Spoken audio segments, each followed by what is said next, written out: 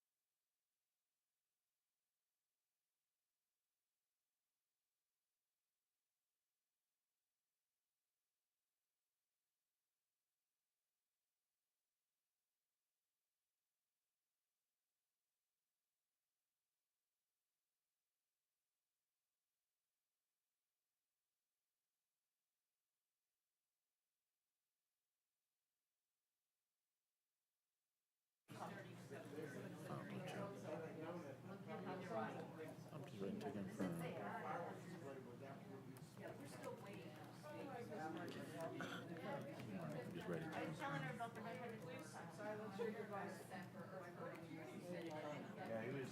we rescued him, it was awesome. But that's what I call it. But that's why I call it. Somebody, the microphones are not on. And it's 9 o'clock.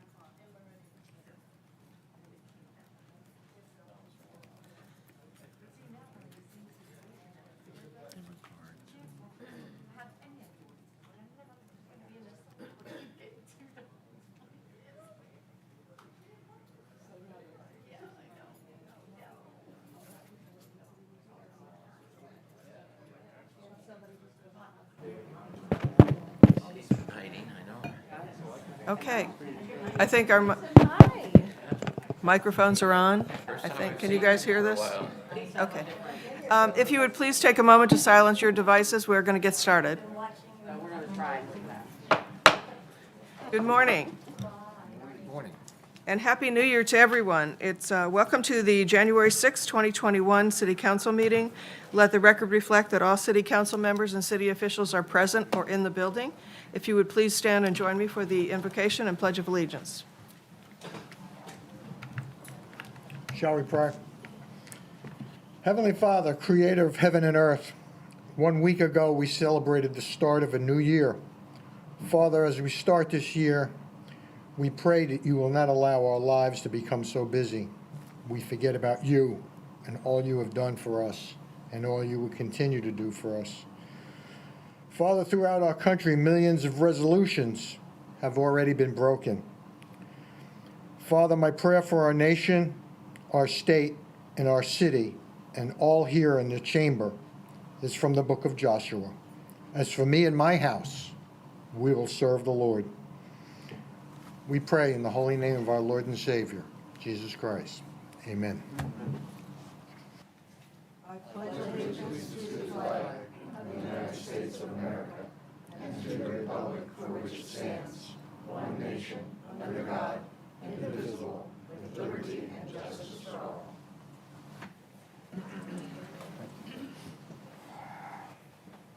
Thank you. I hope everyone had a wonderful holiday season in spite of all the craziness we're living with these days.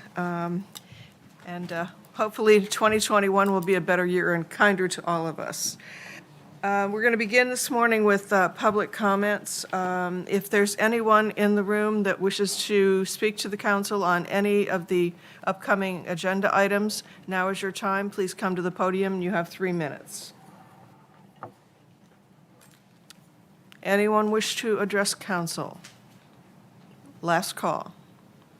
Okay, seeing none, I will turn this over to City Manager Murray. He's got one letter from a resident that he will read into the record. Thank you. We're just with a little bit of wiring tracing that had to be done because it was pulled loose over here, so thank you, Brett, for taking care of this. And we've got Jaha up on our level now, which is really a good thing. So thanks to the team that got that taken care of. Our Public Works team came in and built a nice structure until it goes away permanently with some of the projects we'll discuss. So, not the person, just the platform. So yes, I do have one comment that was received. This is regarding the hounds on Henry. What you'll see when we look at our 1% sales tax, there is some money in there that's over a period of years and some that's tier 2. So the comment is, those of us who are regulars at Hounds on Henry have followed the progress towards creating an expanded and improved dog park for the past 2 years.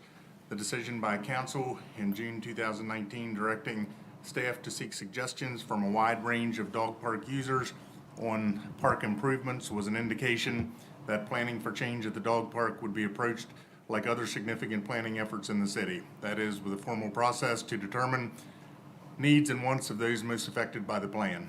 In January 2020, staff and some council members heard from over 100 dog park users how much they valued the dog park and how eager they were to see improvements. Although almost no additional action on any of the suggestions has happened in the years since, most of the users recognize that the inclusion of the Henry Street Improvement Project in the 1% sales tax list offered the potential of better things to come. The approval of the 1% extension and the inclusion of the 1.8 million in Tier 1 continues to suggest that progress towards improvements in conditions at the dog park may come to pass. The vision of the Henry Street project to link various points of interest in the city, especially with one relocation of the Peace Wildlife Center, will create a dramatic showcase not only for the city but for the region. Each of the elements of that focal point take on heightened importance, and each deserve careful and informed planning as we strive for the best in class standard. It appears that the 1.8 million Tier 1 funds are planned to be expended in parallel to the plans to have the new Peace River Wildlife Center in operation by mid-2023. How much of the 1.8 or the additional unfunded aspects of the project will be directed to expanded or improved dog park is not known. Indeed, without discussion of what changes are necessary or desirable, it is impossible to coordinate the vague notion that it enhanced Towns on Henry into the overall planning effort. Choices have to be made, but the process for getting those choices is not clear. As a further consideration, assuming phase 1 of the project will be realized in mid-2023, that means perhaps as much as 30 more months of the same issues we currently have at Hounds on Henry. There are choices to be made about the ongoing maintenance of the site. A number of those issues were raised a year ago at the input sessions, and for those ongoing issues, there's no process in place to further involve dog park users in evaluating prioritizing the city's response. The city and the council have regularly used advisory groups to help provide vision, raise issues, and advise on priorities. It seems like that representatives from the Military Heritage Museum, the Visual Arts Center, and the History Park, among others, will be consulted during the development of the Henry Street improvements, but there's no formal representation from Hounds on Henry. I would suggest council create such a group to play a key role in the overall planning on the Henry Street project and to provide advice and assistance to staff in dealing with ongoing needs. Even though the 1.8 million is proposed to be spent over the next 30 months, the planning for the project needs to begin now so timely choices can be made. Respectfully, Fred Court on behalf of Boo and Charlie. His dogs wrote that letter. I love it. Thank you. Okay. We have next on the agenda is a presentation by Dr. Joe Pepe from the Florida Department of Health for Charlotte County. And I think he's here. Good morning. Morning. And of course, we'd like to thank Dr. Pepe for taking time to be here this morning. I'm sure he has a few irons in the fire. Been a busy few weeks, and we do thank you for being here and Thank taking you. time Happy out of New your Year. crazy schedule. I'm going to try not to break the IT system here, so give me a second. It's fragile. He always looks at me a little sideways whenever I do this. And thank you for organizing one of the best run vaccination stations of all counties in the entire state of Florida. My team, it's not me, but thank you, I appreciate it. They, emergency management and a lot of different partners, really, we sat down thinking about how are we going to handle this, and we have different sites, everything from small sites like what we're doing right now to larger footprint sites like at the sports park. So really the driving factor is supply. So we've been fortunate, we've been able to roster staff as well as a lot of volunteers, quite honestly. So we're really excited about that. And you know, we just we recognized early on from our community makeup as well as making sure that we're protecting people. We didn't want folks just waiting in a parking lot. We didn't want folks standing in line for a long period of time. I've received calls from countless people. I'm not able to stand for that long. I'm not able to sit for that long and things like that. So just recognizing that, we wanted to make sure that we kind of replicated and what worked well with testing. So I appreciate the kind words, though, but my team really does a great job. And Did we get the website back up and running this There- morning? Because it crashed early on. So we upgraded the webpage and got it back up last time. And then we're seeing even more traffic now. So I don't have the numbers just yet. I was trying to get that information before I came out today, but as expected, we're seeing a huge amount of interest in getting vaccinated, which is great. It's just a matter of helping people recognize to be patient, and we will get to them. It's just, there's just a massive amount of demand right now. I mean, I'm getting calls from people out of state, out of town, saying, you know, my mother, father, you name it, lives in Punta Gorda, Port Charlotte, how can they get vaccinated? And we're trying to help as much as we can. It's just, there's a lot of excitement and anxiety about getting vaccinated. What we've been seeing through the line, quite honestly, is, I mean, literally people are clapping and crying and cheering when they get their vaccine, because it means so much more than just getting protected against COVID. It's their freedom. We had a lady drive, I want to say it was about 2 hours, to different counties to try and get vaccinated, and then came to our site. We were able to take care of her. And after talking to her, found out that she had lost both parents due to COVID and was grieving alone and hadn't been able to see her grandchildren in a year because of COVID. So we recognize, and our team recognizes, that this is so much more than just vaccinating people. It's trying to close a chapter for a 2020 that was, right? So we're really trying to recognize that, and for the most part, people are being great. You know, we do have some folks that get upset, but we've been talking through them, and they recognize, I think it's just more of a frustration that they want to get vaccinated as soon as possible. So it's been very interesting and humbling, quite honestly. The case numbers are staying very busy. We've expected to see case numbers increase through the holiday season, which we saw. Right at New Year's Eve, we had probably the biggest day we've had this entire event, the 160, I think it was 167 cases. So it was a fairly busy day that day, recognizing that we're seeing a lot of transmission within the household and just a lot of community sustained spread. When we look at our hospitals and our long-term care facilities and nursing assisted living facilities, they're all busy. They've been able to adapt and really make sure that people are getting the medical care they need. We've not had to make that decision over who gets what medication, which has really been great. And the hospitals have really done an amazing job in adapting with their staff, with their seasonal surge that we see with our snowbirds anyway, on top of making sure that the supply chain is there for testing and resources like the treatments that you see, the antibody therapies and things like that. So they're doing the best they can, I can tell you that. The ICUs have been full, and they're staying full, but they've been able to transfer people out and discharge folks, and they're doing the best they can. So the strategy, let's just talk about where we're at and what it looks like so far. So you can see clearly that there's been a lot of activity recently.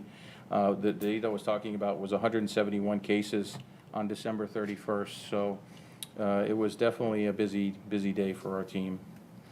When we look at the last week, you have 601 cases, 17 people hospitalized. But if you look at the breakdown by age category, you see that our older individuals are getting COVID and getting hospitalized. When you look at it by just this last week, you can see clearly more than half of the people hospitalized are over the age of 65.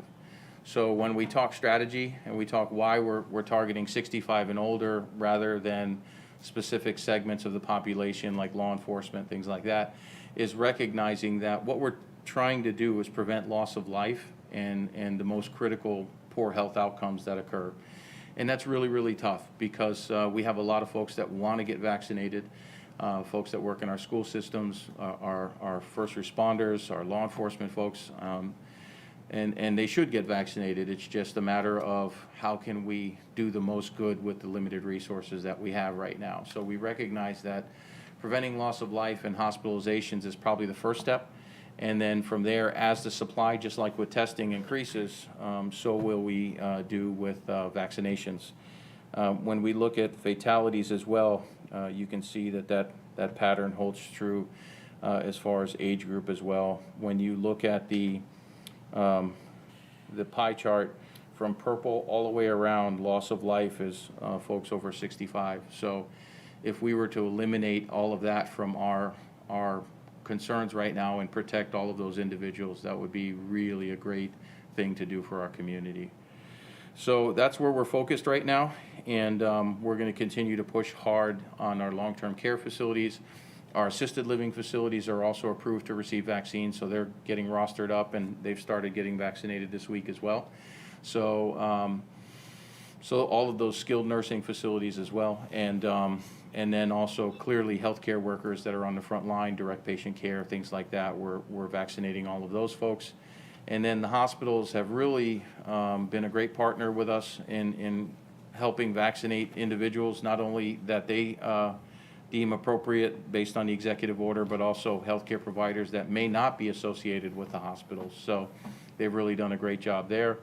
And then our EMS partners, and I know you're going to talk about today, the city of Punta Gorda, but also with Charlotte County as well. So all of our pre-hospital responders have been amazing in supporting this. And so we're really excited to continue to open up more and more channels to where, as we get supply, we'll be pushing it out to several different places. We're definitely seeing anxiety and drug-related calls increasing. It's hard to correlate directly to COVID, but we know that through the last several months, there's been lots of anxiety, not only economically with the impact of COVID and some of the hardships that are occurring as of that, and recognizing the stress that all this puts on a community. So we're putting all of the pieces in play that we can to help mitigate that, because we know that there's going to be a long-term ripple effect from the impacts of COVID, not only from a health perspective, but also from a social determinants of health, meaning financial viability, economics, employability, and all those other things. So we're making sure that the mental health component and all of those pieces are covered as well. And our mental health partners have done an amazing job through this entire process. And we're also working with them on vaccination strategies as well. So I talked a lot, so I'd love to kind of step back and just maybe answer some of your questions and see where we can go from here. Any questions for Dr. Pepe? I do have a couple of questions. I've dedicated, and I know all of the council members have probably all received a lot of questions and emails. And I devoted my question and answer section of my newsletter for the last couple of weeks to nothing but questions and answers. And I had Tara McCoy from Bayfront Health, Punta Gorda, answer 17 questions that I had accumulated, and I got some from the city manager. So she replied to a lot of those, and it was very helpful. And I got a lot of people thanking me for that information, but then I got other additional questions since then. Can you tell us what percentage of the assisted living residents have been vaccinated? I'm told it's like 70 to 80%. Is that correct? Yeah, it's fairly high right now. The focus was initially on long-term care facilities. We actually started vaccinating about a week or so prior to Christmas. Yeah. So we've been vaccinating them for quite some time, and their staff. They're coming up, quite honestly, on their second round of vaccinations. That's been through a partnership with CVS and Walgreens. And so we'll continue to push that. And then last week, the assisted living facilities and skilled nursing facilities have all been approved, so they're rostering up as well. So as they're getting scheduled, they're working through. So the goal is by the end of January, my prediction is that all of those folks will, at the very least, have had their first round of vaccines, if not completed the series. Okay, and what about folks who don't have access to a computer? I got several questions Yes. about that, and I have somebody that's trying to register two of her friends that don't have a computer. Right, and we're working through that. We upgraded our webpage, and recognizing that there was a significant amount of interest, and I'm being told already that webpage is showing that it's blocking and being busy. So I have to get more information there. As part of the strategy, we're also in conversation to try and expand our call bank. We have several people that are answering phones right now, but what's happening is all of the folks that can't get on the webpage are now calling, and so they're filling up the phone system. So we're adapting again to expand even more. So my answer to you is that there will be an option for people who do not have internet access or a computer to be able to register. Ideally, the scenario is also that as we open up more channels, you heard yesterday the governor announce a pilot program with Publix. And so if that's successful and we get enough vaccine, that will continue to open up more channels like that. So the goal is to provide more and more opportunities and more locations for people to get vaccinated. as well as then that will open up more opportunity for folks that not necessarily need an appointment, but can just go to their provider and get vaccinated. So we're trying in every different channel we can. Within the next week, I'm hoping we'll have a phone solution so people can call in. The state is also working on a statewide registration system. So that's being piloted in a few counties right now, and we're being told that that will come out as well. So we might be able to transition from our existing system to another one that maybe has more capacity as well, so. Okay, and as far as the weekly signups that you're going to be offering Yep. on the website, is there any way that you could specify a time each week so that people know when to go online? Because I'm getting a lot of questions about that. I know Understood. people already this morning complained that the website crashed, first thing this morning, like 8 o'clock, it was Correct. already offline. Right, so what we did was we made a commitment to today's date, just because recognizing that we weren't sure exactly how many vaccines were going to be coming. And the other side of it too is recognizing that the technology component of it may not be time specific. So depending on when they're able to open up the page and things like that. I would love to get to the point to where I can make a commitment to say every Tuesday at noon or something like that. Yeah. Just like we did with testing. And I think we'll get there. It's just a matter of making sure we get a couple of weeks under our belt to see what the replenishment cycle of vaccines are going to be right now. And then once we can do that and feel comfortable, then we can get to more of a time certain commitment. May not be to the minute, but maybe an hour block or something like that. What we're seeing right now, though, is people are monitoring the webpage even when there aren't opportunities. So even when we said wait till today, we had people, at any given time we went on there were at least 150 to 200 people just watching the page just Yep. to see if something would open. Nancy, go ahead. Yeah, excuse my voice, as I've got a frog here. What are we doing about the situations where you have a spouse? Somebody signs up, and now I want my spouse to, and they don't get an appointment. Yes. So the spouse has to wait when they're in the same household. So Very, can we very difficult. accommodate that somehow? So what we're trying to do is if folks are, if they sign up and, let me give you the short answer, they have to have an appointment. Right. Because the vaccines are allocated 1-to-1, right? So as much as we would love to accommodate someone who's in the vehicle that happened to be coming along, if we give that vaccine to them, we short someone who's already signed up for it.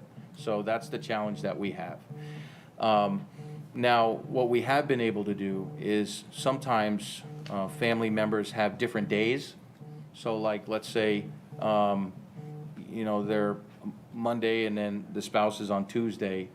If we can, we'll try and accommodate that. The challenge that we have there is if we get a ton of people doing that, then that makes the line that much longer. So we're trying to do the best we can, and we've really been accommodating, and my team has been amazing. They've been operating probably about a half an hour to 40 minutes ahead of schedule every day that we've been doing this. So what that says to me is we have the capacity and the capability. We're just really cautious because so many people are looking for any sign of hope to come in and get vaccinated that it could very easily flood and overwhelm the site. So that's what we're trying to be very cautious with. But I can tell you, you have my commitment, you have my team's commitment that if there is a way to help somebody, we absolutely will. Our goal is to not waste any vaccine, get it into somebody so that we can make sure that our community gets vaccinated. So, and I've already made some calls, and we've already made some requests to Tallahassee to please increase our allotment so that we can increase our rate of vaccination.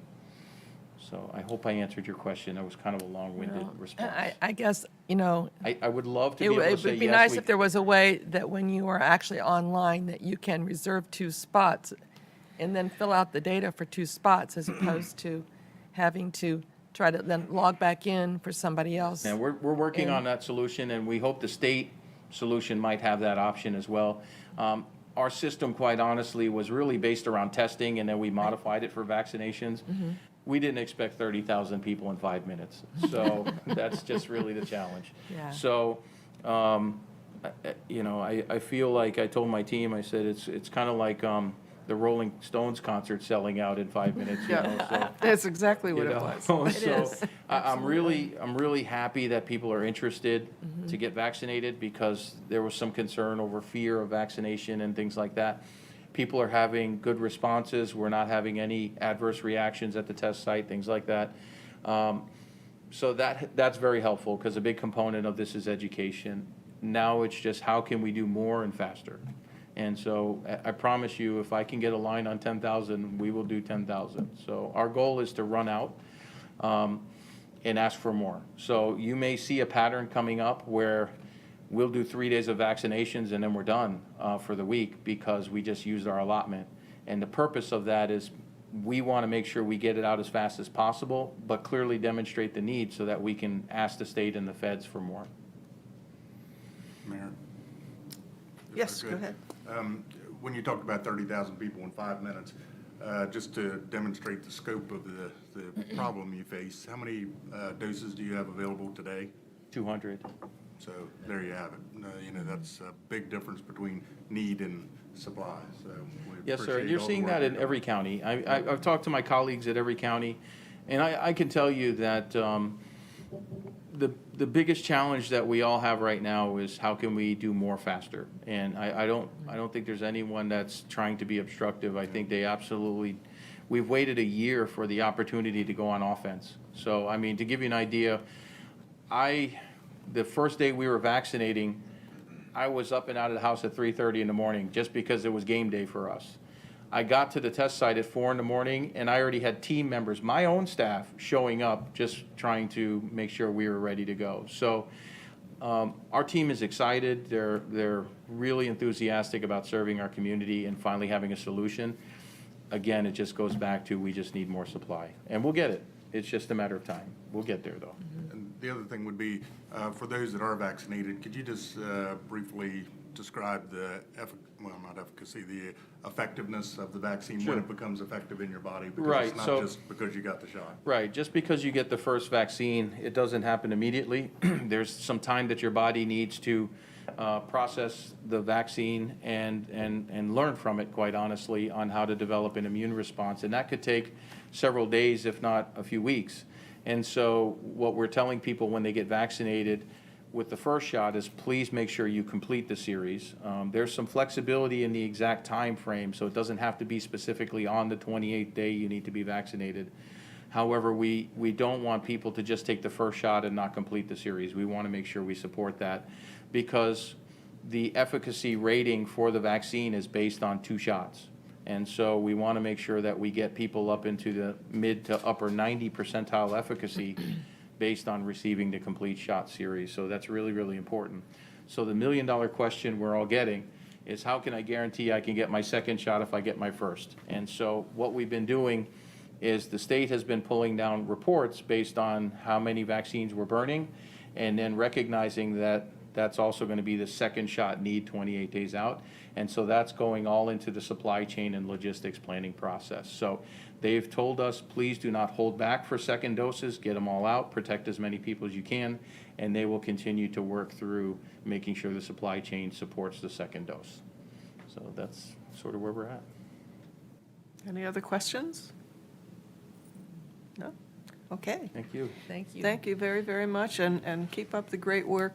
I think we're very blessed in Charlotte County.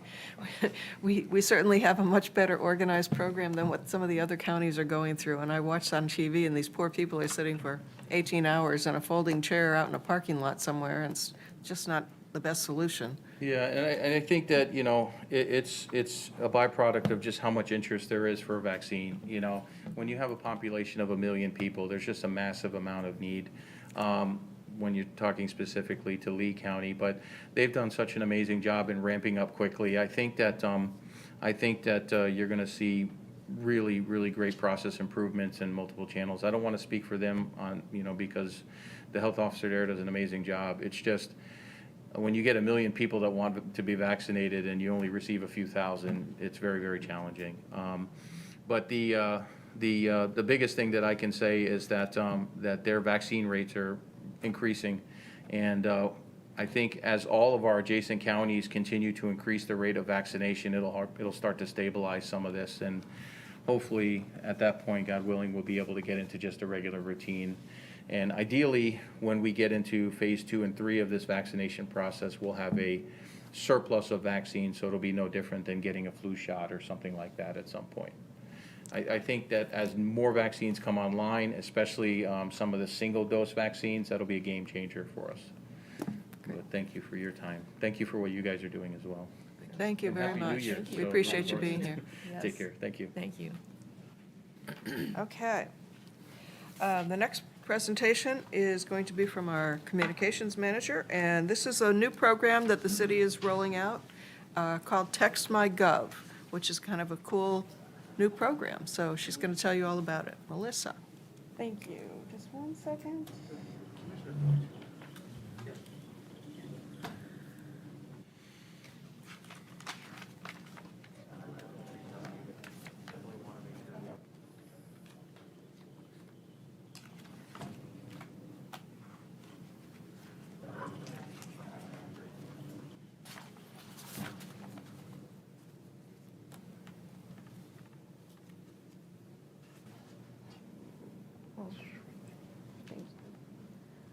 Mitchell was a step ahead of me. Thank you. Melissa Reichert, Communications Manager.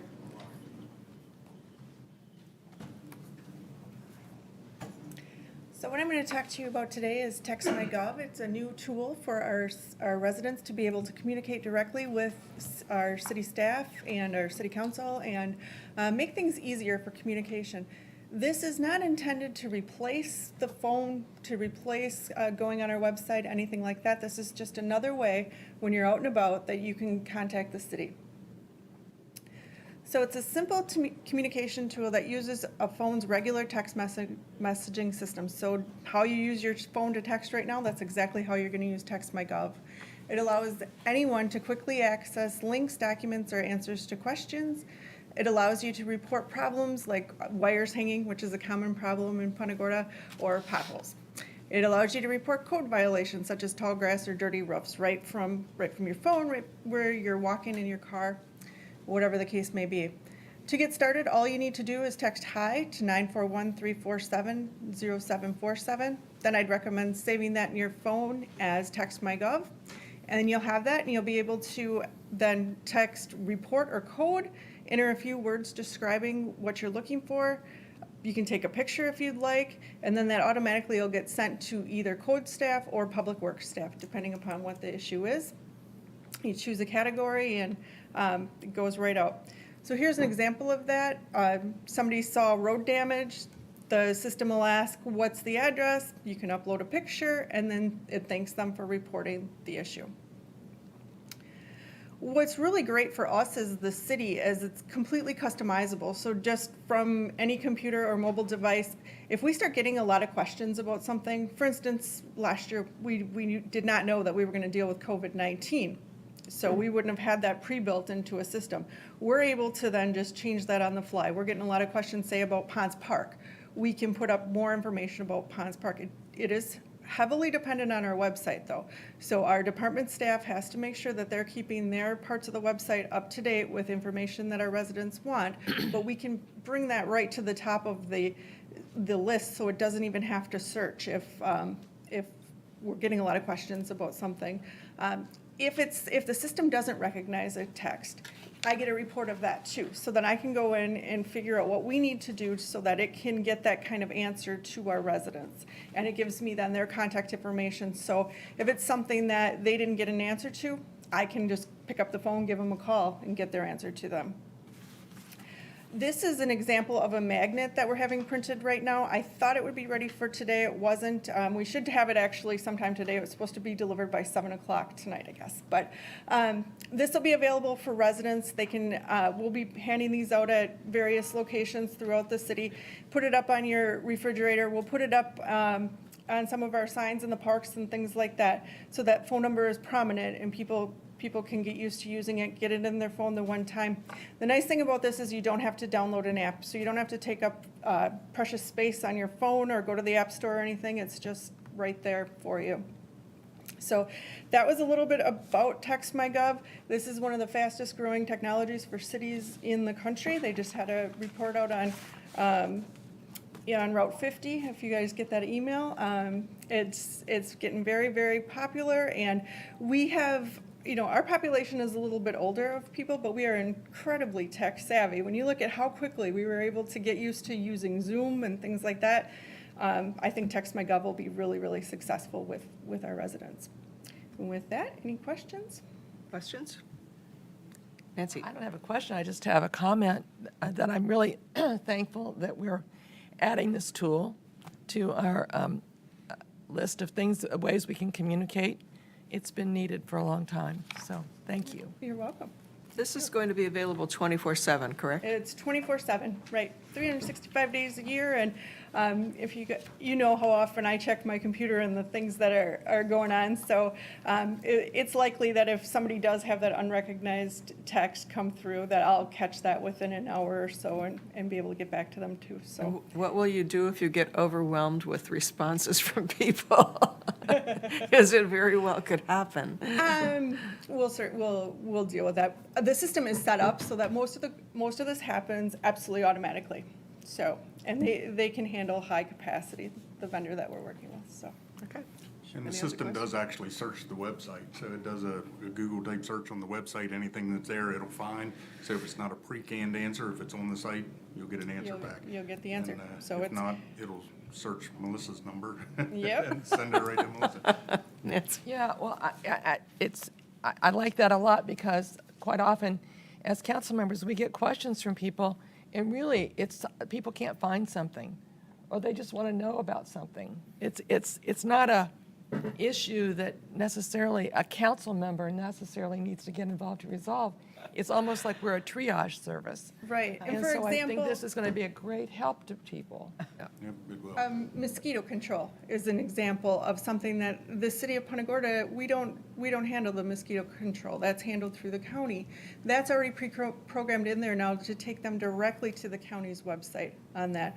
A lot of those things that I had asked our staff to give me all of the frequently asked questions that come into their departments, and we preloaded all of those answers in there. So, and this will continue to be a work in progress, but it certainly should cut down on some of the, as our residents learn how to use this, it should cut down on some of the questions that you end up having to triage. Instead of you having to, or someone having to search the website, this does it for you. And Melissa's done a great job at getting this implemented. Really appreciate, the new effort that will help improve the integration between citizens and government. That's what we're after. Now, it does, as Melissa said, have pre-programmed answers, so we have to be careful who accesses that part, because you can put any answer in there you want for a question that comes up. So, make sure they're all. Right now, Yeah. Brad and I are the only ones that have Right. the access to do that, so. And if you get overwhelmed, you just forward the phone line to the county. There is. Perfect, good answer. No, it goes to the mayor. Oh, It goes right to the mayor. To Lynn. no. I get enough people sending me emails. Thank you, Melissa. Yeah. Yep, thank you. It's been a lot of work. Okay. Very good program. If there's anyone in the room that would like to introduce themselves to us, if you were nominated for a board or committee, please come to the podium, and you have 3 minutes to introduce yourself to us. Is there anyone in the room that would like to introduce themselves as a committee nominee? Okay, seeing none, we will adjourn as city council and reconvene as the CRA.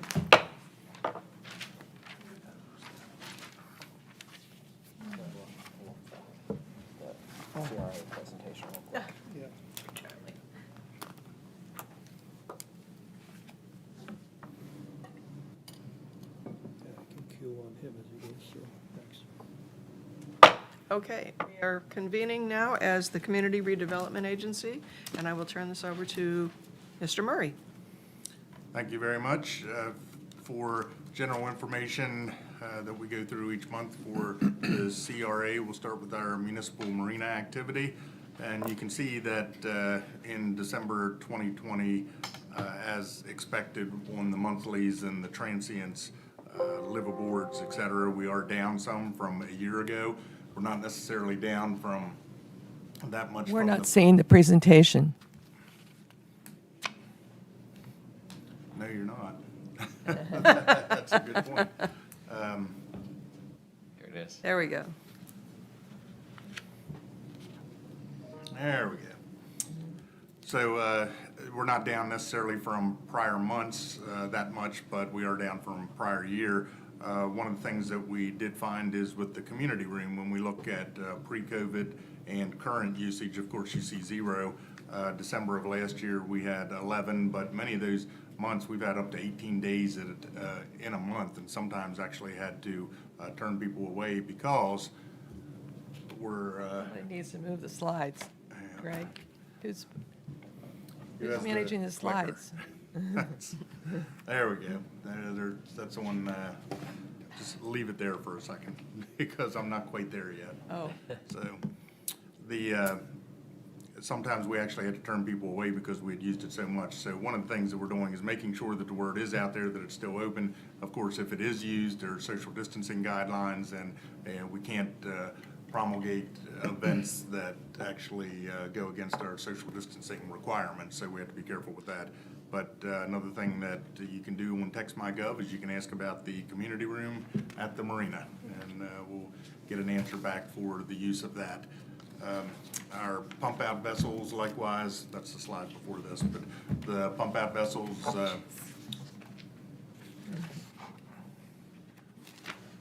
can just leave it there, it'll be. Mitchell's coming in here. We're experiencing technical difficulties. Which wouldn't be so bad when my computer's dead. No. Oh, I don't have my plug with me either. You can see that in December 2020, which was as of 12/21, we had 83 pump outs compared to the prior year of 165. Not unexpected. We have less vessels there. Of course, the miles traveled.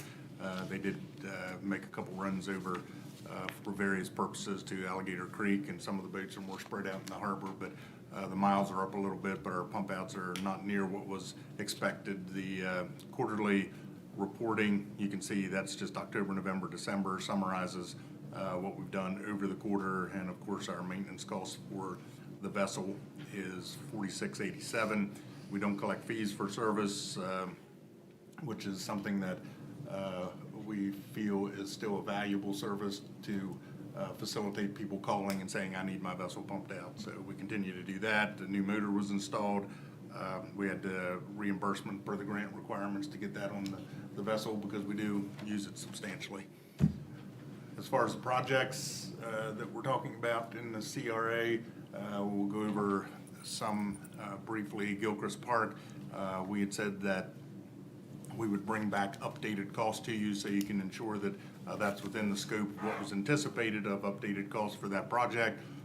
We should have the 90% plans and that opinion of cost by the end of February. So in March, we'll be bringing that back in just to get the final blessing on the cost as we propose it and as is allocated in your sales tax presentation, so that we can move forward with that. The Harbor Walk ADA ramp at US 41, at this point, it is not, it did not continue to be in the program for State Highway, so the funding is not available, so that project is on hold. They have said if they do find some more money for that, that they'll contact the MPO and talk about how they could get that back in the program. But as for right now, we don't have that planned to proceed. Our wayfinding signage, we should have 30% plans this month. We anticipate presenting a draft to the City Council in February, so we can get that project again moving. So that'll be another one that, along with Gilchrist, some things we'll talk about with Veterans Park, Lashley Park, et cetera. All those projects in the beginning of this year, we'll get those moving so we can get them under construction and focus on some of the new bigger projects that we have upcoming. So Veterans Park, of course, we have the draft concept for the flagpole complete. We had to put the 6th flagpole in for the new force that was created, so we have that ready to go. We have a meeting this month again for the replacement of the bricks, cleaning and placement, as well as the remaining plaques and some of the issues that were surrounding that. So hopefully, city staff will be able to help facilitate what's needed with the volunteers, so we can start getting those back in place, because we really have to get those down and laid. So we'll be focusing on that also. the Lashley ADA ramp. If you've been over there, it does work just fine. They did a really nice job on that, and it's a nice new addition, complete now at Lashley. We also have the recreation area over there that, when it's complete, will be a nice amenity to have back in service. Met with the engineer in December, and we anticipate that we'll have concept plans to be able to be brought to the city council in February, so that you can look at whether or not we're going to have a wet area, dry area, an expanded wet area, a knee wall on the inside radius of the sidewalk to protect the sidewalk and the water from spilling out there, et cetera. You know, different concepts that'll make the park really nice. That should be coming in next month also. The volunteers at the community gardens on East Virginia, you can see that some of the things there, the mustard greens, bananas, et cetera, they've been diligent in that, and they're ready for harvest, and they are distributing these out to the community. And of course, a little bit belatedly, wished everyone a Merry Christmas and Happy Holidays. So they're doing a great job there as well. Then, of course, from there, we get into the approval of the minutes, et cetera. So. Thank you. Regarding the bricks at Veterans Park, we've really got to get that project done. I am getting a lot of people asking when their bricks are going to be put back down, and this is gone. I know COVID really delayed us a lot, but that really needs to be a priority. We've got a lot of people that really want to get that done. So if we can expedite that in any way, it would very much be appreciated. Yeah, Bill? I would, Greg, I obviously attend a lot of meetings between the city and the county. At the county meeting, I was under the impression that the county's going to put their centennial signs on the top of our wayfinding system. Did I hear that correctly from them? I don't No. know that I can answer that question. I've I've not not- heard that. Melissa. I have not heard that. We can maybe text my gov and find out. So, A few key locations in Punta Gorda will have those additional sign toppers added. Our historic district already has sign toppers on them, and they're not really designed to go have another topper on top of that. So some of the areas that are surrounding the county buildings will get some of those centennial markers. Yeah, I know it came up in one of the meetings I was in, so I was just curious. Okay. Nancy, you had a question? yeah, I just wanted to support what you were asking for, because I've had people comment that these bricks, these commemorative pavers at Veterans Park, that's where they actually feel like that's the burial site for their loved one, and they really feel like that's where they go to kind of connect with them, and especially on significant event days. And so the sooner we can really get something done there, the better it will be, I think, for our community, so. And absolutely by no later than Memorial Day, because Yeah. we are going to be having another event over there on Memorial Day. So hopefully before that, but with all the people coming down for winter breaks and Easter weekend and all of that, there's going to be a lot of people that are going to want to see those if at all possible. So, okay. Okay, the next item on the agenda is approval of the minutes from December 2nd. Move approval of our last meeting of the 2nd of December. I'll second that. Okay, we have a motion and a second. Any further discussion? All those in favor signify by saying aye. Aye. Opposed? Motion carries unanimously. Okay, Commissioner comments. Mr. Council, anything? None, except hopefully this is going to be a much better year. Let's hope. Mr. Cummings. Okay, Same, Happy New Year. Thank you. Vice Mayor? I got nothing. Nothing. John? Anything? Definitely Happy New Year. Just a comment too, we've got a lot of projects related to this group too to get done. And we're going to see later in the presentations, many city projects to get done. They're all going to take time, and they all are not all going to happen next month. So be aware that what we're trying to do here is there's just so much happening right now, or will be happening, that it's going to take some months, maybe a year or two in some cases. We heard about the dog park earlier, and that's about when that'll happen. Okay. Mr. Happy Driver? New Year. Happy New Year to you as well. Okay, thank you. With that, We are adjourned. And we will reconvene as city council.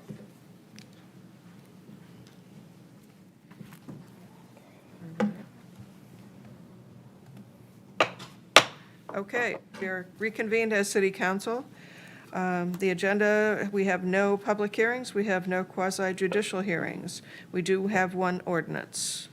Yes, actually, we have a resolution, Resolution, my which does not apologies. require a public hearing, and I'll read it by title only. A resolution of the City Council of the City of Punta Gorda, Florida, changing the dates of its regularly scheduled council meetings for July, August, September, and December 2021. Okay. As we did for the year 2020, we move our July meetings forward. So we do the first and second week in July, and then we have a summer break. And this year, because of the way the calendar falls, in order to give us our 6-week break, then we would also push back the one meeting in August to the last week in August.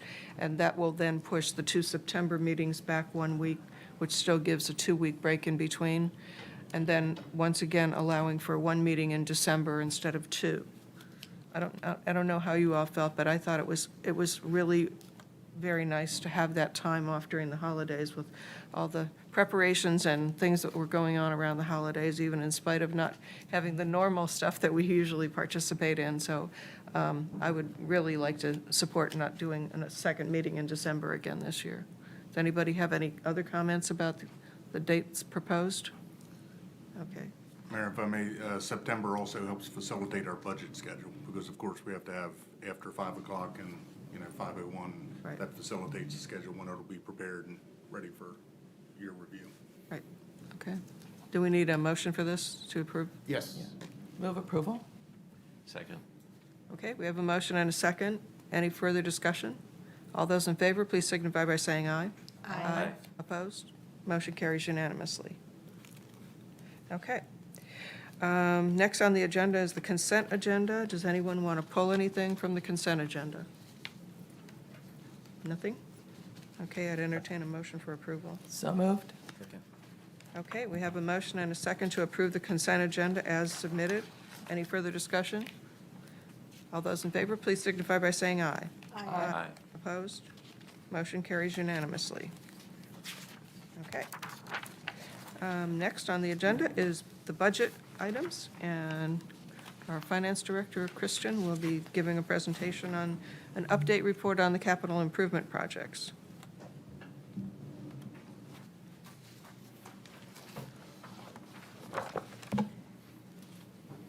Good morning and Happy New Year. Morning. It's nice to see y'all. So our first agenda item for the capital improvement projects are existing projects that were not completed at September 30th, so they have carried over into the new year, plus the current appropriated fiscal year 2021 projects. Our second agenda item on the 1% sales tax we'll talk about after that. As we go through, if you have any questions, feel free to ask. Department representatives are here to answer any questions. So our first project we're talking about is the Ponce de Leon Park repairs. The seawall repairs are underway and are expected to be completed by April 2021. The boardwalk and fishing pier repairs are pending permitting. And again, this project was funded with special use funds, general funds, and sales tax funds. We have our annual wooden pathway and pier pilings projects. So it can be used for any of the wooden pathways and pier pilings. The Gilcrest Park Pier decking replacement is scheduled for this year and is for January 2021. These are funded by general funds. Lashley Park Playground and Interactive Fountain. So this is to design and install the new playground equipment, surface enhancements, the interactive fountain area, replacement of the fountain pump and filtration system. And an engineering firm is working with staff for conceptual design options. And it will be brought to council in early 2021. And this is funded by general funds and CRA operating funds. We have Nature Park Phase 1 to improve and repair the nature trail, observation points, fishing pier, drainage, and ADA accessibility. This construction may occur in phases to accommodate other priority projects. And the staff does continue to look for grant opportunities for this project as well. It's funded by park impact fees and sales tax funds under the ADA project. We have sidewalk improvements, and these are for construction of additional sidewalks throughout the city to provide for safe pedestrian traffic. The Madrid sidewalk and Taylor Street rebricking were completed. Going into fiscal year 2021, we're working on the West William Street sidewalk construction to begin early this calendar year. Other projects that may be determined by priority and may include historic district infrastructure, complete street improvements, West Henry Street connections, US 41, northbound bridge underpass improvements, and others. And again, that's because some of the funds are from impact fees and can be used for those types of projects. We have the swale drainage improvements, and that's the annual program as approved by council for regrading of drainage swales citywide. In 2020, there were 309 properties completed. For fiscal year 2021, there's 200 properties estimated to be regraded. And again, fiscal year 2020 did have some carryover money, so that's why it's a little bit higher than the 2021 projects. For this year's program, the work is scheduled to begin early this calendar year, and these are funded by general funds. We have storm sewer reconstruction, and that, again, these are annual projects, and they're performed as needed or as emergency improvements, sorry. Any unused funds each year are carried over to accumulate for larger projects, and those funds come from the general fund. National, yes. Could I ask you a question back on that? Sure. When we have, say, an emergency situation, do we have more unused funds than are shown on the bottom line to tap into if we need to for repairs? Well, not already scheduled in the project, but, obviously there's reserves. Sometimes there's reserve for contingencies that we will hold, but it's a small pot of money. Okay. Sometimes if we know a project's gonna come in under budget by the end of the fiscal year, we may look to those funds first, or we will come back to you and ask for an appropriation to cover it, if we cannot find it within other funds already budgeted. Okay, If there's an emergency occurrence, the reserves are there. That is a much bigger pot. okay. I'm just worried because I know a lot of our infrastructure is getting old. I want to make sure we're covered for that. Yep. And we have to keep our reserves up to help mitigate any of these issues too. Okay, thank you. You're Sorry. welcome. No, good question. Our National Pollutant Discharge Elimination System, this is an annual program that's a federally funded, mandated for public education. There's public involvement. There's certain pollution prevention, items like that. So again, anything not spent in a current year is carried over to continue the program in addition to the current year funds, and those are funded by general fund. Bridge repairs, projects are a result of FDOT bridge inspections. There's biannual inspections are underway. The completion of inspections result in either a work order generation, or sometimes there's not a need in that year, and those funds will carry over to the next year. So the last project we just finished was the Sailfish Bridge repairs. Engineering room renovation is to renovate the existing utility room for additional office space over at the Cooper Street campus. The current budget will allow for a lowered ceiling, AC, adjustment of fire sprinklers, and flooring, and they expect that to be completed late in fiscal year 2021, and that's funded by general funds. As far as the work climate, that's basically empty space that was some desks were put into. So there's really nothing there that makes it an office. The ADA and security enhancements, this is the ADA infrastructure construction anticipated to begin in July of 2021, and equipment to install late in fiscal year 21 to secure city buildings. And this excludes the city hall, as that's a separate project, but you can see which buildings are currently included in the plan. We currently had a small budget set aside from almost 2 years ago, but as the project has developed, additional funding is going to be required and will be brought to you at a separate meeting by the Urban Design. So just for clarification, we're not going to be doing any more enhancements to this building until the main renovation is done, is that correct? As far as security enhancements, yes. I mean, if there's something that is needed in the meantime, we might have to do something, but not additional. Okay, thank you. Repair and maintenance. Yes. Yeah. Historic district initiatives, again, it's continued efforts to promote and preserve the neighborhood, and the fiscal year 2020 projects that were approved by council in early in that fiscal year was the lighting improvements in the district. That's a carryover project, so the agreement is to be provided by FPL in January of this year, so we hope to continue moving that project forward. Fire department fleet replacement. In this year's budget, we have the replacement of the aerial ladder fire engine. The specifications have been provided to procurement, and quotes will be obtained from several piggyback contracts. Delivery on an engine like this can take up to a year, and that's funded by general fund.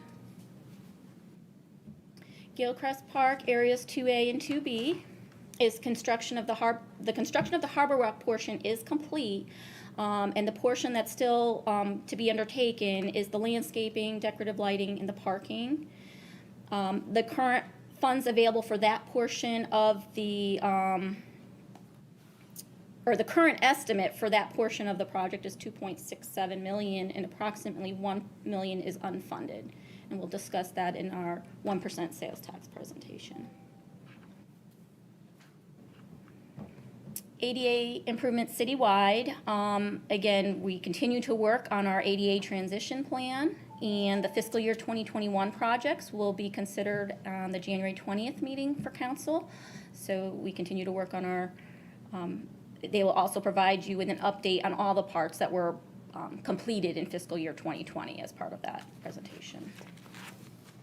And those are sales tax funds.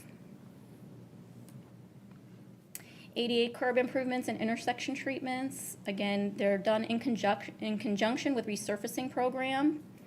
The annual improvements to be completed through 2021 are approximately $113,000, and it's from sales tax funds. Kristen, Yes. do you have any idea what percentage of our ADA improvements still need to be done citywide? I would have to defer to Urban Design. They would have that information as they have the entire plan. And again, it's funded by many different sources. Right. It's just, you know, we have these ongoing updates on a lot of different segments of it. I just wondered if we have any idea, at what point will we be done with ADA enhancements? Julie Ryan, for the record, Urban Design. We'll never be done with ADA. It's an ongoing process that you continually have to reevaluate, relook at stuff as infrastructure gets older. Some ADA issues then arise from that. So the transition plan is an ongoing document. I can get you those percentages for your next meeting when we bring that up to show you from the existing plan that we started in 2016, how much of that has been done through that. I can give you, those estimates. The transition plan does have to be updated every 5 years. And so 2022 will be our 5th year that we'll update it, and then new projects will add to it and that type of stuff. But I can try to put some numbers together as part of the presentation for the next city council meeting. Great, thank you. Do you have a question? Just comment again, if you go to the sales tax program, you'll see that there are 88 improvements scheduled for each of the 6 years. Yep. And that includes all of these, so. Right. I just wondered if we had any kind of a ballpark idea. Like an end point. Well, if you look at this, it looks like about half of it's. Based on our current buildings and facilities, what percent have we done and what percent is still to be done based on today? I know we're going to have ongoing things. Well, yeah, well, and it's a moving target as well. Yeah. Because things get added, like these strips, that I call them trip strips, because I think they're horrible. Me too. I have to watch myself when I'm walking across those things. And so, But those were added, so that's an example of something that didn't used to exist. Yeah. And so it's an ever-evolving process. But as far as physical reconfiguration for ADA improvements is kind of what I'm looking at, trying to find out if we have any ballpark idea what percentage of that still needs to be done based on today, what we own today. I'm sorry, go ahead, Okay, Kristen. no, that's good. We have our complete streets, our airport road improvements, and it's to design and construct improvements from US 41 to Cooper Street that would include sidewalks, bicycle facilities, decorative lights and trees. The design contract has been awarded. 60% design was received in November 2020 and is under review. And this is a sales tax fund project. Additional funds may be needed from impacts based on available funds and priority projects. Complete streets, Shreve Street improvements. So for fiscal year 2021, we're working on the lighting on the Shreve Street path from Airport Road to Pompano Terrace to History Park. The quote was received from FPL at this time, and so we're moving that portion forward.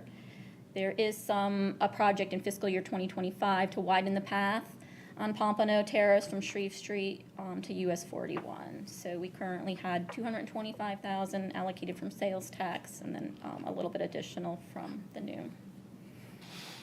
You did a good job with that one, complete streets, Shreve Streets. I know, like a little twister, like I need any more of those. So complete streets, Virginia Avenue, US 41 to Nesbit. The design and construct the improvements for sidewalks, crosswalks, parking, lighting, and trees. So the engineer has submitted 2 concept plans, and Urban Design is going to talk about those right now. We have them on the next 2 slides to kind of talk about that, and this is a sales tax fund project. Okay. Thank you very much, Kristen. For the record, Mitchell Austin, Urban Design. Hopefully you can hear me well. Am I projecting? We'll try it. Okay.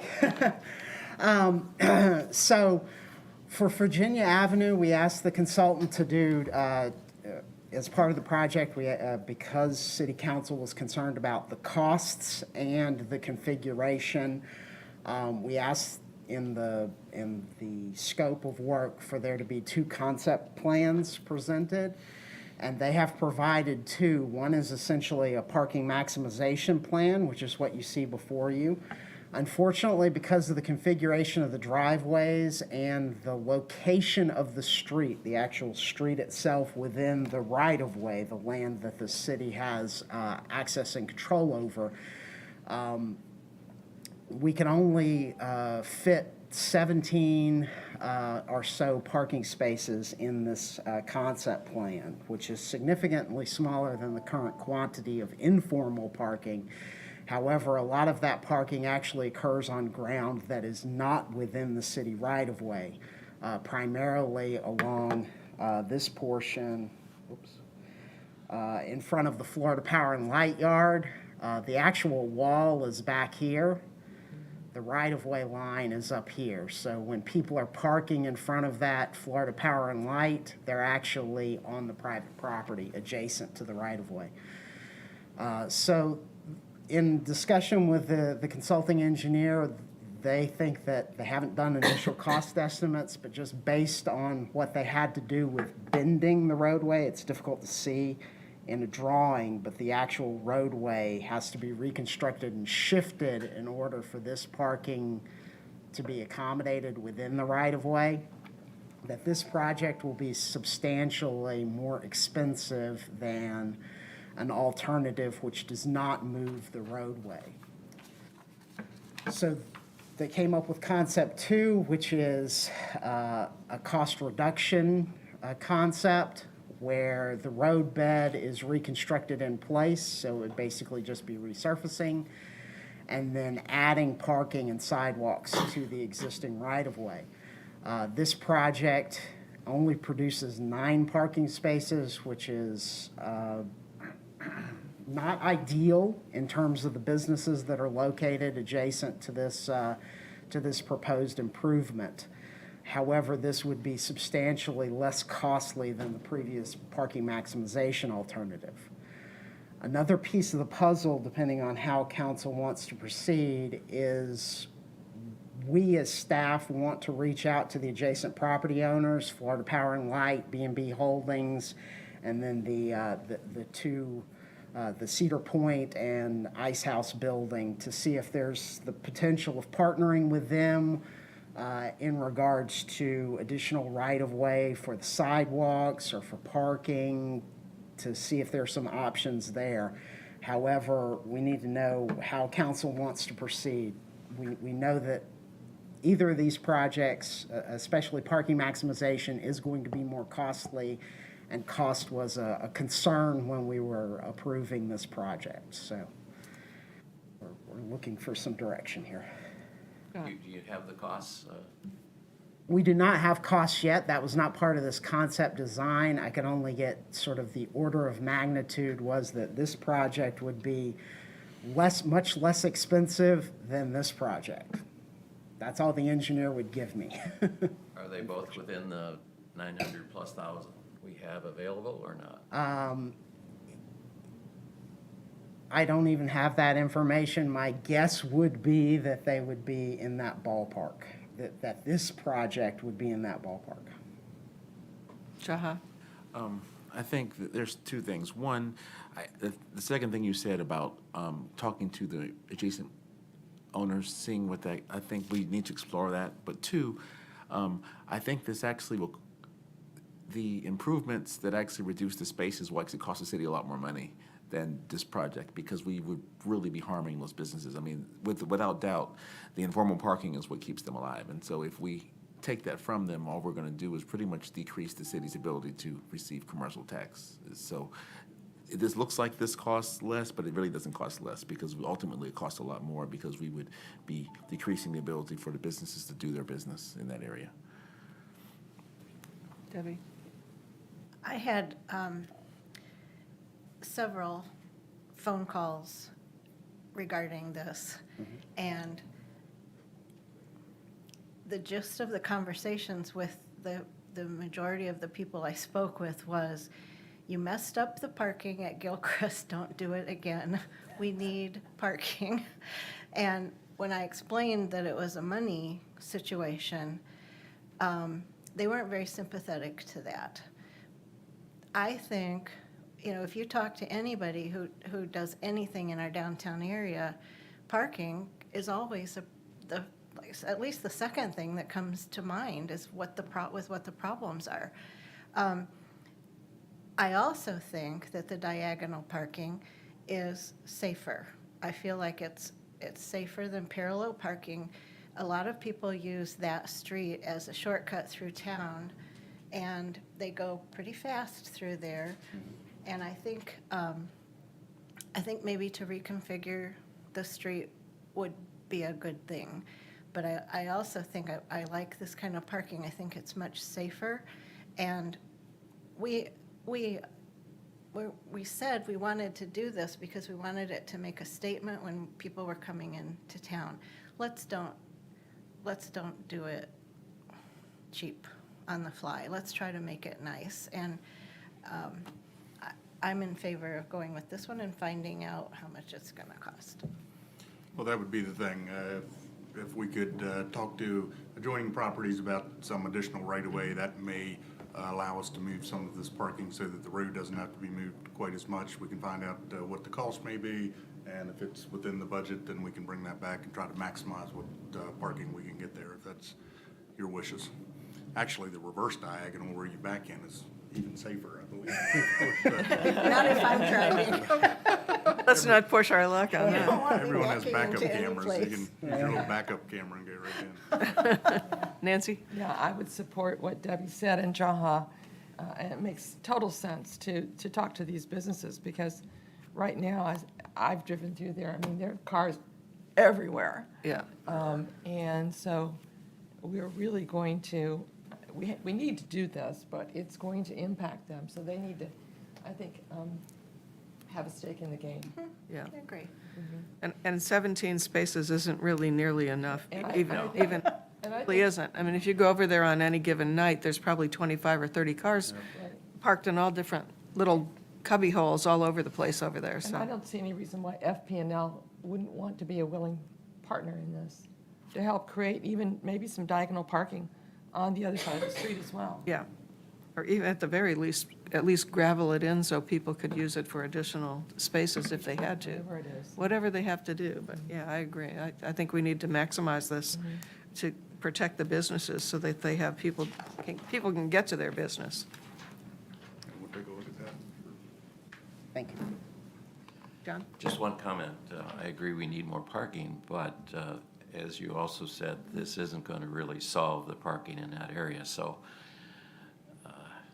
I don't know what you do from there. You've got to park further away, I guess. And, Yeah, I was hoping to see more than 17 spaces out of this, but, yeah. Yes, but if we get something, if we get willing partners like FPL that would allow us to do something on the south side of the street, then the solution could be even more enhanced, Yeah. so. One other question. With either approach, are you setting it up so that you can't do casual parking? I mean, it looks like you cannot do casual parking after you do either one of these in that area. Yes, a primary objective of this project is safety. The current configuration of informal parking is unsafe. It's unsafe for pedestrians, it's unsafe for motorists.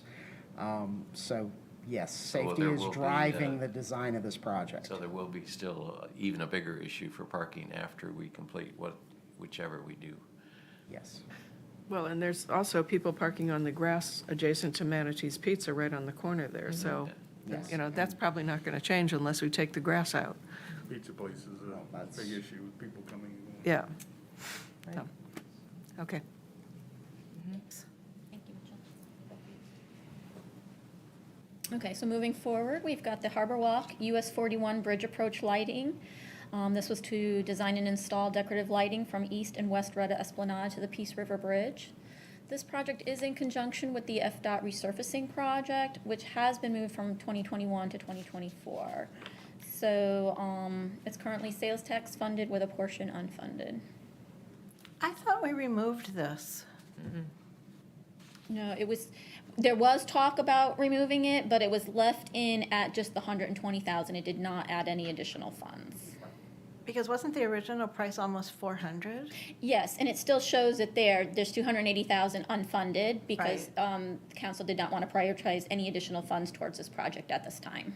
But they did not want to remove the project completely yet from the discussions we had originally. So if the full project is 400 and we're going to fund 120, what are we putting up, 2 lamp posts? Or, I mean, I don't understand why it's even here. Again, for the record, Mitchell Austin, Urban Design. So there's an existing roadway resurfacing project in the pipeline that's scheduled for fiscal year '24 on the northbound segment. Being able to piggyback on that project in the design phase, we may be able to, for that 120,000, at least do the decorative lighting on that segment. So that is why that 120 is still there, is we think there's the opportunity to do it cost effectively with that other larger project. Okay, okay. I forgot that. Thank you. Yeah, if I may, I asked to put this in back in the 2014 sales tax. I mean, a previous sales tax, because Joe Suriol came to me and said, I look out of my hotel and I see these highway lights, and we've got decorative lights on the bridge, and we have decorative lights from the other part of 41.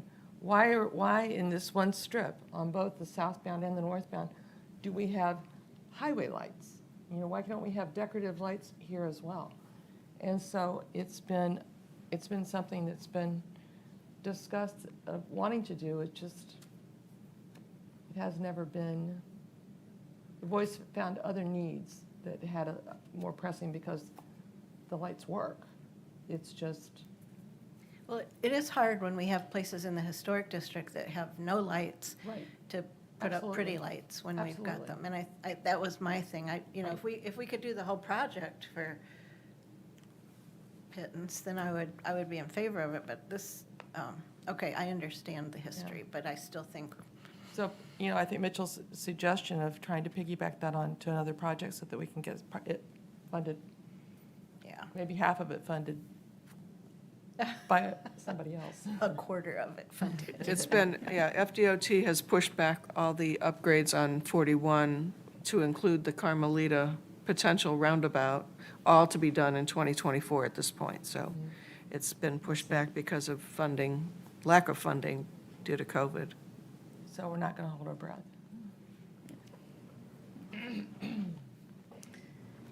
Next one is our, the drainage improvements, but this is a specific project for the Cordo, Andro, Boca Grande area that we've been working on. It may include the retention pond bank, which I think is part of the design. So the design is 98% complete. It is to be finalized once the property is acquired for the stormwater ponds. The city is currently in process of trying to acquire those properties. And we continue to explore grant opportunities and monitoring for the state appropriation requests. So a portion of this is funded by sales tax, and again, a portion is unfunded still. And we just received the forms yesterday from the legislatures to fill out for our legislative agenda request. And also, can you give us an update, David, on where we are with the eminent domain process? The required notice to the owners has gone out. The requisite 30-day period is expiring any day, and that will then give us the opportunity to file our petition in court. So it's momentarily. Okay. Maybe just for clarity, some of this money that is listed as unfunded here is in the new sales tax. Yes, and we'll talk, Yeah, right. talk about that on the next agenda item. And it was recommended also that we look at the amount of our request to the state for the drainage improvements. Some of the concern was if the project looks like it's a $4 million project and we only ask for 100,000, for example, why are you bothering us? If you can come up with 3.9 million, you can come up with 4 million. Right. So it was suggested that maybe we look at that as being a $500,000 request at least. And So we can still change that number? we can. Yeah. Yeah. We were asked by Michael Grant and Ben Albritton to consider amending our request after the meeting was Yes. over that day. Okay, So, yeah, good. I would agree. yeah, Go for it. yeah. And they're certainly in the right positions to help us. Right. It's like, They know what, what they're doing, so. the fourth year or the fifth year that we've asked for the money, so we're hopefully we have Senator Albritton on our side with his new appointment on the Appropriations Committee, so that'll be helpful. US 41 Complete Street, Airport to Carmelita, is again to design and construct improvement for pavers, tree wells, ADA improvements, high visibility crosswalks, and intersection treatments. This project has been combined with the FDOT project of US 41 northbound William Street to Peace River Bridge. So we are awaiting direction from FDOT to proceed. So, and this project is funded by sales tax funds and LAP grant, and the majority is LAP grant on this one.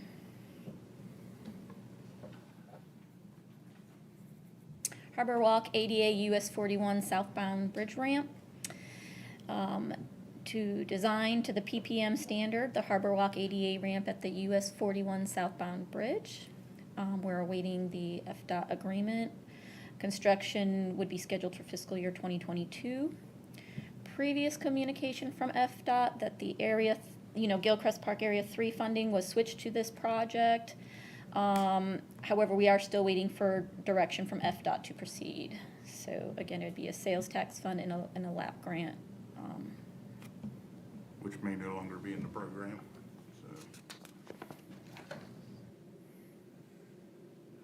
Veterans Park Phase 2. The original project is complete. There were some remaining funds available for the reinstallation of the bricks and/or the new flagpole. Additional funds may be needed if it would cost more than what was still remaining. The draft concept for the flagpole is complete, and a meeting with the volunteers regarding the bricks is scheduled for this month.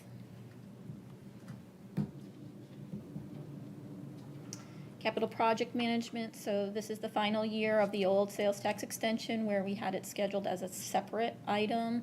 Going forward, it's part of projects, and we'll have to just figure out how we're going to allocate that each year, because we allocated it to the total projects, but as you know, project amounts change, and we were always just trying to fund a certain dollar amount in the past versus, so we just have to come up with a new program of how we're gonna allocate that each fiscal year, dependent on the whole 7-year plan, the 6-year plan, so.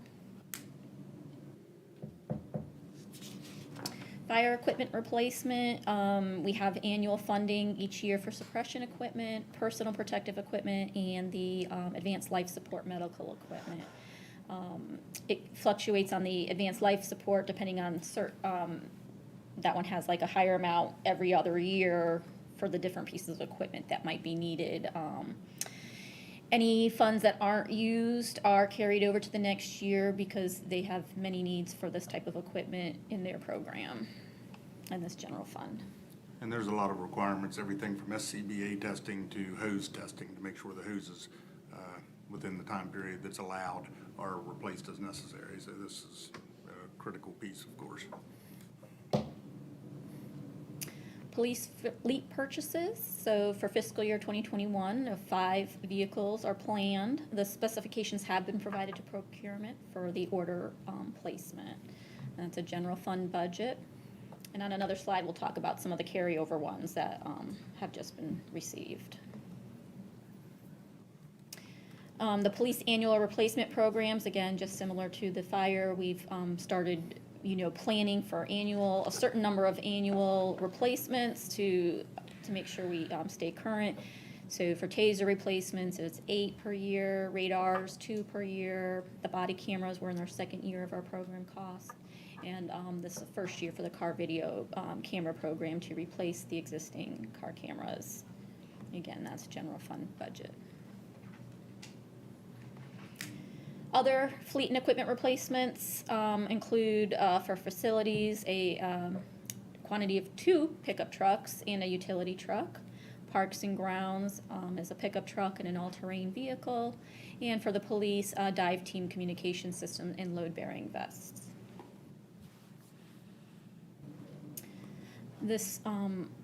This slide is about the ones that were carried over for from fiscal year 2020 due to the delays that were experienced due to COVID. So the right-of-way, sign, truck, and mower, we're waiting, the truck, we're awaiting delivery.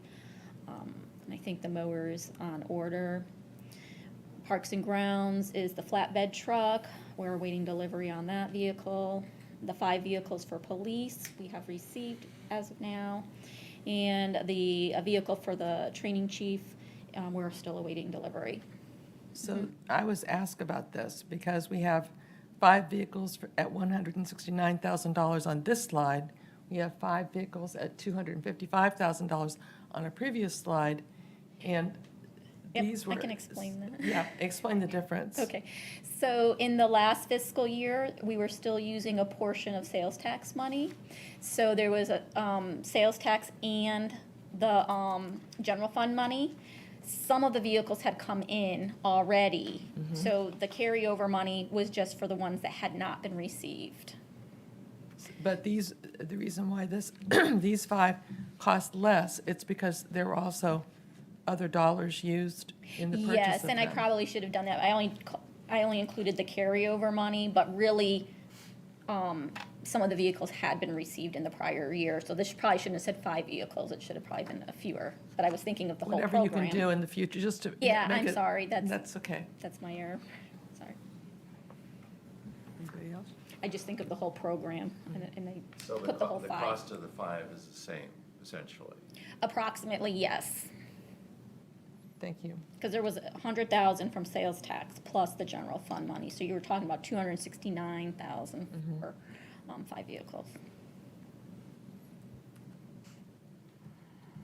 Sanitation fleet replacement, this slide includes both the carryover and the one scheduled from fiscal year 2021. We did bring this to council for the order, so they are on order and we're waiting delivery.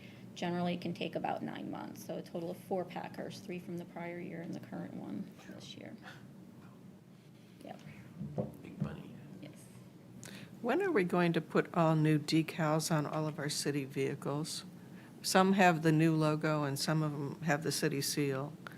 I believe they're replacing them as the vehicles are replaced to the new logo. I don't know that they were scheduled to just replace them all. Some of the old ones are really faded out and you can't even really tell what they are.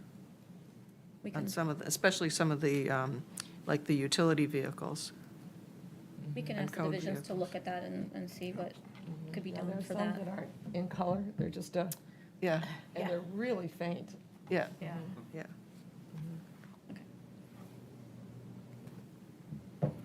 The building had one additional pickup truck for their new position, and that's on order and awaiting delivery. Utilities fleet replacement for this year was a cargo van at the water treatment plant. Wastewater collection had several vehicles, as well as a carryover, a pickup with a crane bed from the prior year. And water distribution has 2 small SUVs scheduled for replacement. A lot of these are on order. Utilities and equipment, they have administration is looking at a ground penetrating radar. The water treatment plant has a scissor lift for the RO building. Wastewater collection has some carryover money from fiscal year 20 for the camera system components for their equipment for inspecting sewer system. Wastewater treatment plant has a 3-yard loader, and a carryover from fiscal year 20 is a loader with a backhoe attachment. So now we're going to move into their actual construction projects. So for water treatment plant, they have a roof replacement that was just completed in November. So the water treatment SCU tank coating, this project will clean and apply the tank coating system to restore the south solid contact unit of the interior tank surface. It did go out to bid, however, it's a required rebid because all bids were received were over budget. So additional funding was budgeted in fiscal year 2021 as part of our budget process. The utility is going to now combine this project with the water treatment plant filter rehabilitation project, which is on the next slide. The water treatment plant filter rehabilitation to design and engineer and construct the filter media replacements as determined by evaluation. The preliminary design report is underway. They expect the report in April of 2021, and then construction will follow.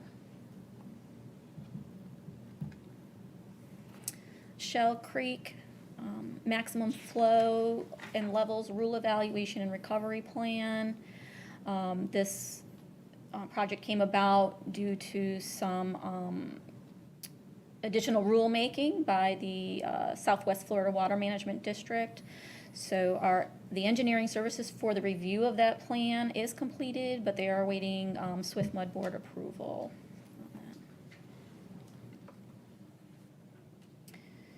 The Taylor Road water main replacement upgrade is to replace an existing 10-inch cast iron water main with a new 12-inch water main at Taylor Road from Airport Road to Alligator Creek Bridge. The design and engineering is underway, and construction is expected to begin in August of 2021. And this is funded by utility fund and water impact fees. The Solana water main replacement upgrade to replace an existing 8-inch cast iron water main in Marion Avenue from Cooper Street to Florida Street. The design and engineering is going to be delayed until fiscal year 2022 due to current project load of the department. The construction that was budgeted in fiscal year 2022 will move to fiscal year 2023. And again, that's a utility-funded project. Tea and Green water main extension to construct a 6-inch water main in Tea and Green, Indian Creek Lane, Worcester Drive, and Burning Tree Lane. The design and engineering is to begin in March of this year. This is a water impact fee project. Could you, in the future, when you do slides like this, could you tell us where that is? I had to look it up on a map because I've never heard of those streets. Yes. Okay.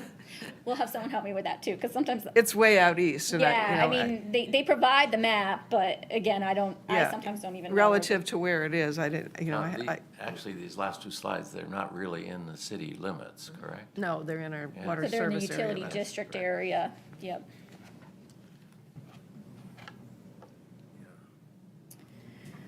Water and wastewater, this is a Palm Avenue water main and sewer replacement project, so both sections, to replace the existing 2-inch water main with a 6-inch water main and replace 400 linear feet of gravity sewer main between Chastain and McGregor.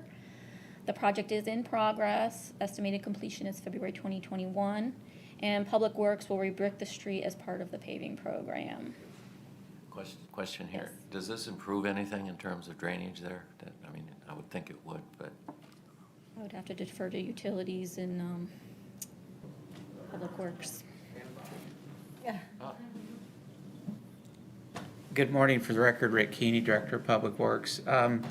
That's a curb and gutter system, and the curb and gutter system will remain in place. We will replace any curbing that's, out of alignment, but there is no stormwater pipe in this project. okay. So curb and gutter. Thank you. Thank you. Hey, Rick, what about the grading during the project? Will the grading remain essentially the same, or will it improve the grading a little bit?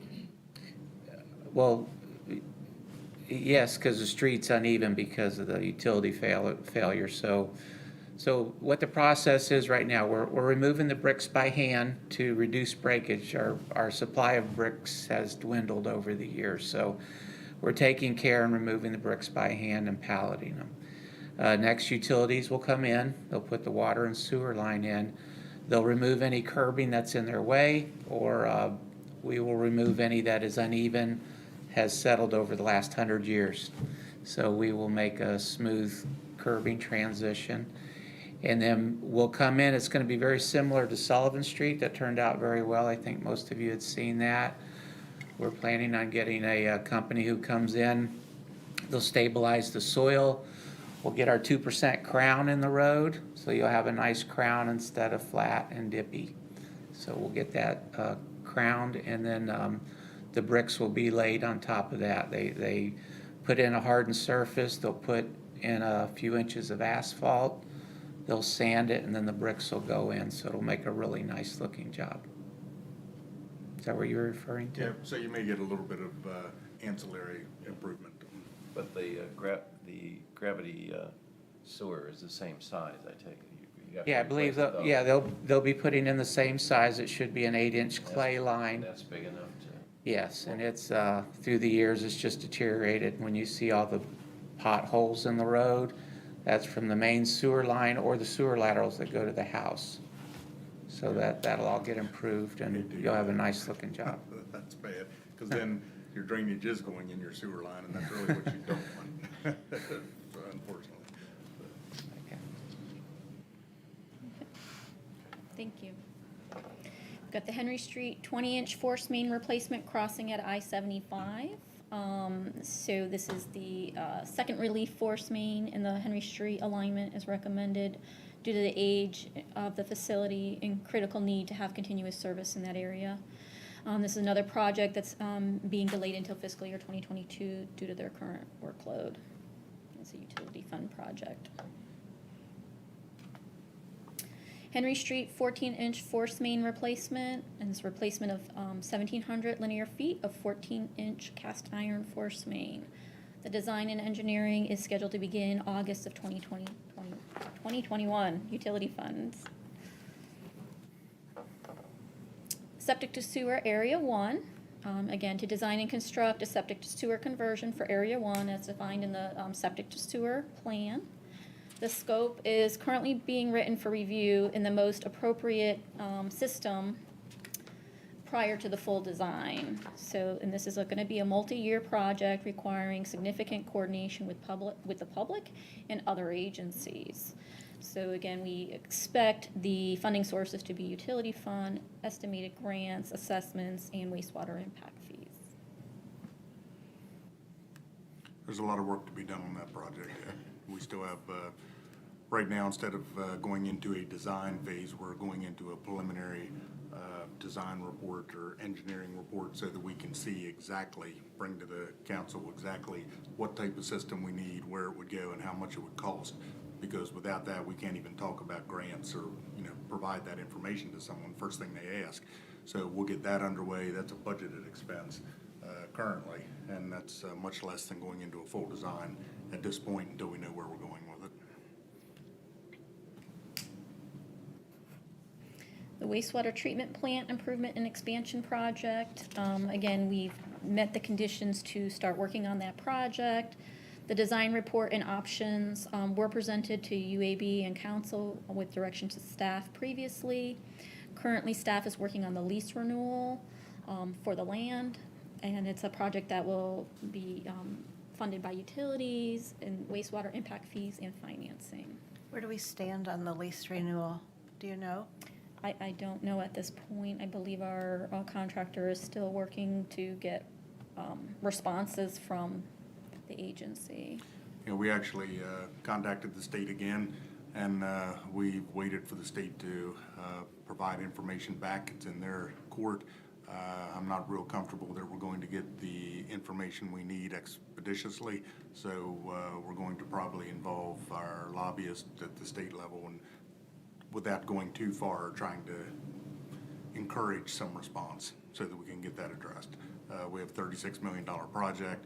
Obviously, they can't tell us just to pick up a wastewater treatment plant and move it, but with the amount of property we have out there and the way it facilitates the operation of this, if for some reason they cut that down substantially, it would certainly make us look differently at how we design things. So we're working on that. Okay. We did have additional meetings with the engineer, went over the complete design and what that's going to look like and do for us, and we have some good engineering teams, and of course our team on staff also to help move this forward because it's complex and expensive, so we want it done right.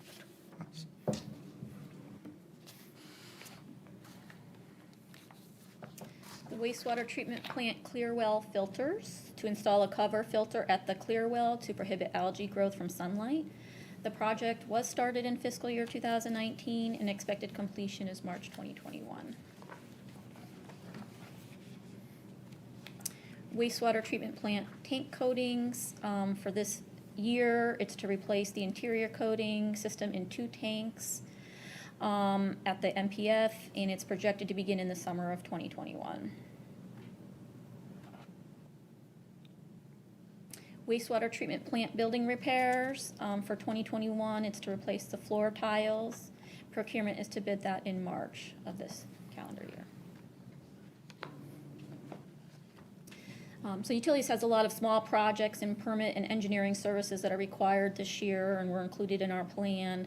So we've got the GIS mapping to get additional equipment for the field workers, the wastewater plant digestive sludge storage unit, the motor blower rehabilitation, wastewater plant deep injection well pump replacements, and they're going to combine this project with the wastewater treatment plant expansion. Wastewater plant deep injection well permit renewal and mechanical integrity testing. It was completed in October. And you've got the reverse osmosis regulatory permitting and engineering service. And again, this is going to be multi-year. That includes the water use permit, the deep injection wells there, the well and the well field management plan. All of those are fairly detailed projects, even though they're on the small project permit list. Yeah. So. We have our information technology projects, so some of these are continuing projects from the prior year as well as the new projects started. So you've got the firehouse report management software upgrade that was completed in December.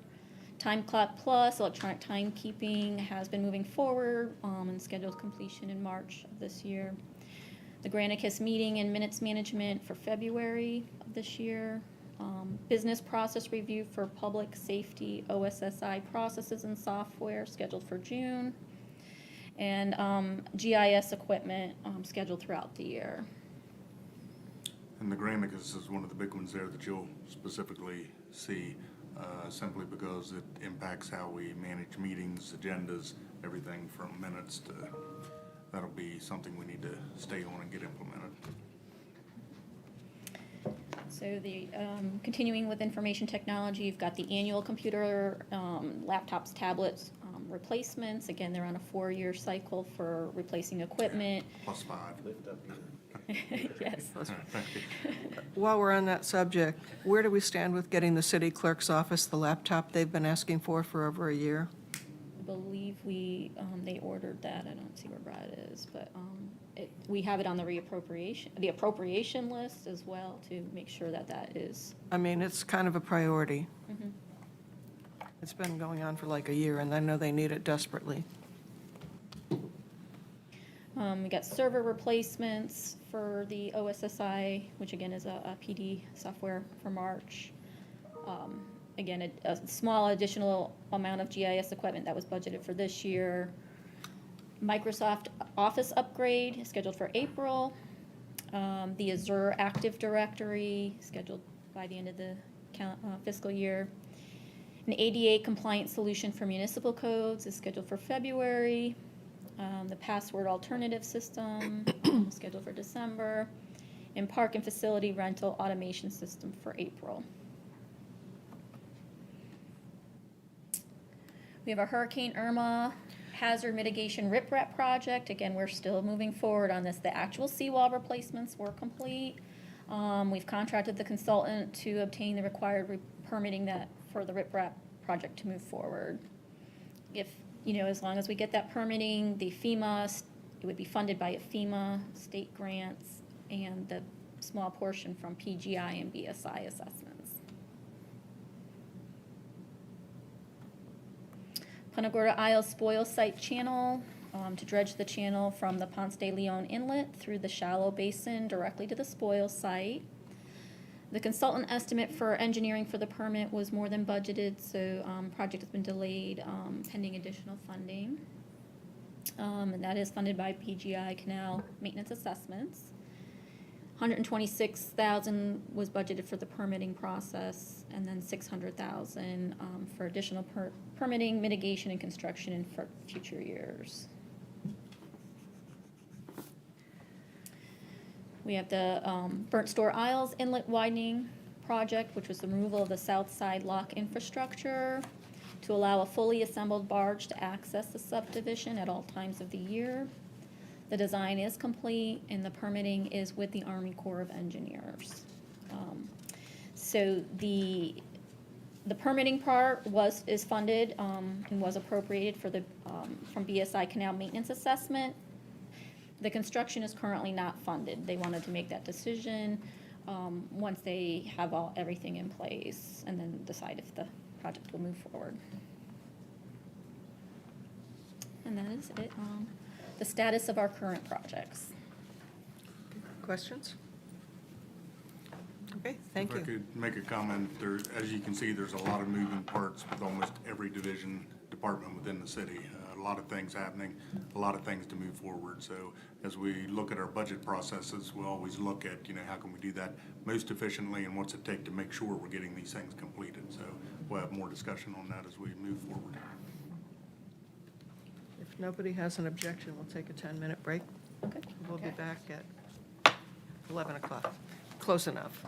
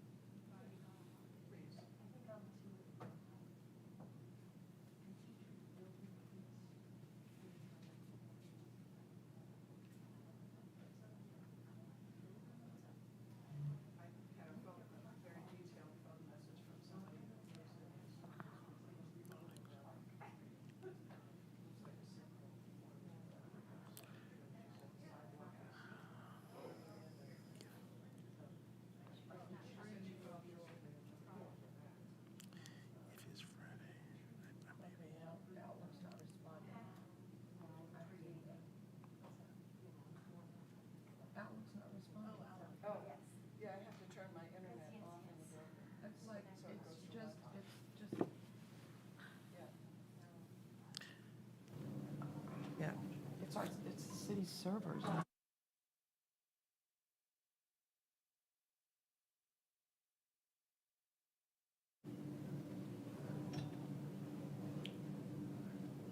Microsoft account problem. That's what I'm getting.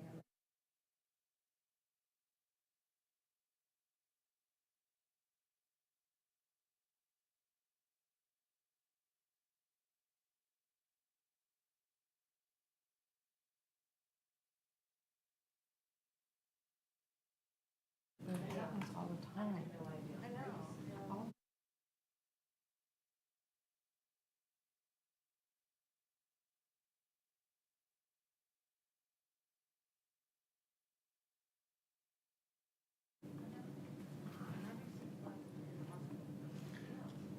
It's not worth it. And now I have to input my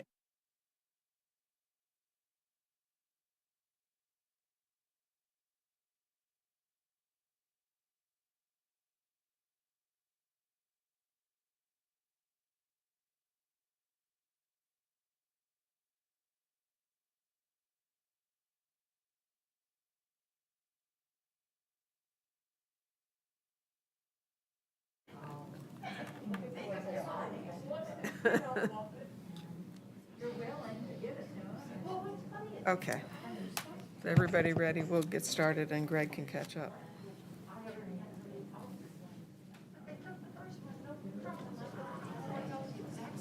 Okay. Okay, we're back in session. Our next agenda item is discussion and appropriation of priority projects for the approved 1% sales tax extension.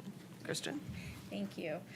So today we're going to go over kind of like where our projections were back in June and July of last year when we were determining the priority projects and the schedules and things like that, as well as talking about adjusted projections and things and how we want to prioritize those projects.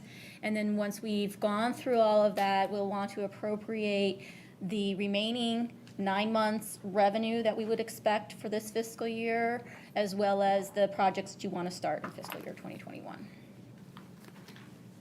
Okay. So the first slide that I wanted to present was from our discussion in June of 2020. This was regarding the existing 1% sales tax and what our projections were and what the remaining balances were on those projects from that particular extension. So the things I want to point out are the fiscal year 2021 revenue was $762,000. That's only from October through December of 2020. And then the next thing I would draw your attention to was our estimated beginning carryover for fiscal year 2021 was the $1,056,000. And our estimated projected carryover ending was $1,045,000 based on these assumptions of what the projects were. Yes. So the question I have, I was asked by a resident, when on these spreadsheets, and you have total project costs, but there's no total at the bottom of the total project costs, and then previous year's funding, and there's no total. And it's like. We can add those. And then trying to make sure, like, where do these numbers come from? So they're trying to go from spreadsheet to spreadsheet, and these are people. These are people that have a lot of experience in business planning, and they're trying to see where these numbers track, and they're finding it very hard to follow. We can add all the column totals. Again, when we're focusing on just the 1% sales tax, there's additional columns of unfunded and things like that. So we don't want anyone getting confused that, oh, the whole project was funded. But we can definitely add those column totals in there on all our slides. I think you'll find too that, as we go through this and you look at what you approved in July of 2020 on slide 4, and then you look at the changes that have been discussed in the presentation and you go to the new slide of January 2021, the numbers on the left as far as expenditure for each project all track completely the same except for the two that we're going to show you why they changed. Yes. And when you go across, then you can see that there are project totals And then there's also unfunded amounts, and they all equal the total project cost at the beginning. So we'll go through that and how that all tracks together so that Thank you. it can be followed more easily. Yeah, thank you so much. Okay, so when we go on to the next slide, we're gonna kind of, again, these were projections that were back in the June and July timeframe. So I kind of want to talk to you about what has changed since then. So, so when we go to the next slide, when we talked about our estimated carryover from our existing 1% sales tax extension after our 2021 projects, we thought at the end of the year, we'd have $1,045,000 left to be used on other projects. So during fiscal year 2020, as we came to the end of the year, our revenue came in slightly better. We're at $177,000 that came in addition to what we had projected back in July. So we had a few pretty bad months, and then even when we started projecting for the rest of the year, we said, okay, well, it'll come back, but it might not come back 100%.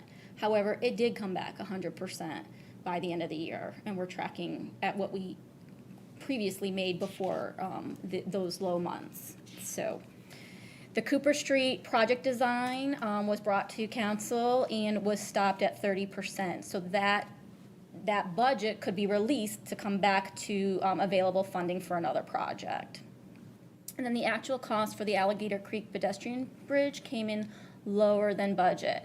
And sorry. I know, no one likes that bridge. It's a lovely bridge. It's a Taj Mahal. It's the Bridge of Find a way to Gold, spend that money quick. You can drive a tank over it. the famous bridge. Since we came in under budget $78,000, that also gets added back to what you have available. So Out of $1.3 million, that's not bad, right? So that gives us, at the end of fiscal year 2021, out of the existing 1% sales tax extension, you would be starting out with 1.6 that you have available to allocate.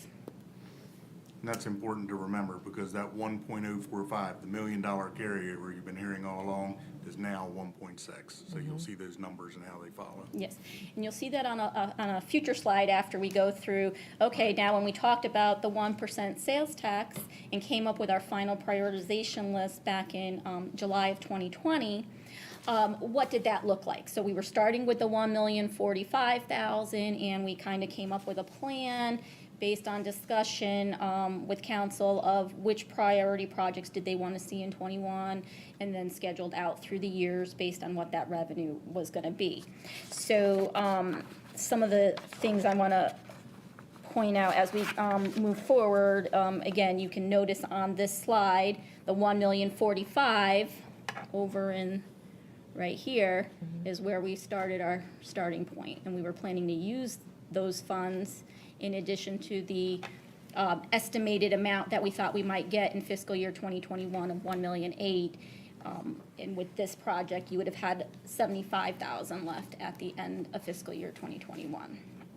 So that $1,045,000 is the number you'll see that changes to the 1.6 as we move forward. Yep. So now we're going to go into some updates of what we kind of think. So again, we know the sales tax extension passed in the November 2020 election, so we were very happy to move our projects forward with that funding. The revenue, as I just mentioned, for this 1% sales tax was back to normal after only 3 months of being below original estimates last year. So at this time, we would like to increase our revenue projections while still trying to maintain a conservative outlook. Again, we're only 3 months into the year, and of course, our revenues lag a month, so we've only got 2 months worth of revenue yet coming in, but it is good, and but we still have 9 more months to go. So we think that we could at least conservatively still bump that up to 2.7 and a half, so $2,750,000 annually prior to our pre-pandemic numbers. Again, we think it could be higher, possibly. If it stays this way all year long, it will be higher than the 2.7. But again, we try to budget conservatively to avoid situations that could occur surrounding this pandemic. And, you know, the economists all have differing opinions and what could happen, and none of us have a crystal ball. So it's easier to add funding than to take away funding from a project that you start. I think the lowest we were actually coming up with as an estimate was 2.9. Yeah. Somewhere in there, so 2.75 is still substantially more conservative than we think we would get at the lowest. On that subject, at what point through the year might you say, okay, it looks like we're gonna get a higher number? Because we got a lot of Yeah. unfunded projects that we need to. I think if we get over, I would say the hump, I don't know if we would say that, but like maybe about 6 months into the year, because, you know, you've got the new president coming in. We don't know what things are going to be happening with that. You've got people still, we still having spikes with the pandemic and COVID and things like that. So we just don't really know where things are going to end up. But currently, my opinion is that we are doing well right now, and we're back to normal numbers as far as sales tax. Other questions? Okay. Okay, so then the next thing that we're gonna bring up is funding the remainder of the Harbor Walk Area 2 project. So that was approximately $1 million that was unfunded, based on our previous conversation in the other slide. The increase in the estimate for the Historic City Hall, from a 4.1 million project to a $6 million project, and we will discuss that on the next slide as well, with some more details.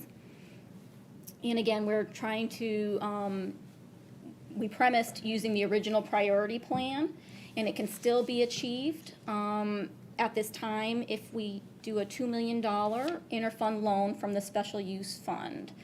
And an additional 0.5 million that could either come from the available general fund reserves or special revenue fund reserves, which are still available for use. And I have a sheet for that as well. Okay, so now we get into the Historic City Hall, preservation and rehabilitation. So current estimates from staff are approximately $500,000 for design and engineering, $5 million for construction and project management, and there's going to be $500,000 for relocation of the city employees and council and other board meetings to other venues. And then looking at a possible funding plan for that, to achieve that, all of that would be in fiscal year 2021, you've got $500,000 for design and engineering from the 1% sales tax in the current plan. Fiscal year 2022, $5 million for the construction and project management would come from $2.5 million from the 1% sales tax and the $2 million interfund loan from the Fisherman's Village land sale. And $0.5 million is possibly an estimated grant. Again, they're working towards trying to get a grant to cover some of the historic portions of the building. The project would be estimated completion fiscal year 2023, and the loan would be repaid by the 1% sales tax funds as they come through by fiscal year 2025. Again, it could be earlier as revenues, if revenues continue to come in higher than even what we've upped our projection for.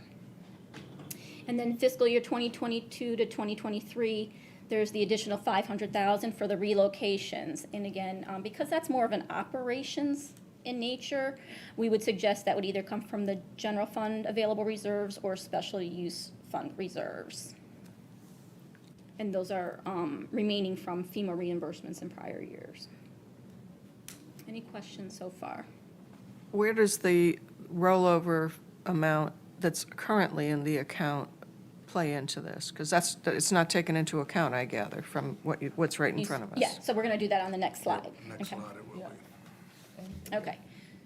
And the only comment that I've received is, how could we be so wrong with Yep, I got that too. on the estimate of, and this isn't Greg's number, but really, what were we talking before, 3.6 million or something? And now I think we had a long study, it was like 4.1 million. we had 4.1 million overall, which included both this building and now correct. we're at 6 million. And residents are saying, they could understand a 10% variation or something like that, but to be, a 50% Increase, yeah. Didn't we change the scope, though? Didn't we go from rehabbing to reconstruction? No, that was Of this included in that building. number. Well, I think part of it is Greg mentioned that when I asked him, that originally there were no design costs included. And the number did not include any of the relocation expense numbers. So that's $1 million right there. So now we're talking, Yeah. $1 million off. So now it's like, but it's still a lot, so.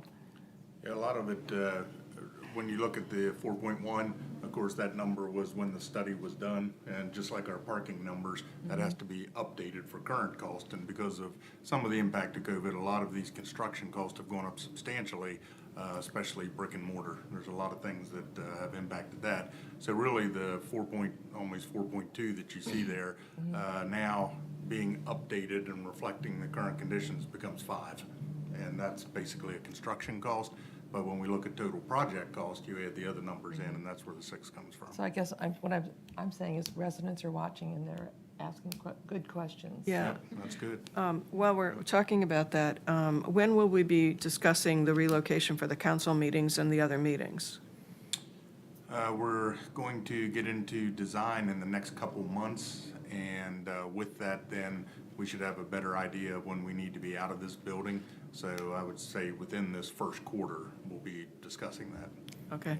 Just to bring you guys up to date, and we're not going to go into detail about it, but city staff has been looking at alternative locations for the council meetings and all the boards and committee meetings that take place every month in this room. And when this building is going to be under construction, obviously all of that has to be relocated. The Military Heritage Museum has extended an offer to have council meetings there free of charge for whatever period of time we have to be out of this building. And we've talked to them also about relocating all the board and committee meetings over there, and we would pay them some sort of money, but far less than what the event center wanted for the same usage. And it's a much more conducive in my opinion, it's a much more conducive environment for all those other meetings to take place. And certainly the acoustics and everything in that facility are much more conducive to what we have to accomplish with all of these meetings that take place. Do the Right Thing has already relocated over to the Military Heritage Museum. They're working very closely with the police department, so that will continue over there for the time being at least. And so I just want to share that with you. It'll be coming up for a discussion by council at a later time. But that may knock some of that number down on the relocation expenses. Right. And ideally, when you look at maintenance of the site and maintenance of traffic on the road, everything else, if this building, for example, were to come down first, that would give you a very large staging area so that you could then rehab the historic city hall and then come from there out and rebuild. And that'll probably be a very good method of progressively moving that construction forward with, I'll say, minimum disruption, and I'll put that in quotes because there's certainly going to be disruption. But that then would necessitate the need for the move of city council chambers to another location, and especially boards and commissions, which is a much greater use than, of course, just the city council meeting. So we're looking at all that and how the IT capabilities in different locations would facilitate that move, and so that we could have more of a seamless transition and move right in. Of course, staff, unless they want to stay in there while it's being rehabbed, we certainly. I think we're all looking forward to it. Certainly have to do something with that. There's a great need to take care of that historic building, so shall we say. I know the city clerk's office is. Yeah. Okay, so now we come to the slide where we kind of want to talk about, where you can kind of see where it all comes together with all these different changes and assumptions. So on the top line, you have, oops, hold on one second. Sorry. Oops. There we go. So I was just trying to point it out. So you have your estimates that are changed all the way across for the estimated revenue for all the years. The two big things that you're changing on as far as projects, and basically the only two things changing for the projects Our first is the Harbor Walk West Area 2, adding in the 985,000 estimate that was previously presented for the unfunded portion of the Harbor Walk. And then the second one that has the change is the Historic City Hall Preservation and Rehabilitation to the 6 million. And so having 500,000 in fiscal year '21 for the design and engineering, and then starting the construction in fiscal year 2022. Again, with the funded 1% sales tax portion that we're talking about, that down below, you will see causes, sorry, this little mouse kind of disappears on me. You'll see causes a negative, but can be covered by the interfund loan and be repaid back in 2025. And then the last item is here's where you see the beginning balance of the remaining 1% sales tax, the 1.6, and how that all flows through. And on the July sheet, that's where the 1.045 was. Now it's 1.6. Yep. And you can see even with all these items in, you still have 387,000 that could still be allocated, or you can, again, continue to wait and see, again, how well our revenues continue to come in and what that does and what projects or which pieces of the Tier 2 funding you want to fund next. And when you look at the blue column, the funded 1% sales tax, you can add those projects down and you can see the total amount of expense that we're gonna have with all those projects. Now, that's not the same as the total project cost at the beginning. But if you look at the bottom line there, the 17,720, and you would add that plus the estimated grant applications, plus the estimated impact fees, unfunded Tier 2 and unidentified funding sources, those numbers at the bottom, if you add those across, they would equal the total project cost in the first column. Yes. So that's where they all tie together. So if you just brought another column down for a total on the total project cost, that would reconcile with those numbers at the bottom over here. Thank you. I think that's what people, I was being asked, was looking to try to reconcile the numbers. And That's how they would reconcile. So it shows that here's the total project cost, and then when you look at the funding sources, we have 1% sales tax, we have grants, we have impact fees, we have an unfunded portion, and an unidentified funding source, which could be different things, the special use fund, et cetera. Add those across, and that reconciles with total project cost.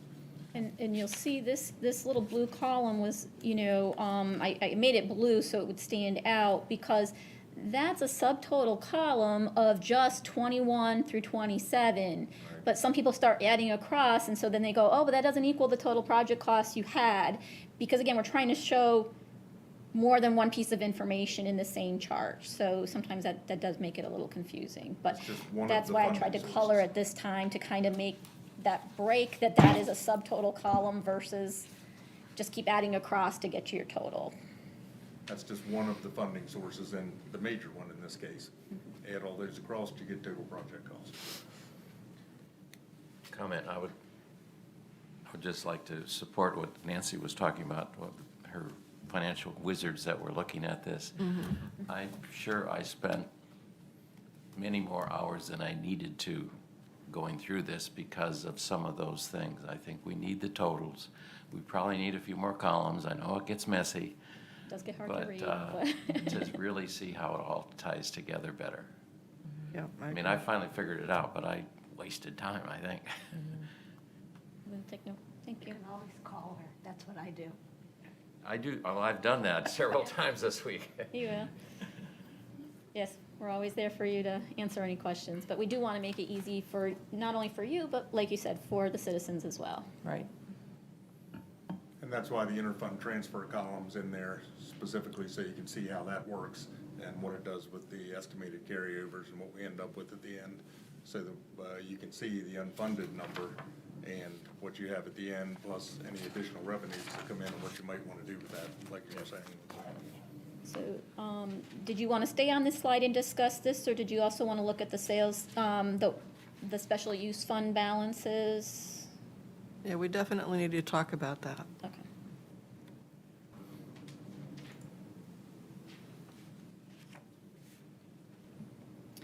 So, as we have in the past, we try to bring you the, what's the balance in there for reserves for the special use fund and how it's been allocated and, documenting, what's been approved by council and what's still there. So, the last time, I think you maybe saw that was in August, we had come, for one of the agenda items. So it's updated now through 9/30, and what we would expect to have for, 9/30/21 balance. So the remaining Fisherman's Village sale money is still the same amount, the $2,170,040. But the other items that make up the fund balance of the special use fund include $370,000 that was set aside for the audit period related to storm events. Then you have undesignated reserves, and as per the fiscal year 2021 budgeting, we thought we would have $467,000 left at the end of the fiscal year. But things that happened during fiscal year 20, again, from the period when we're projecting till the end of the year, what caused some changes. So there was an increase we got an additional Hurricane Irma receipt towards the end of the fiscal year. So that was an additional $30,000. We had a slight difference in our interest revenue projection, and again, we try and be as close to that as possible, but it was an extra $1,164.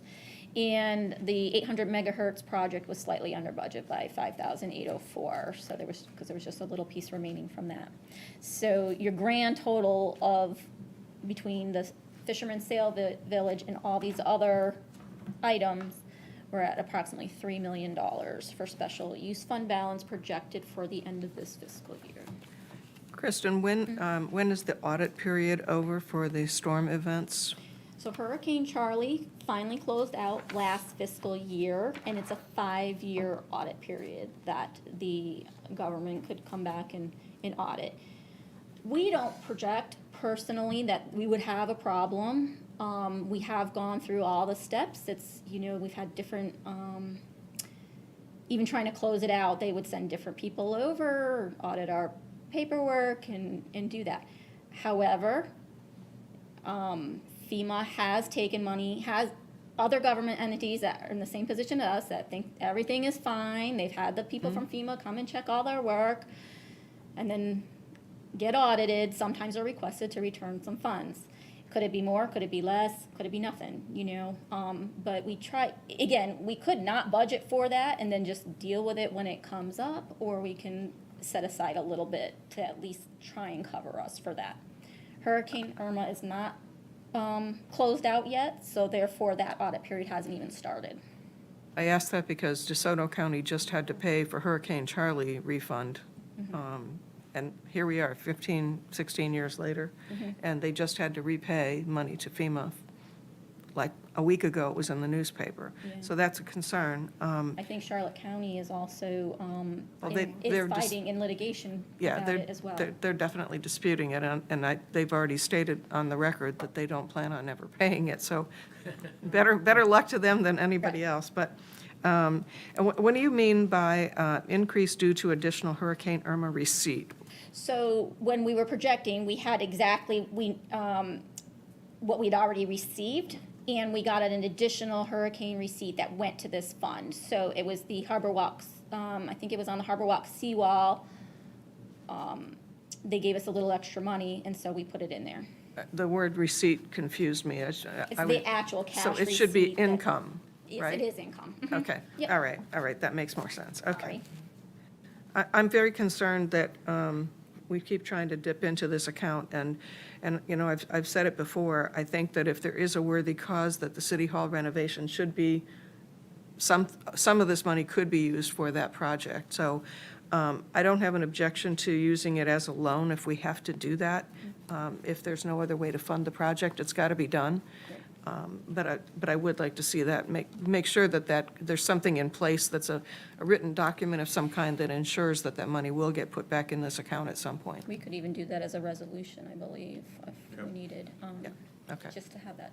And the main thing with the loan is that when we issue the contract, that we have to be able to account for all the money being available at that point. Yeah. So we're not gonna spend, $5 million, for example, that year, but the money has to be there and available. So Right.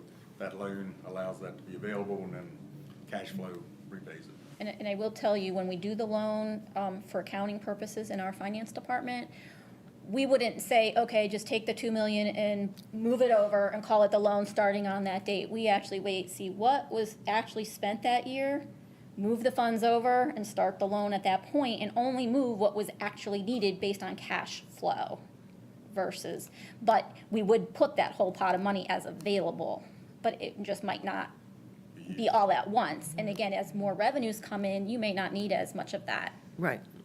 Okay, Nancy? So, yeah, a question for Kristen. I know in the past where there have been Harbor Walk or whatever projects from other local option sales tax projects that we wanted to do earlier than when we had planned. And money was borrowed. Do you know if it was like actually a loan was taken out, or was it borrowed from other sources within the city to do those things? So, not this past extension, but the extension before. Right. It was right at the beginning of the economic downturn in 2008 timeframe. And we did borrow from a bank all the project money up front to get the project started. And then we had to pay it back with interest over time. What happened is not all the projects can be done as quickly as you thought. So regardless, we could have maybe had a real, a lower loan, but again, to issue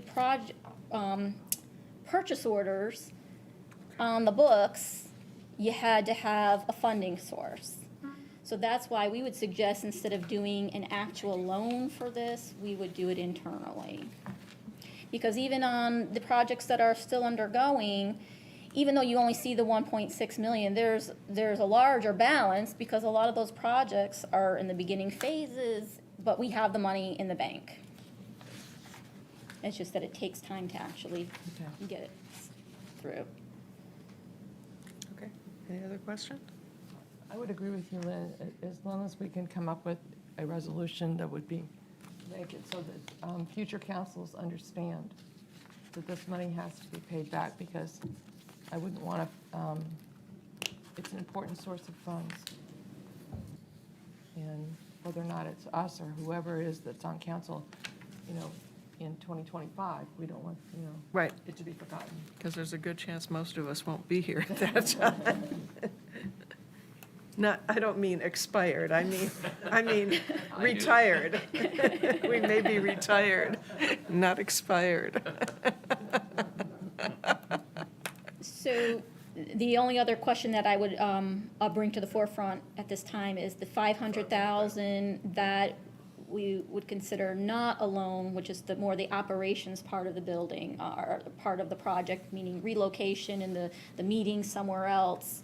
Would you, not using the Fishville money, but you have just over 500 or almost 500,000 in the remaining balance is not already set aside. Would you You're want to gonna do tap that, or that. have it come from general fund reserves? You're going to tap that account pretty low at that point, if you do that. I would take it out of general. You're talking about the 467 Yes, the 467 and the 30 and the 1 and the 5. undesignated reserve. Yep. Where did that come from? So it has come from, and I kind of put that information in just so as a reminder of where, over the years, some of that stuff has come from. So again, Hurricane Charlie payments, Hurricane Irma payments, interfund loan repayment from the special use fund, because that did come back, and interest revenues. Well, that 500,000 isn't going to be needed up front. Nope, and again, we would only transfer it as we expended it. So there's a good chance if we get some of this provided courtesy of It could be a lower amount. It could be a much lower amount, and on a yearly basis, it would, I would think that would be the way to go, especially, I cannot believe that it's gonna cost us $100,000 if the facility is free. Right, but you're also talking about the housing of wherever the city employees have to be housed, all the operating costs of those. But we might have some additional R&M that's less because we're not maintaining this building while this project is going on, you know? So there's gonna be a trade-off, but exactly what that is gonna still be up.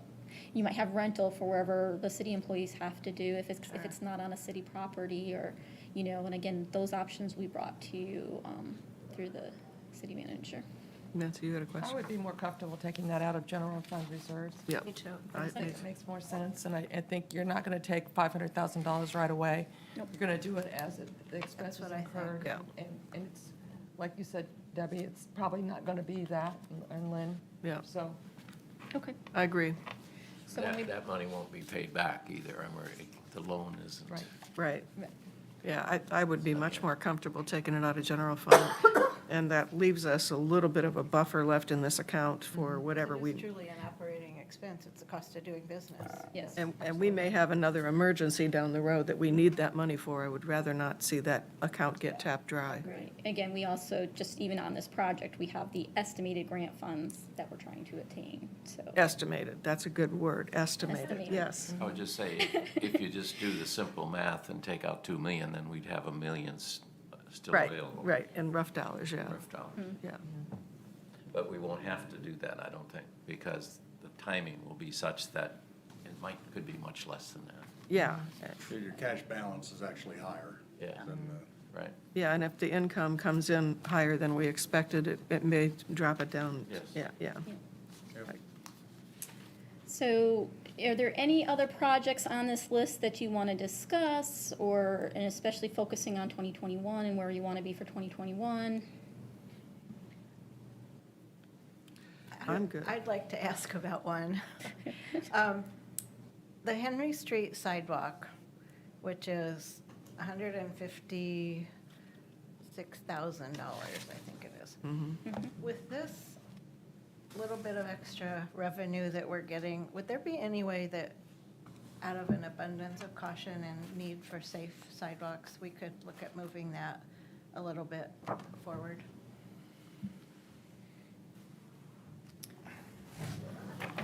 So when we come back to you, maybe, like, what, first of all, how forward? You talking 2021 or 2022?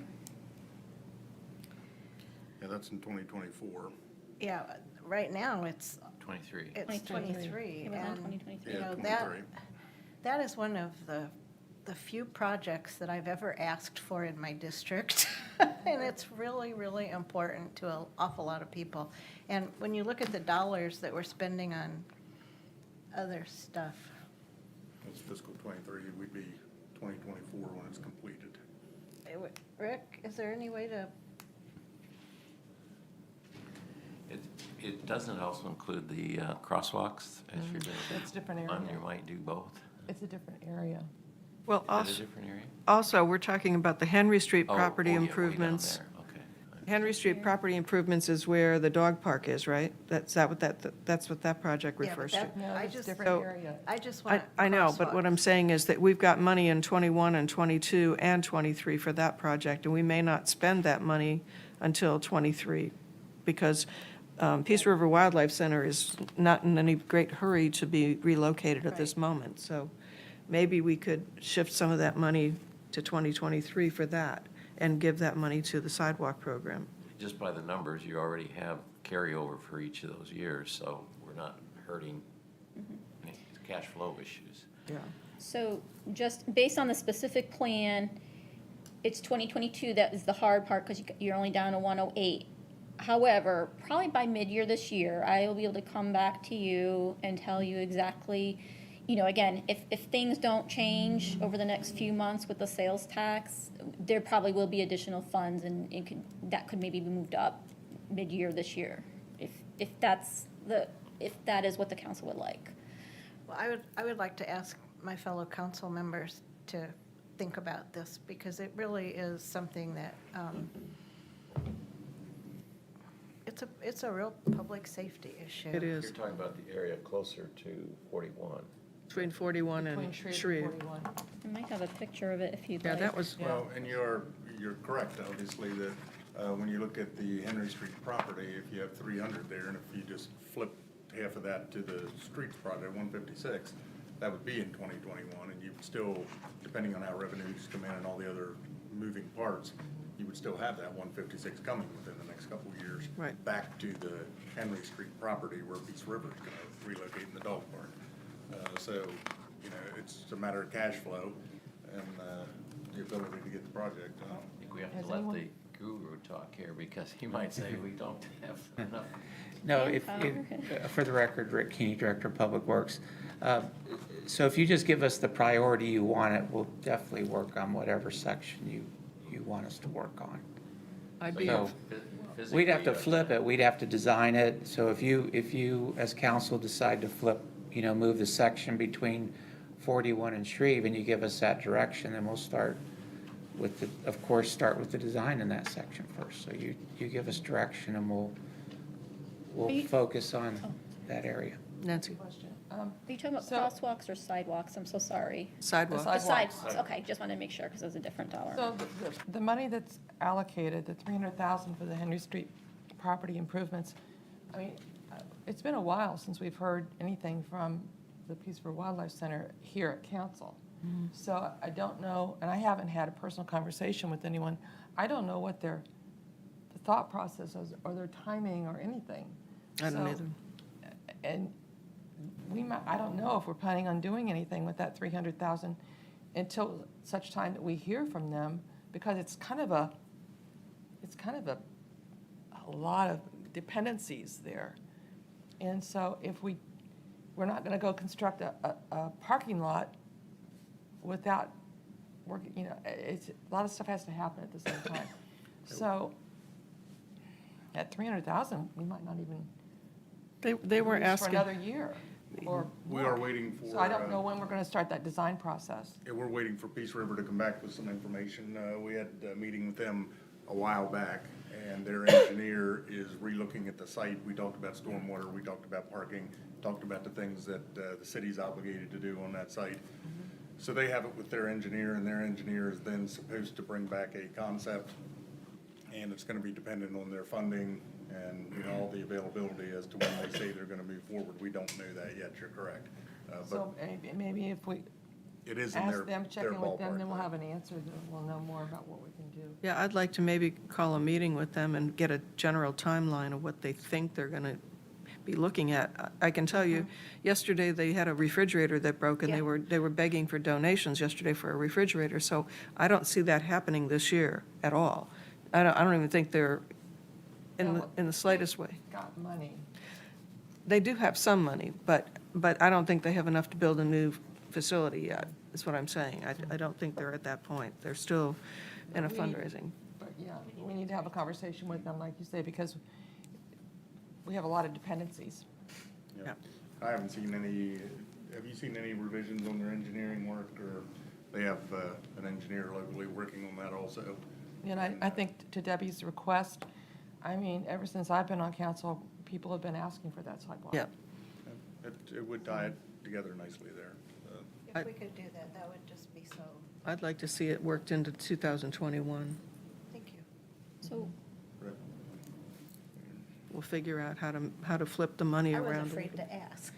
Oh, no, I totally good. agree with you. I've been an advocate for that as well, and that was one of the projects I And really I pushed. don't think it's really a money issue here, it's just, No, it's just a matter of reassigning Well, it funds. sort of is. We said it wasn't a priority until '24, so that makes it. Yeah, no, I think that needs to be Okay. addressed well, sooner that than was later. just, putting all the numbers together, and I think as we see the specific things and what we can do, we can move these, we don't have to stay with this. Do we have consensus that we can move So- money around so that we can get that done this year? Yeah, so let me ask you, what we can do, if you guys are amenable, just to make it, just to get this plan started, and then we can always change it when we have a little bit. Take 156,000 out of the Henry Street property improvements in fiscal year 2021, move the 156 up to fiscal year 2021, and then add the 156 to the Henry Street property improvements to fiscal year 2023. And that way it's just swapped those dollars, and you still have a little bit to maybe get started on something for Henry Street. True. And again, if additional revenues come in and that project starts moving forward quicker, you might have those funds available. Well, and does the that truth make- of the matter is, we're in January. I mean, by the time we get started Yeah. on something, it's going to be, End of year. August anyway. you know, we don't change, we're not a personal watercraft going, psst. Now, just for clarification too, this schedule works on a calendar year rather than our fiscal year, right? It's on a fiscal year, so that's why for 2021, this is the new money. When you look at the revenue in 2021, this 2,062,000 is January 1 through September 30th. It's only 9 months, Okay. because if Okay, you go back gotcha. to the Okay. original slide, we already budgeted October through December. Okay. As is 2027. And 2027 is only 3 months.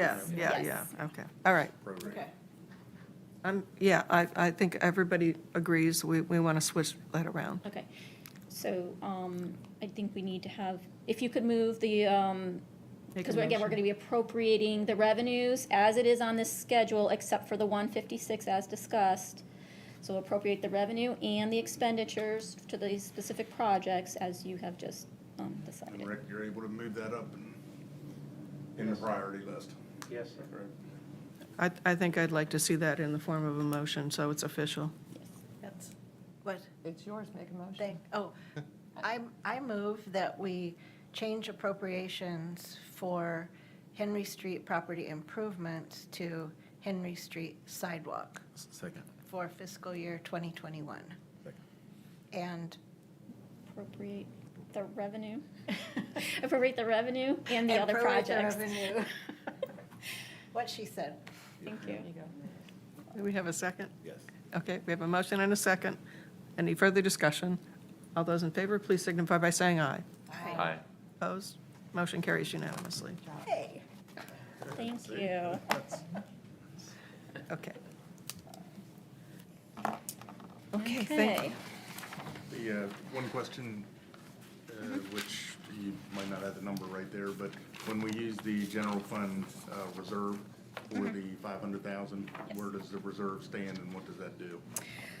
So I don't have that, No, you might not have that right set here because we're still going through audit, but we will come back to you with where we ended up the year for general fund reserves. And of course, as you recall, when we were talking about,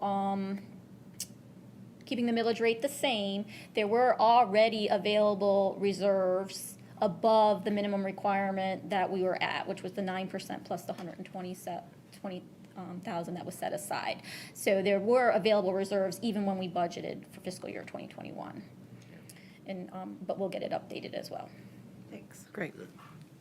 Okay. Next item on the agenda is the budget reappropriation from fiscal year 2020 to fiscal year 2021 and appropriations for fiscal year 2021. Yes. And So I'm each glad she year. wasn't out sick today, because we wouldn't have had an agenda yet. Yeah, right.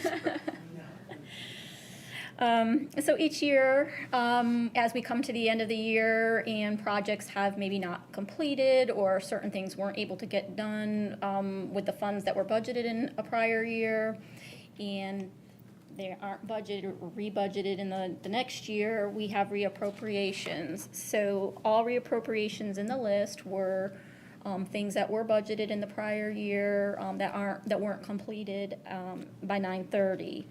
Some of the items include programs that are funded by donations, so they have to be spent on those programs. So as the revenues come in and the expenditures go out, we always carry those funds over to stay with those programs. A lot of things were delayed this year related to the COVID, as well as the third page, which is the appropriations. So some of the appropriations that are needed are because some of the measures we put in place that we did not budget because we thought, we might be back to normal, are included as appropriations. All of the appropriations are still able to be funded with prior year savings from expenditures or additional revenues. So example, we got some CARES Act funding for some reimbursements for some of our expenditures for the prior year. And generally, again, we budget conservatively, so a lot of times we do have a little extra revenue, as well as very conservative departments working on their expenditures. So I would ask if you have any questions, or if not, if you would like to appropriate those items. Move approval of the appropriations. Second. Okay, we have a motion and a second. Any further discussion? All those in favor, please signify by saying aye. Aye. Opposed?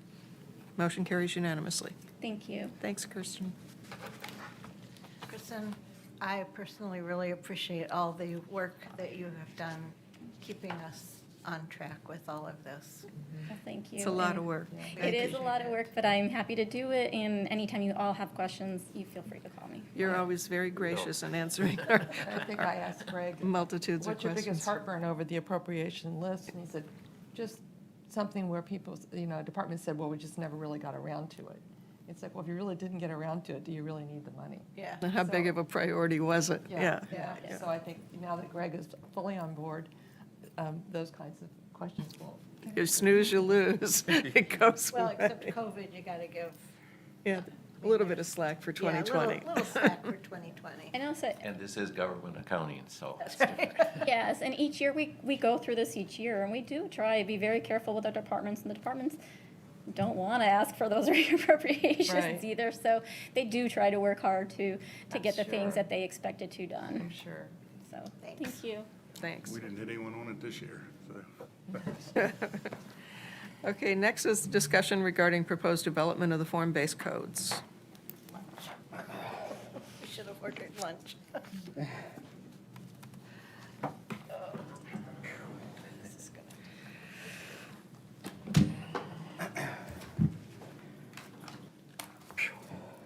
Sorry. For the record, Mitchell Austin, Urban Design. As we discussed at the last city council meeting, city council put a pause on the comprehensive plan in order to prioritize moving forward with the land development regulations. So we wanted to give a brief update on that and seek your guidance. So as far as what I'm going to present today, a little bit about the comprehensive plan project and a little bit about comprehensive plans compared to land development regulations. A brief discussion about what form-based codes are as compared to conventional zoning and next steps. So this is really phase 3. The land development regulations are phase 3 of a 3-part project that started with the citywide master plan and then continued with a comprehensive plan update. So these, just as a refresher, these are the elements that are under revision: future land use, coastal management, housing, transportation, and historic for our comprehensive plan, which is our state mandated planning document. Again, that project is on pause. So we have a draft update, and we want the community to be comfortable that those updates will not cause problems when we're looking at actual land development and development property rights on private property. So quickly, the comprehensive plan is a broad policy document. It is about data and analysis, understanding the full scope and shape of the city, and then setting forth goals, objectives, and policies to help guide the policy direction of the city over the long term. There are 12 elements in our comprehensive plan, and the majority of those are required by the state statutes. Land development regulations, by contrast, are the specific rules that govern the development of private land. They talk about the uses, whether it's residential, commercial, institutional, the intensity of those uses, and they have specifications regarding building height or setbacks, where a building can be located on the land, how much parking is required, landscaping, signage. They're very specific and detailed as to how a property can be developed. So land development regulations are 3 major interrelated concerns. They're form, use and density, and management. In conventional zoning, the type of zoning that we currently have in place today and that is in use in most of the country, it focuses primarily on use and density. There's a major management component, and form, believe it or not, the actual shape that the city takes based on these rules, is really a minor feature. When we talk about building setbacks, it generally tells you how far away from a public right-of-way you need to be, but it doesn't tell you that, it gives you a minimum, but it doesn't give you a maximum. So your building could be 25 feet away, or it could be 50 feet away if you have enough land. And those two numbers, there's no difference. The zoning code may be agnostic. It doesn't care which of those you do. But to us, experiencing that community, a 25-foot setback is very different from buildings that are set back 50 feet. They're so far away we don't even notice them. So there's a difference in the form that a city can take. And really, conventional zoning does not address those issues very clearly. What is management? Management is the legal processes that allow things to occur. So which pieces of a code are delegated by the policymakers, by an elected board like this, to staff to administer and interpret, which pieces of the permissible processes have to go for public review to the Planning Commission, Board of Zoning Appeals, ultimately to City Council or Historic Preservation Advisory Board. So those types of processes, that's management. Thank you. So just illustrating more graphically some of the shortcomings of conventional zoning, this is actually a picture from Bradenton, city of Bradenton. Those two buildings have the same identical zoning. You could build either one of them under their zoning code for this area. The experience of actually being on the street here is completely different from one building to the other. So the way that a lot of zoning codes measure the intensity of development is something called floor to area ratio. And if you used floor to area ratio exclusively, that's the floor area of a building to the land area with which that building occupies. If you set it at 1, you could have either of these two scenarios, a building which fills up the entire parcel, or a 10-story building that fills up only a tenth of that parcel. These are extreme examples. You have other things that govern the form, like parking, landscaping requirements, building heights. But these are the kinds of abstractions that are contained within conventional zoning that make it hard to determine and hard for the city to really get a handle on how development will occur using conventional zoning. Same thing occurs with density. Well, the density of these two neighborhoods is identical. So that's the number of dwelling units per acre is 4 in both of these neighborhoods. We all have our personal preferences. I have my personal preference about which neighborhood I would want to live in because one is more aesthetically pleasing than the other. But from a zoning code perspective, both are potentially buildable in conventional zoning. So you're not necessarily sure what you will get when you use these relatively vague metrics without considering form. And So again, you can't prohibit them from happening either when you have that kind of zoning. Correct. Both of these would be, if you just said residential density had to be 4 units per acre, and you said they had to have parking, they had to have, a maximum height, you could get both of these. And you would not be able to prohibit one or the other. So again, going back to those 3 interrelated concerns, where conventional zoning treats them like this, with form as almost an afterthought. Form-based codes really take form as the organizing principle. We want to know the results. Form-based codes, in my verbiage, are result-oriented codes. We want to know what the results of these codes are. We want to know the shape of the city. We also have to have management. We also have to regulate uses and density, and those are important and critical points. But the primary driver of what form-based codes are is the form that the city takes. It is results-oriented. So form-based codes, because they're results-oriented, are usually much more detailed. So a conventional zoning map, like you see on the left here, has big swaths of color that may cover tens or even hundreds of acres in a large community. In a form-based code, you're generally drilling down all the way down to the block level or even within a block in determining which forms are appropriate on almost a parcel by parcel basis or street by street basis. So there's a much higher level of detail, and frankly, form-based codes are appropriate in some parts of your community and not appropriate in other parts because of that required level of detail. So form-based codes are going to be thinking very strongly about the building to street relationship. How is the private development framing the public realm? If we think about our community, we have a very strong park system. We have 109 acres of parks, I believe, under direct management. Our right-of-ways are almost 10 times that size.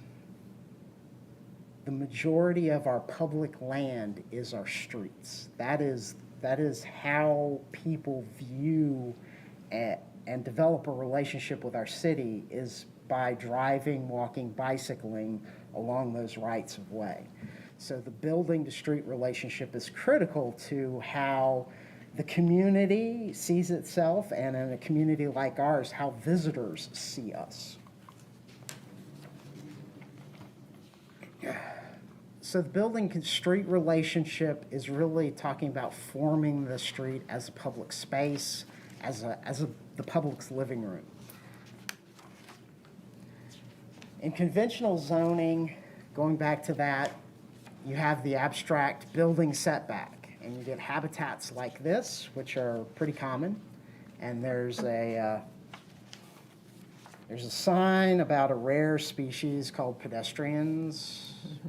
We've heard about them, but they've never been seen in that habitat because it's designed for automobiles. When you design for automobiles and traffic, guess what you get? Automobiles and traffic. You design for people, you get people places.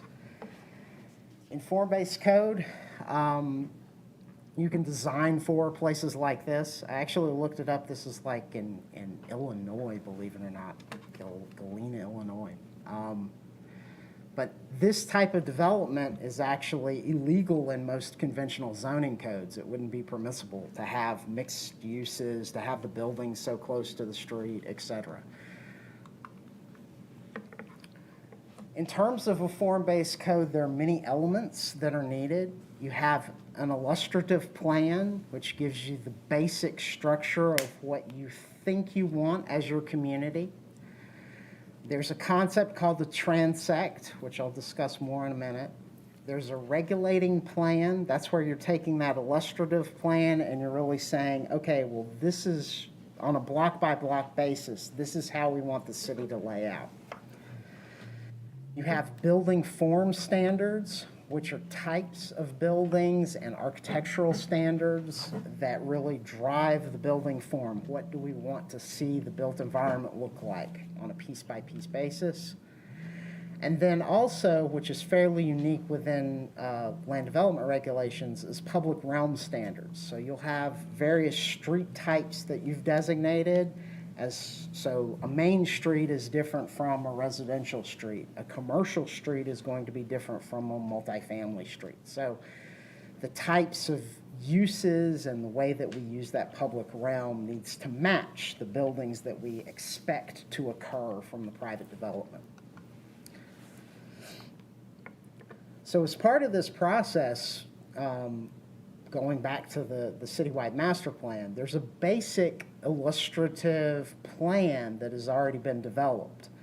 So it talks about the existing buildings and the new buildings, where the potential is for new public green spaces and plazas and parking, and the need for street trees.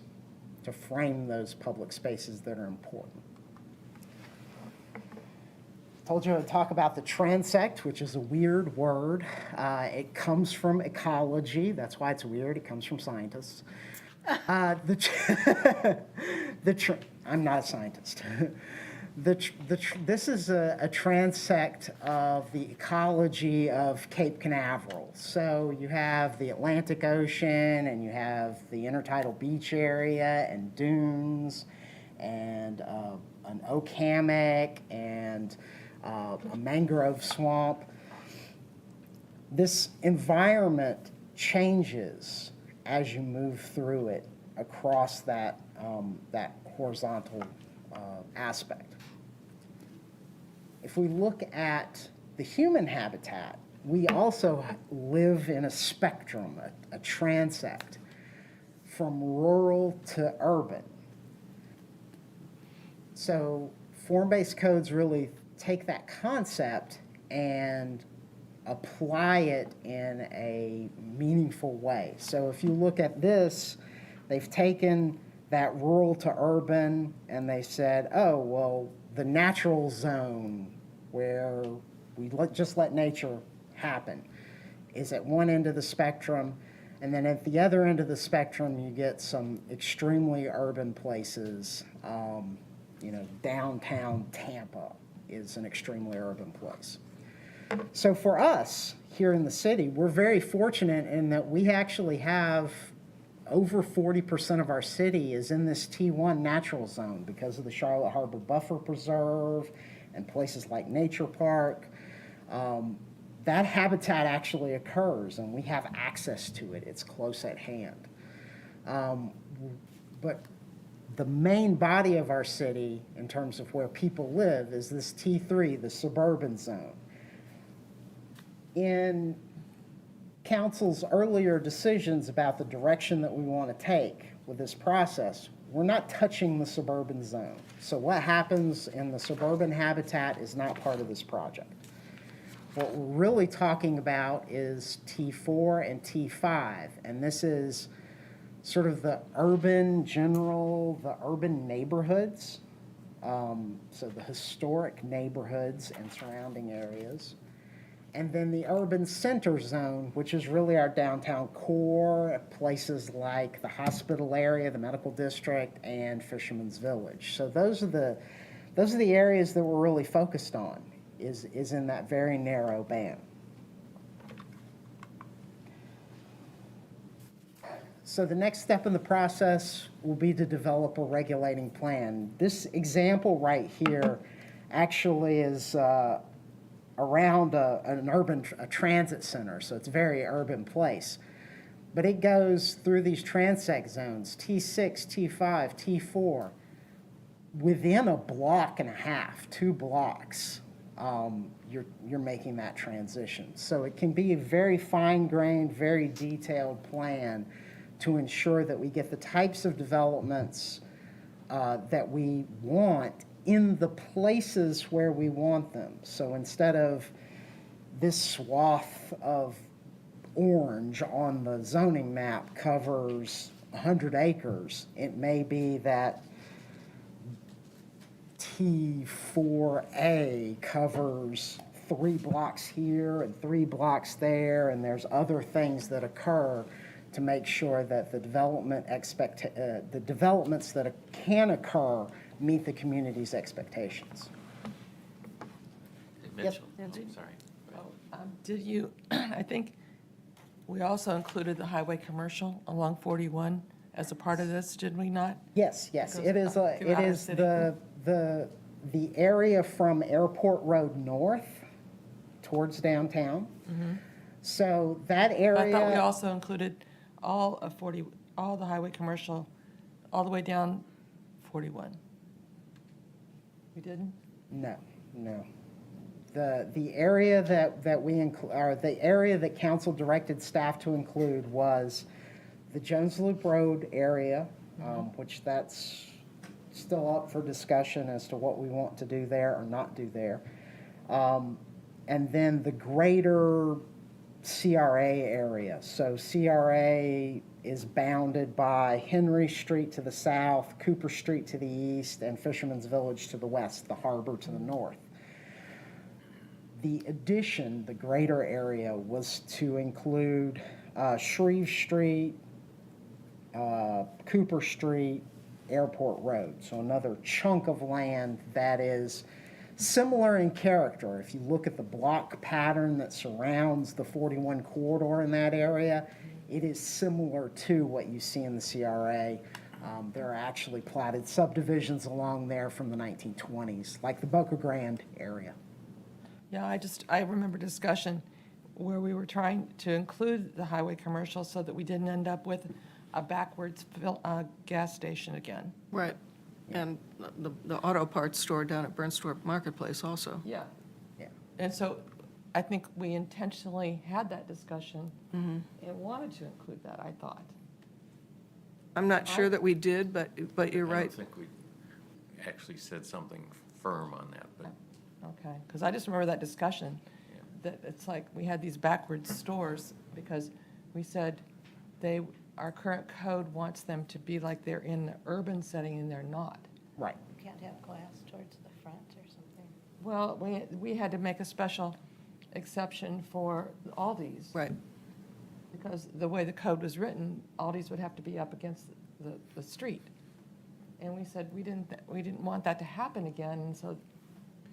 That was a criteria for them to build, was that they got to build what they wanted to put in. Right, but that is part of why we changed or developed the zoning code, the interchange commercial zoning code. I thought this was supposed to address the highway commercial as well. Maybe I'm mistaken, but I thought it was. Did you have a question, had a John? different comment back in the last slide. But I guess my question is, do we want it to? Oh, okay. I certainly do, because I just feel like it's, we're going to all this trouble, and that's an area that is problematic. Maybe asking this question would help, I'm not sure. On this slide here, once we do the form-based codes, will we go through the city and actually lay out the different options for every parcel of land we have? So, that's a good question. And the answer to that is really no. What you'll get is a block-by-block regulating plan, so these rules will be applicable to these areas.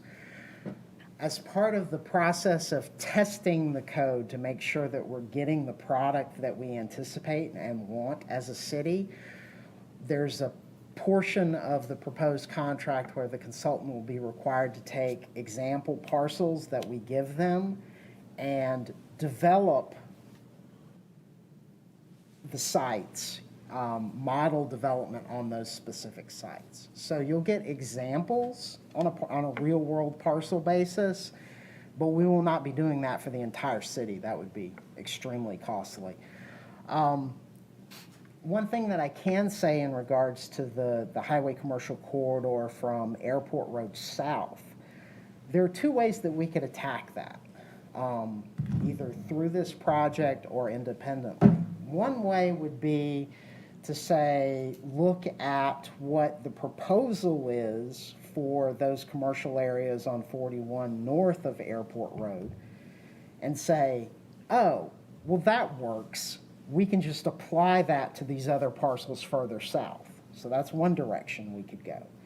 The other direction that we could go is we could look internally as staff at the highway commercial corridor, or the interchange commercial overlay.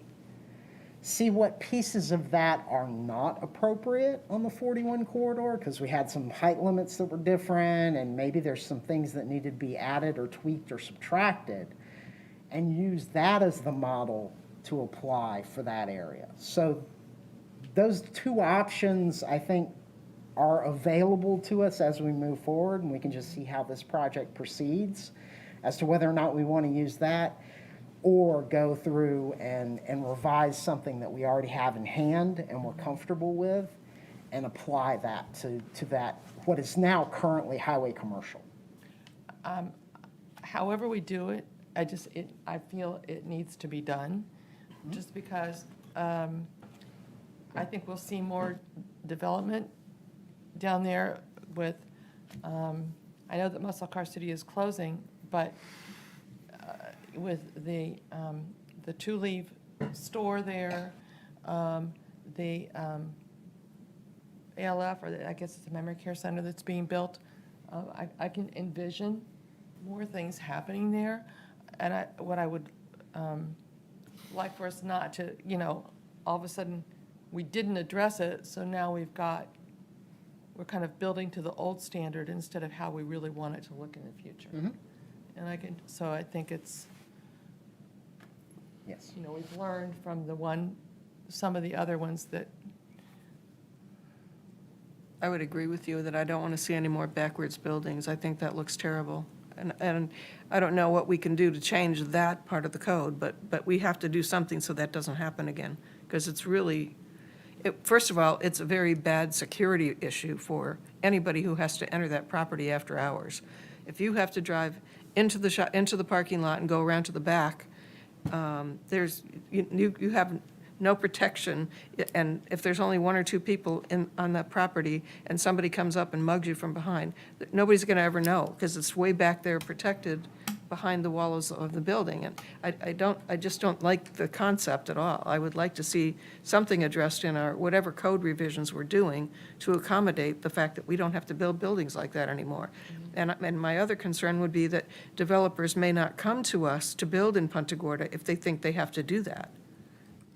So if we offer them an alternative, which is what you're suggesting, and I agree with you, I think that's something we have to take a look at. Well, as I see it further south, I see where we have the old former Goodwill building, and then we have what is La Fiorentina that have parking in the front.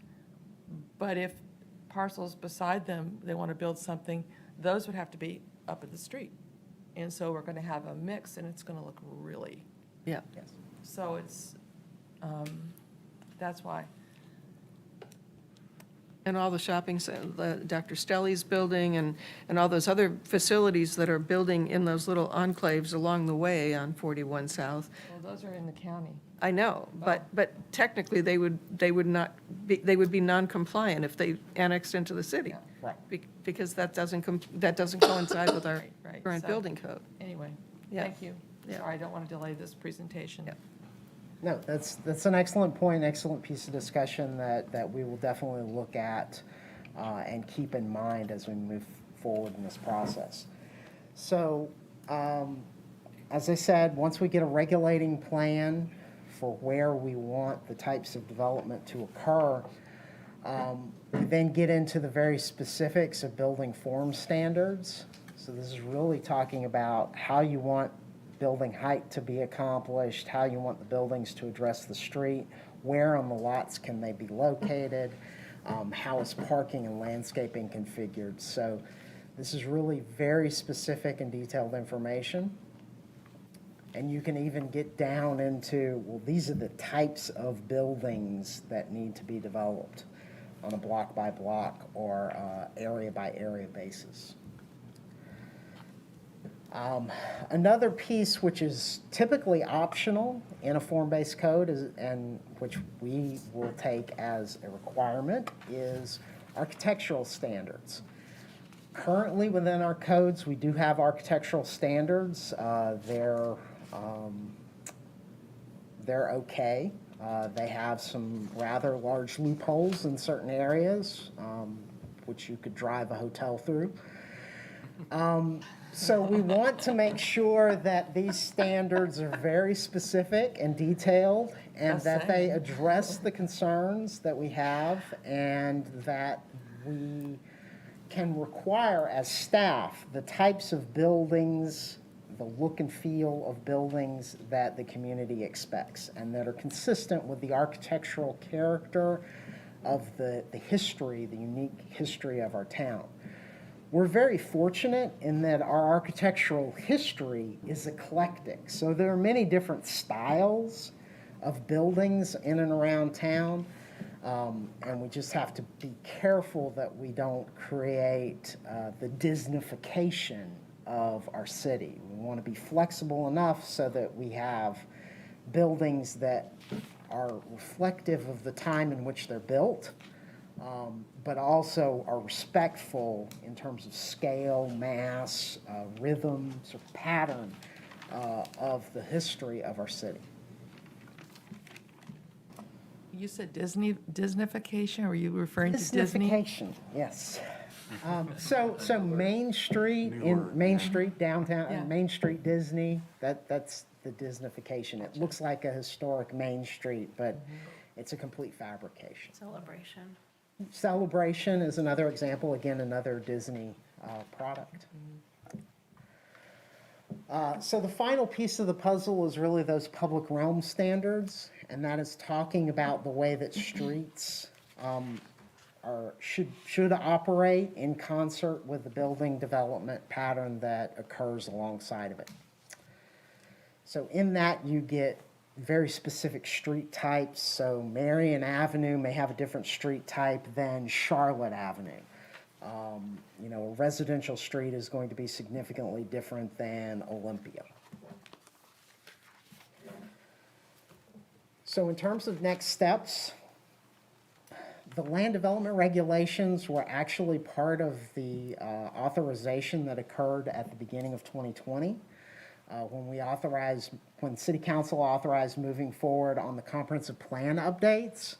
You also had specific authorization number 4, which was to begin drafting form-based codes. That project was not executed at that time because we wanted to get the form-based codes in operation. So the next step of the process is to start executing that contract. And we can move forward with developing the land development regulations. When we get to a point that we're comfortable with those land development regulations and that they're creating the type of city that we envision, then we can link back up with the proposed comprehensive plan updates, adjust those as needed, and move everything together as a package so that we allow the land entitlements and we have the rules regulating those entitlements all as one package at the same time. So I know there's been a lot of community input and a lot of community consternation about our consultant and them not listening to us, or not presenting back to us the types of things that we expect or anticipate. And part of that was a product of the way that we designed the initial citywide master plan process. We wanted to be respectful of the cost, and we designed a project that really only had one feedback loop. So we had a big public charrette, and the consultants got inundated with literally thousands of individual pieces of information from over 1,000 people who participated in that project. And then they disappeared. And that was by design of the contract, because every time they come, it costs money. So when they disappeared, they came back with a finished product that was all shiny and new, and everybody went, did we say that? So there's a bit of a disconnect there. Knowing that when we designed the scope for this project, we have multiple feedback loops. So if we authorize this project, we will have a kickoff meeting with staff and the consultant to lay out our expectations, develop the project timeline, and get everything going. But based on the current scope, we would have an initial public workshop, which would be talking about the code framework. So this is about translating that illustrative plan that's in the citywide master plan, the map, and saying, where do we really want development to occur, in what scales, where is it appropriate, where is it not, where are the things that we need to protect, like historic structures, where are those specifically, so that we can make sure that we allow development to occur where it should be allowed, and protect those places that need to be protected. So that public workshop will then be the basis for developing a draft of the form-based codes. So the regulating plan, building types, the whole 9 yards. The consultant will then take that draft plan and create, from parcels that staff will give them, specific development proposals. So the consultant has experience working on both sides of the table, as it were. They work for municipalities like us all the time. They also work for private developers. So they're comfortable in that world of taking a code that somebody else wrote and figuring out everything that they can do to maximize the value to that land developer. So they will test the code that they write and try to maximize the potential and create the most profitable product, as it were. They will then bring that back, that code testing back. So they'll have sort of the one-page cheat sheet of what the rules allow in a specific block or area. They'll have, here's a real-world example a real-world example parcel of land from your city, and then here's the development proposal that could occur based on these rules and this parcel. So that will give the community at large, and you as the elected officials, the decision makers, the comfort that what you're permitting in terms of code is returning the results that you anticipate. Is this okay? Is this acceptable in terms of development? And that public workshop will then give the community and the policymakers the ability to say, well, we need it squished this way, we need it squished that way, we want more open space, we want less parking, we want more parking, we want bigger, whatever it is. Then that level of feedback will go back into the process to make changes to that initial draft. Then the consultant will come back and make a presentation of the overall code, proposed code updates, and enunciate what revisions they heard from that code testing, what things needed to be tweaked, what things needed to be changed, and how they were addressed, so that we understand as a community that we're getting the code that we want, that will return the results that we want. So that will then begin sort of an open-ended public input process so that the public can respond to that. It's like, yeah, we like it. No, we don't. Here's what we don't like. Here's what we do like. Can we get more of X, Y, and Z? Then, when we're comfortable as a community, especially you as the decision makers, that we have the code that we actually want, we can schedule those adoption hearings. Now, we say adoption hearings because we propose to adopt something, but adoption hearings are just that. They're public hearings where we have, again, the opportunity for additional public input and feedback and tweaking and refining of the process to ensure that we're getting exactly what we as a community desire. And with that, David? Go back to the last slide, if you please. this slide? The one before that, the one. Oh, sorry.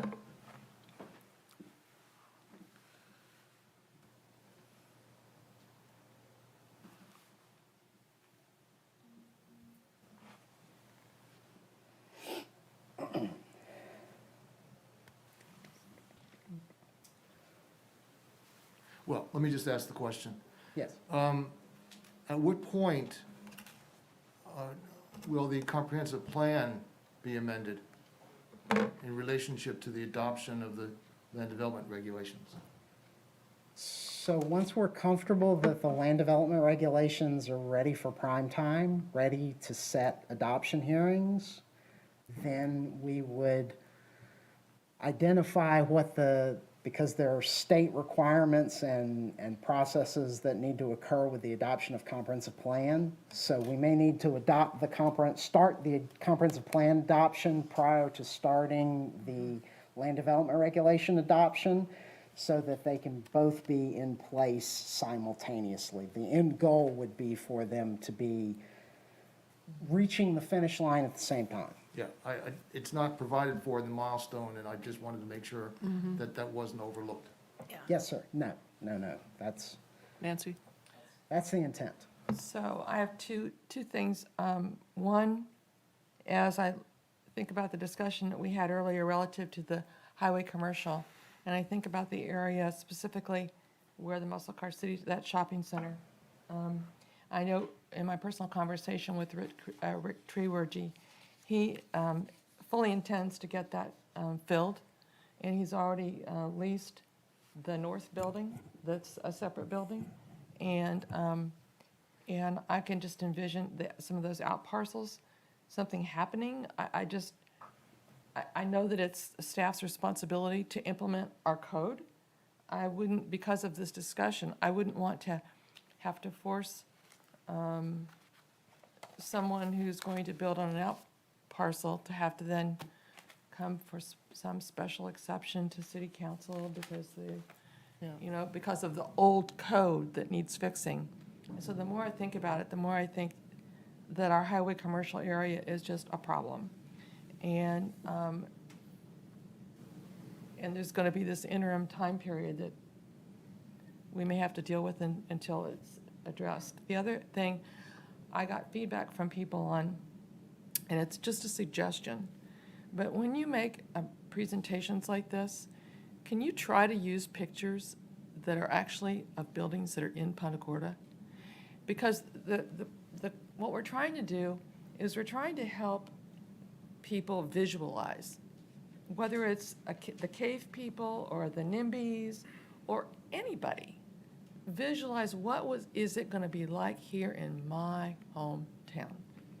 And when we have all these pictures and they're from other cities, it doesn't help us translate that into what does that mean to me here.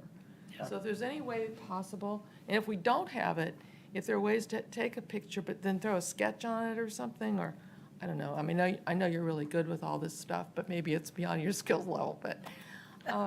But ways to help people visualize what does that mean here, because I envision, and I've said this, and before I think last year at the State of the City, that 5 years from now we want people to look back and go, have you seen what they've done in Punta Gorda? It's like wow, and yet the downtown may have some buildings that have a little bit more height, but it looks so spectacular that people are like embracing it. And it's because we had a plan and we could help people visualize that we're not talking about 20-story skyscrapers, but we're talking about something that's going to create this articulated skyline that's going to just be help us continue that making Mayberry special. And so it was great feedback that when some people commented to me on it. I just wanted to relay that to you because I think that's, as the more I thought about it, the more I thought, it can help us convey and communicate, perhaps, if we can do that, so. So certainly we can take that under advisement. I know that we have a tendency as staff to use stock images and to borrow as heavily as we can from other resources because we simply do not have the staff capacity to create these things from scratch.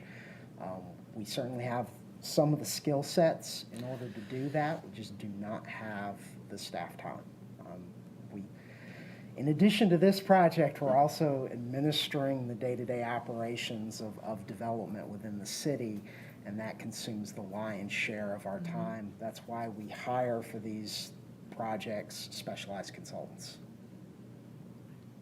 Okay. Jaha? I mean, that's maybe one of the things the consultant can do is just when they're talking about how this could possibly look, what this looks like, and just have it so it's set in our city. Maybe that's a way to do this. Yes, certainly, moving Debbie. forward. Well, I'm going to say publicly what I said to Mitchell in our pre-staff meeting about this, is that this is the first time I've really felt like there's hope, because I really didn't think we were going to ever get to a point where we could say, this person is going to help us make our city look like what we want it to look like, not what they want us to like. And I am so I'm thrilled. This is a wonderful development, and, I hope that we can get you the extra staff person you need so that you have time to dedicate yourself to working with this gentleman on this. This is what the citizens that I represented want. Thank you very much for making this happen. Agreed. So one thing that I would like to say, building off of her remarks, is that we as a community have very high expectations.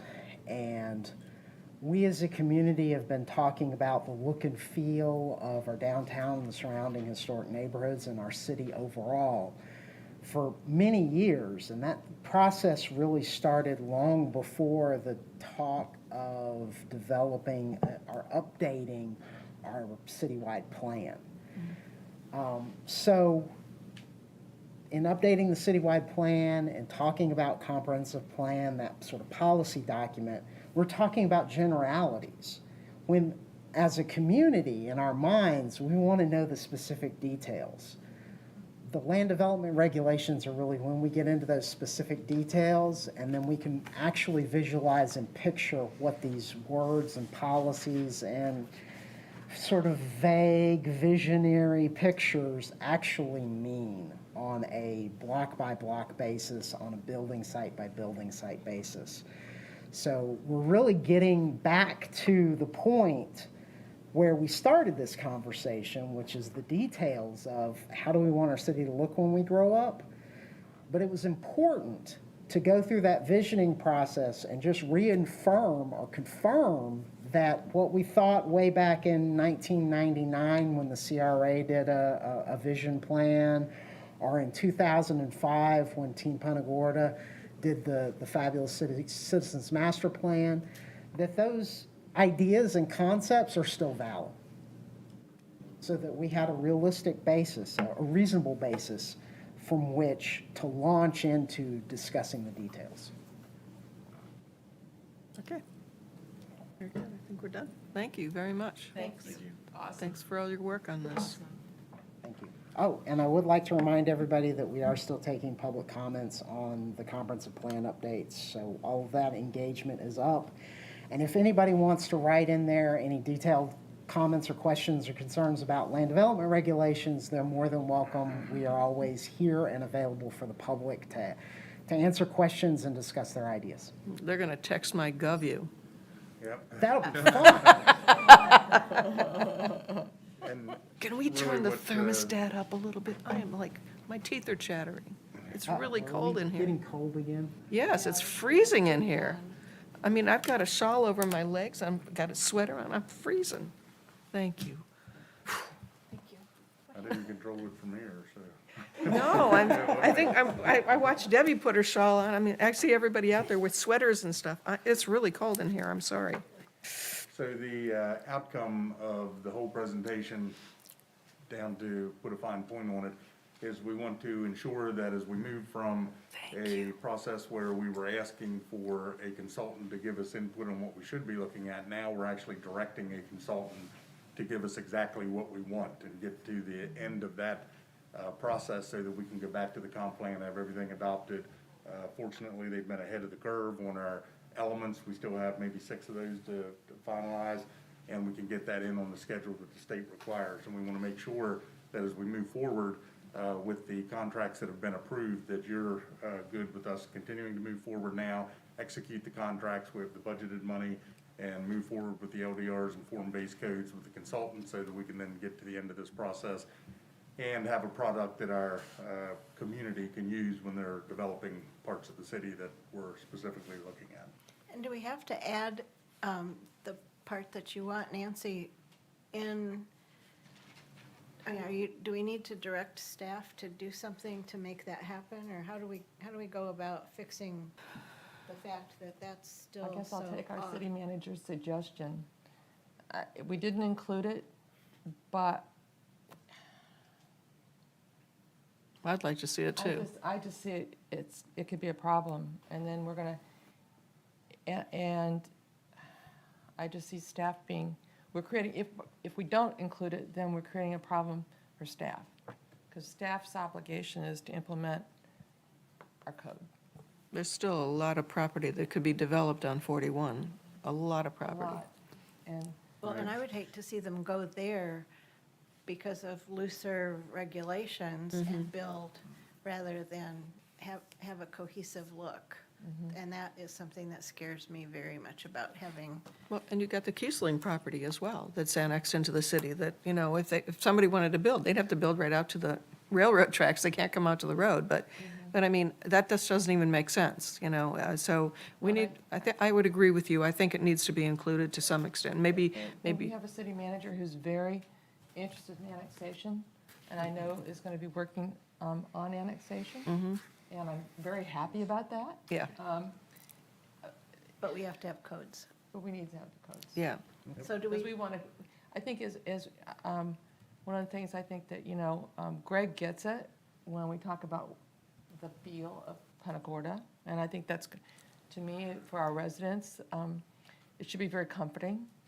Because I know when you and I were talking, and you said you went over the bridge into Fort Myers and you saw these skyscrapers and you went, get me back to Punta Gorda, or as we Turn like around to and say, go get back. me back to Mayberry. Yeah. So- Yeah. So do we add it to Mitchell's list of things to do, or do we try to That would work be part it? of the scope. So one thing that we can do from a strategy standpoint is we can talk to the consultant about a change order to include that area, and depending on what the value of that change order would be, it may be within the purview of the city manager to authorize that change, or it may be something that we have to bring back to council to discuss further if we want to go down that road, or we want to explore other options. I think there may be a way to do sort of a hybrid approach where the architectural provisions are standards that come out of the form-based code process, may be something that we could graft into a modification of the existing highway commercial zoning classification, or onto a modification of the interchange commercial overlay. So then we could create essentially a classification that gives us a more standard suburban orientation for the buildings, but those buildings and sites then look and feel like Punta Gorda from the way the buildings are built basis. So I think there are options, and we don't have enough, there are too many unknown or known unknowns at this point for us to give you a really good answer as to what path makes the most sense from staff time, consulting time, and resources, but we can certainly get you those answers. So I would be willing to suggest, since I think I'm hearing some agreement here, to suggest that, you know, Greg and Urban Design work out what's the best way to handle it, knowing that they understand our concerns. We developed the interstate commercial zoning in-house, correct? Yes, we did. Then why can't we come up with, that was part A, why don't we do part B in-house, so we don't have to add on to the cost of this consultant stuff? That's something the city staff could easily do, I would think. Or if they have time. If they have time. Well, I mean, Short it's, I mean, people right it took a while to put that together, but, you know, I think that makes more Easier sense. to hire somebody than it is to go, you know. And we all support that, I think, so. But I would agree, I think that the interchange commercial in itself is not, needs to be tweaked, you know, because there is a 100-foot height limit there. I don't think we want to see a 100-foot And we've talked about that as well, along so. US 41, but, you know, but it's, the principles are all out there. Maybe we just incorporate it into that zoning classification somehow, some way, and handle that more in-house. Because if we add to the contract for Dover Coal, then we've got to take that out of the special use fund again, because that's how we paid for everything else. I would rather not see that happen. I think we've discussed it enough that staff understands our concerns. Yeah. I feel comfortable with that anyway, and Yeah. that that if something were to arise, we'll just all work together. I just don't want to see someone from staff then give somebody a hard time, a developer a hard time or whatever. Yeah. When it's, And let's not turn away any projects that come forward because of that. I think we have to be a little bit more flexible on the zoning code a little, to get things to happen that we want. And we'll come up with a way to move forward and make sure that's included and okay, make it as part of the overall concept. right, Okay, Thank you. thanks. okay, thanks, Mitchell. Okay, next item on the agenda is enforcement of sign regulations. This, Another short discussion. Is this a still This or was- again? Still, this was one that was included in the packet because we've had a lot of questions on, is there any latitude in any of the regulations, the way the court said, ruled that would give us, at least temporarily, a way to specifically address some of the election or campaign signs. We have this month, I believe, the presentation to the Planning Commission of the draft sign ordinance, and in the next month or so, that'll be coming back to you for formal approval, at which point we will have a sign ordinance in place that, you know, is specifically designed to do what it needs to do. So this was a discussion item to see where you may want to go with it, or if the city attorney has any suggestions on what we might do temporarily to have some more latitude than the, until we get to the end product.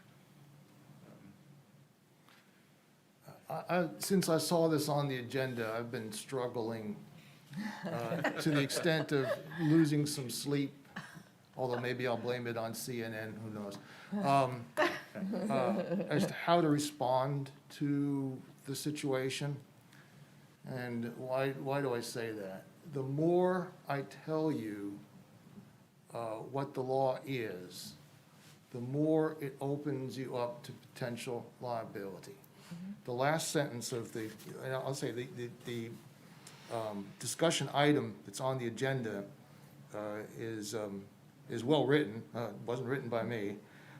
And the last sentence, I think, is worthy of some further consideration. The last sentence says, "The greater concern is a civil rights action under Section 1983 of the United States Code, which could involve damages." Let me talk a little bit about that federal statute. Our U.S. Constitution does not have any enforcement or penalty provisions. After the Civil War, Congress adopted Title 42 U.S.C. Section 1983 as a means to enforce provisions of our Constitution, principally those relating to freedom of speech, freedom of religion, and other types of freedoms that are expressed in our Constitution. And what that federal statute does, particularly as it's been interpreted by the U.S. Supreme Court, is it makes federal, state, and local, county and municipalities liable for taking action under their auspices that violates an individual's rights guaranteed by the U.S. Constitution. In this case, we're talking about political signs and flags, which clearly are protected under the First Amendment of the U.S. Constitution. And the mechanism of enforcing violations is the courts have several remedies that are available. One is by injunction to invalidate the ordinance and to mandate that it not be enforced. Another is awarding compensatory damages to the person that's been injured. Now, sometimes it's difficult to come up with how someone's been damaged, to come up with an award to compensate them for those damages, but it is in the statute, and if it's proved, for example, if someone is able to prove to a jury that they suffered emotional distress or some type of other type of injury, a jury could award compensatory damages for that violation. More often than not, in the absence of being able to prove any type of damage, the court is able to award nominal damages, and that's not really a concern for us here. But there's also a possibility that the qualified immunity that you all have as it relates to taking actions and the adoption of ordinances and such may be lost and may not be able to defend you or protect you against individual liability for actions taken in your official capacity with respect to the imposition of punitive damages. And in order to lose that qualified immunity, the plaintiff would have to show that you are aware of a constitutional right, you are aware of that the actions that you took would be infringing upon that constitutional right, and therefore the qualified immunity goes away and you could be personally held liable for infringing upon somebody's personal freedom, such as freedom of speech. So in order to kind of make sure that the advice I'm giving you concerning the potential violation of First Amendment rights by prohibiting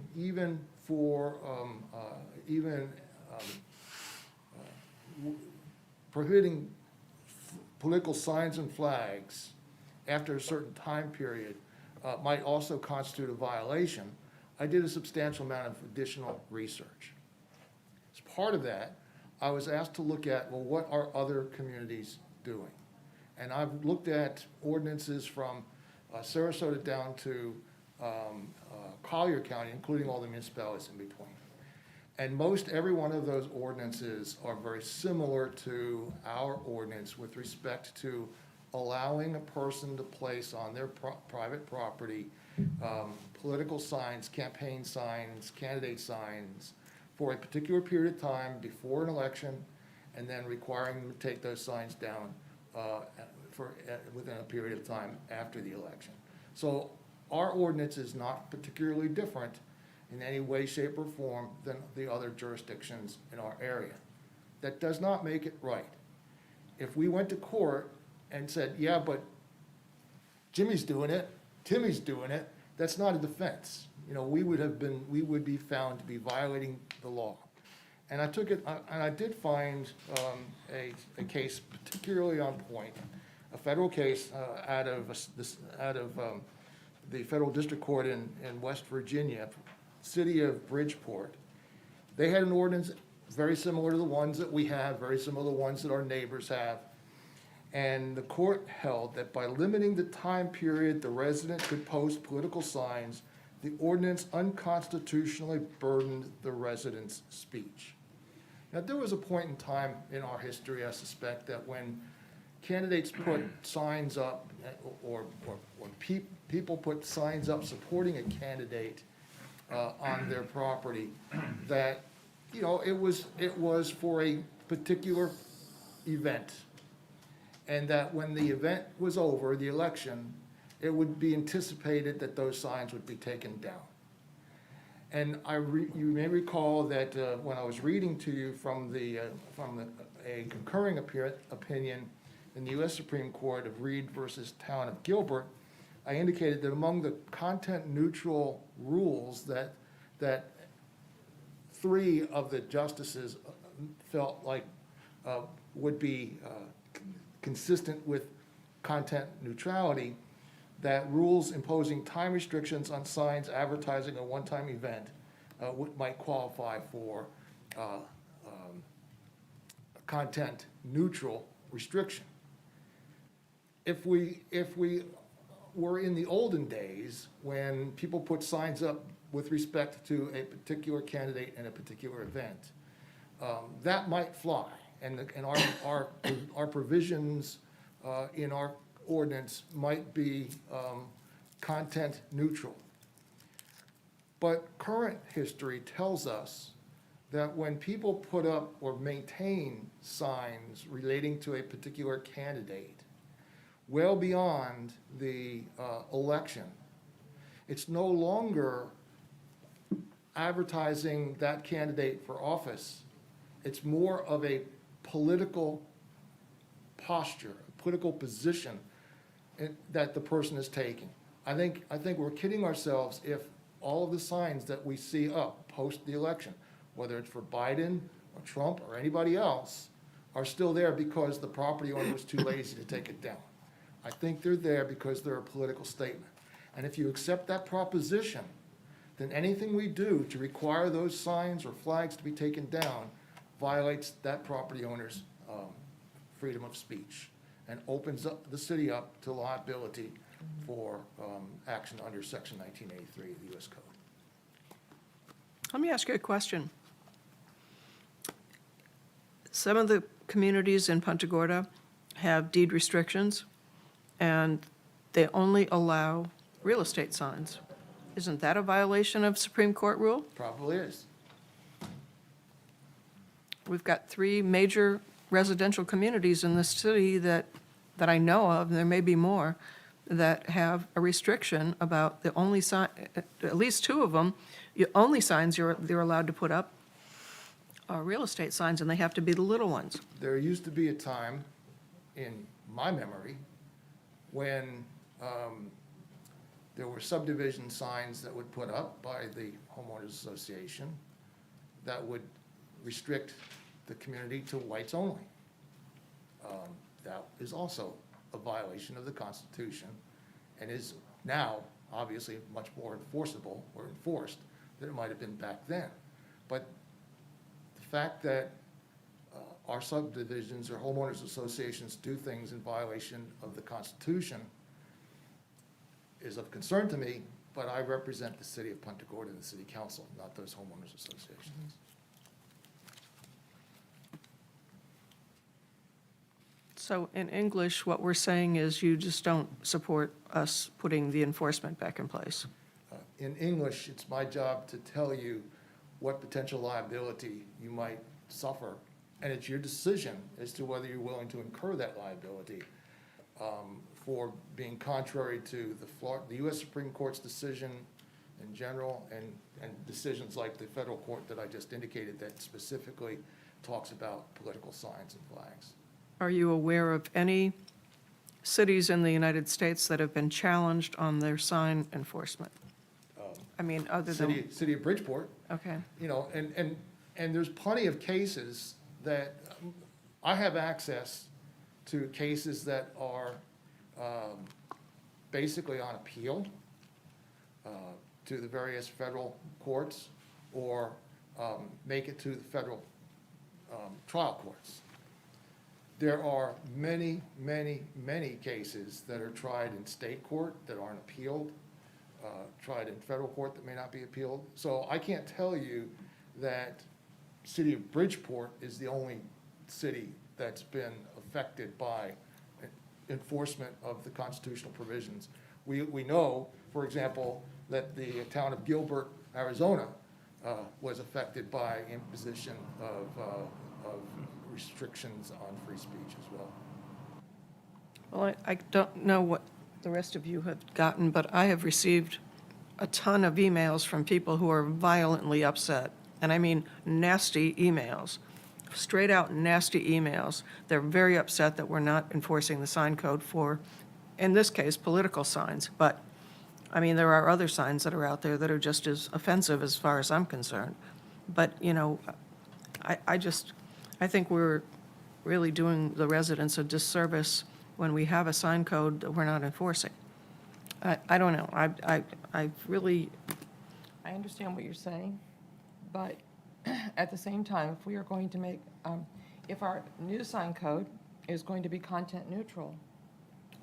We're not fixing it. We're not fixing that issue. And No, and we're I not. understand when I have received emails as well, where someone takes a look at the political sign that's in somebody's yard and said, that is offensive to me. You know, it's like, okay, it may be offensive to you if somebody puts a sign in their yard about vasectomies, or, you know, we've got I mean, heaven forbid, we've got, and bad enough we have that kind of a sign out on the interstate. So it's like, but our sign code will be content neutral. And it's not going to change. The one question that I was asked was, what do we consider to be offensive and obscene? Because we have one gentleman who was walking along the Harbor Walk with a sign that was with foul language on it, and incited someone who saw it, but the person with the sign, and it got aggravated the other person, and then the guy calls the police on the guy who got aggravated over his foul language sign. Right. And so it's like, well, wait a minute, who's really, at fault here? And what I don't want to see is someone who says, so now I can just go put one of those in my front yard. So I have an answer to that, actually. The U.S. Supreme Court has recognized in numerous instances that the freedom of speech is not unlimited. There are exceptions to your right to say whatever it is that you want to say.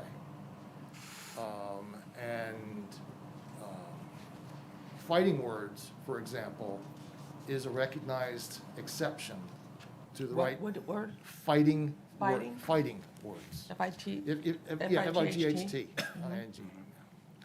So that if you say something to somebody that is so abusive, I'll use that word, that would cause them to react in a way of physical violence, that the courts would recognize that the person did not have the right to utter those words and could be prosecuted for the words that they have uttered in that circumstance. It's important to identify the type of language that you're going to allow for as an exception to the U.S. Constitution. For example, obscenities, the courts have ruled that obscene language is protected. Profanities, for the most part, are protected. But immoral language is not protected, however you define immoral. And I think that when we had the situation, someone asked about a sign or flag that had a swear word in it in relationship to a person who votes for someone other than the person who was on the sign. I was asked to look into whether or not the city had some sort of remedy as a result, as a consequence of that sign under our sign code. And we do. It's not that it would be obscene. It's not that it would be profanity, pornography, for example. But it was immoral in our community. And if we had to go to court, we could bring in witnesses that would suggest that in our community, that particular word was immoral. That's a very, very, very limited avenue for us to redress a situation like that. Fighting words, I guess, is probably more understandable. To call somebody a particular very offensive name, or call a woman a particular offensive name, that would fit within the class of words the Supreme Court would recognize would be fighting words and an exception to the freedom of speech. So, yeah, there are some instances that we can handle, but those are very specific versus the notion of having a sign or a flag that endorses a candidate that you don't approve of. Suppose we had somebody putting a sign that supported David Dukes, the head or former head of the KKK. we could not cause that person to take that sign down because it was offensive to the majority of the community.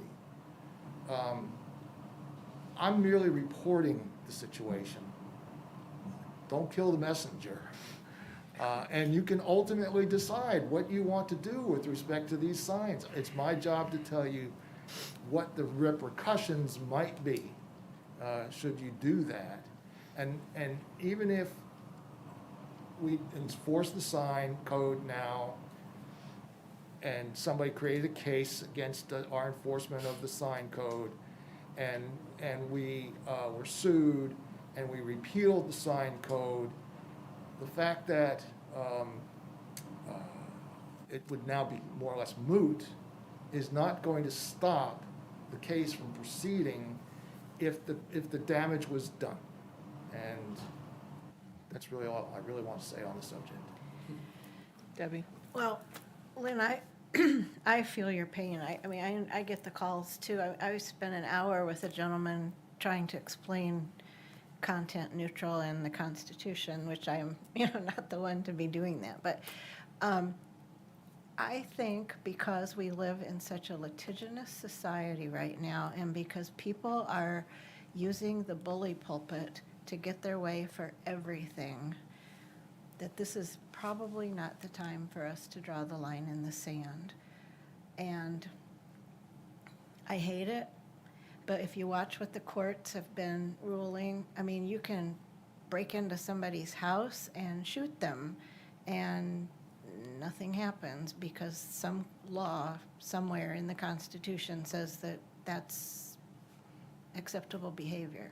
So I'm not willing to put my name on the line for signs that have been up way too long. I just think our society today is just not in a place where we can say, and these people know that the community is not happy with them, and they don't care.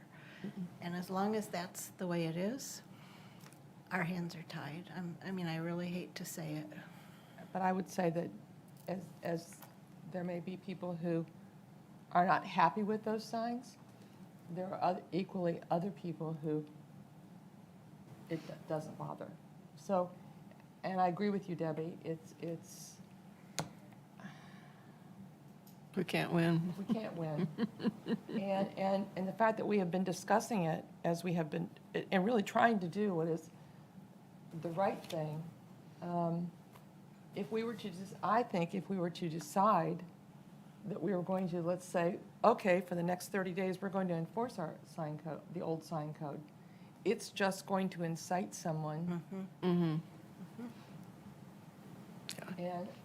so. And we're worried about, our special fund, our special use funds. Let's watch a lawsuit against a constitutional issue eat that baby up. I'm sorry, I just don't think that would be I don't disagree with you. It's financially responsible. It's just infuriating I that know, we it can't, is. we It can't is. enforce something that already exists. But there are so many things going on in our world, the whole world right now, that are so infuriating that it's Yeah. like, Yeah. pick a number. Does the council have any latitude on a more immediate basis to say, in the proposed sign code, we're gonna have a 2x3 sign, so in the interim, we're just going to now enforce content neutral 2x3 signs, only 3 of them on a property from here forward? No. You'd have to adopt that as pursuant to an ordinance amendment. And as we adopt our ordinance, the new sign code, which will be as content neutral as possible, you've already given us direction regarding the size of signs and the number of signs. And possibly some of the signs that we presently see, or flags that we presently see, would not be permissible under the content neutral provisions of the new code. They might be able to have the same language on their sign, it just would be fewer numbers of them on a property and smaller in size. So they can't, on an emergency basis, adopt that before the full ordinance is adopted? I do not believe that you can adopt amendments to your zoning code, which the sign ordinance is in the zoning code, by means of emergency ordinance. Is there any way that we could say, I know we had to agree to 4 signs, but the reason that we did that was because of the political time. I mean, most of us felt that people wouldn't have 4 signs in their yard year-round. Is there any way we can put a time limit on when you can have 4 signs? Like, could you only have 4 signs in your yard from September 1st to January 1st or December 1st? And then the rest of the year, you can only have 1 sign, which would cover your for sale sign, or, I'm just asking. If you did not differentiate between the signs that would be subject to that time limitation and others that would not be, you come closer to the definition of content neutrality. The question ultimately would be, if someone, and look, I'm not even exactly sure how we would describe it, but if people could only put a sign on their property for a particular period of time, irrespective of what that sign said. When I'm saying they could have 1 sign as long as they wanted to. Okay. But they could only have 4 signs from this period to this period, which would in effect be campaign season. Well, so. I asked that question though the So, last time. Yeah, and although, I'm gonna get in trouble. But if we Although didn't say it some, was although some election, judges are not as bright as others, I think they pretty much understand that what we were trying to do was to regulate the sign by its content relating to the political season, even though we didn't really say it. okay, what if we said you could only have 4 signs in your yard for 4 months? That And then doesn't once you've used up accommodate your 4 primary. months, you're done. So it wouldn't matter when it was in the. So even, let's see where that language. I know, was. code So- compliance would so- really. No, I'm not even worried about that, but Yeah, each house would have a different No, rule. you have a different rule. if Oh, the, never mind. I'm just saying, if the end result of that was that you were restricting somebody's ability to express their political views, it's not gonna fly, even if you weren't concerned about what particular political view they were talking about. I mean, there's people that have political views that want to express them by means of a sign for issues completely unrelated to the national election or state election. But I have had a lot of people griping about the number of signs we're going to allow, because they still think that that is going to be clutter. And, I can't tell you how many people start their sentences off with, "We moved to Punta Gorda because," and then they follow it up with, "You had a really good sign ordinance. The place isn't cluttered with signs. We like the small real estate signs." So now we're basically negating the reason, one of the reasons that a whole bunch of people wanted to live here. If you feel like 4 signs is too many, you can still modify the number of signs. A restriction of 1 to 1 sign is probably too few.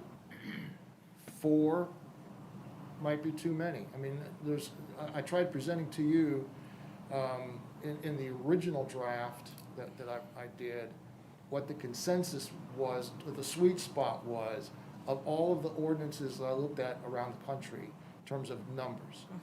Because there are cases that say that if you are too restrictive, particularly as it may relate to political signs, there's more than one candidate necessarily on a particular election, and you may choose to support, several candidates at different levels.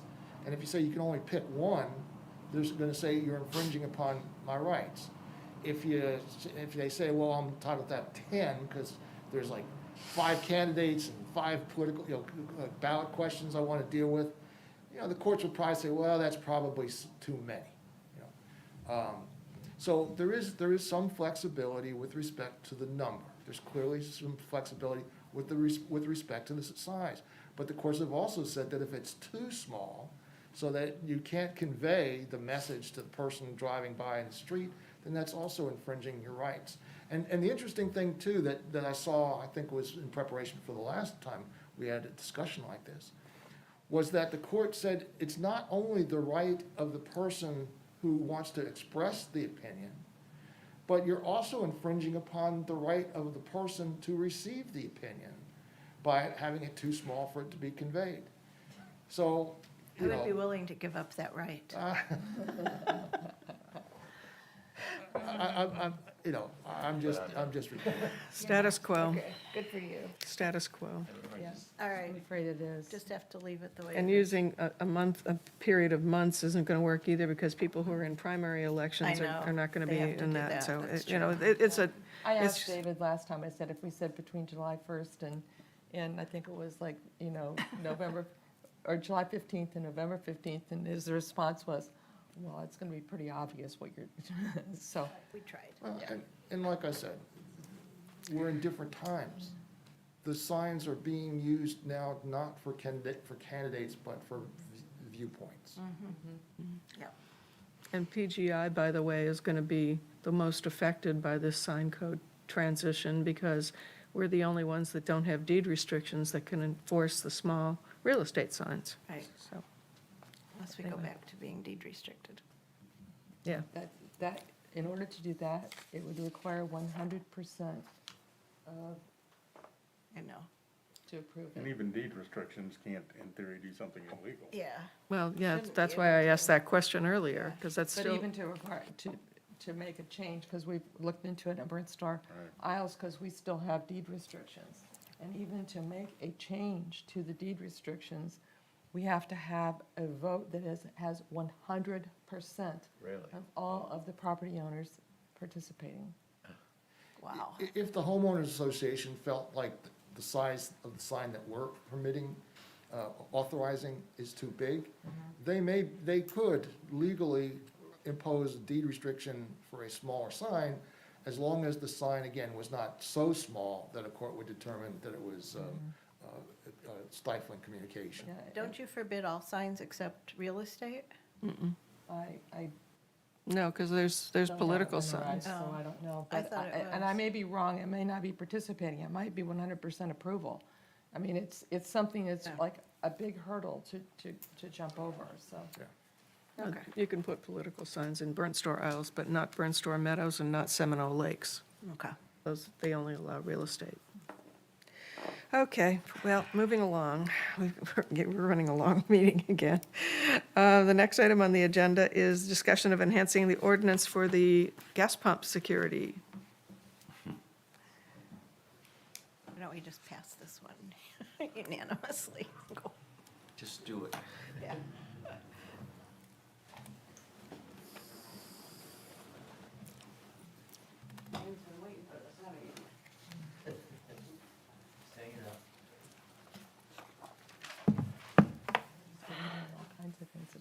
Good afternoon, everybody. Chief Pam Davis, Punta Gorda Police Department.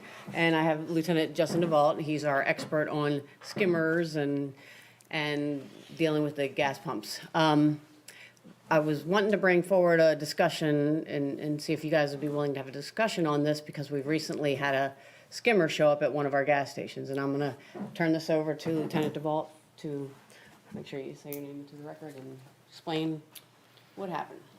Good afternoon. Justin DeWalt, Police Department. So back on December 9th of last year, we were notified by a road officer that there were multiple complaints of possibly their residents' credit cards being compromised at the Antarch Food Mart located at 1002 Tamiami Trail. We had conducted some random checks just previous to that with our devices. We've actually purchased at the police department 4, they're called skim reapers. These detect external skimmers on devices, points of sale devices, gas stations, as well as ATMs. So we had done multiple checks, and then we received multiple complaints afterwards saying that we think it's here. For those of you that don't know, the times that your cards get compromised, people think, well, I just used it at this gas station, that's where it had to be. That's not necessarily true because those skimmers stay on the machines for an extended period of time. Once that data is retrieved from the skimming devices, it's then basically sold on the black market. Those numbers are then turned into cloned credit cards, and then they're used. So your card may have been compromised a month prior, 2 months prior. So in this particular situation, two of the reporting parties said, last time I used it was at this gas station, and two of those reporting parties, their cards were compromised and used at the same Target store in Lee County. So there's a similarity there to tie them together. Once that was learned, I contacted the Department of Agriculture, and their inspector came down. We did an inspection of all the gas pumps. Ironically, the first pump we opened was gas pump number 5, and a inline skimming device was located inside that pump. So on the picture on the far right, the skimmer device itself, that it's a green chip attached, yep, right in that region. There's a green chip attached to that white wire. I probably wouldn't have even picked that out. It looks like it's part of the machine. The gas station attendants, they typically don't know what these devices look like. As soon as the inspector opened up the case, he identified it as a skimmer right away. All the pumps at that station were inspected, as well as every pump in the city. We have 6 stations here in the city. We inspected every single gas pump over the next day and a half. So this is the only one that was found. Part of our current ordinance explains that if a card reader is equipped with an encryption device, which this particular gas station is not, the other 5 are, that they would be required to have a lock on the case with a specific key to that gas station. This gas station has that. The state inspector did not have a key to access this gas pump. When he inspected this gas pump, he was able to tell that the locking device on the inside was pried open. That's how they gained access. They installed the skimming device, and then they closed the case back up. Without getting complaints, without doing an inspection every single day, we would never know if somebody gained access to a gas station pump, installed a skimming device on the inside, and left. That particular skimming device was a Bluetooth-enabled device. Therefore, whoever was getting the information from that did not have to come back and retrieve that device. They can receive the data electronically from their mobile device, right from the skimming device.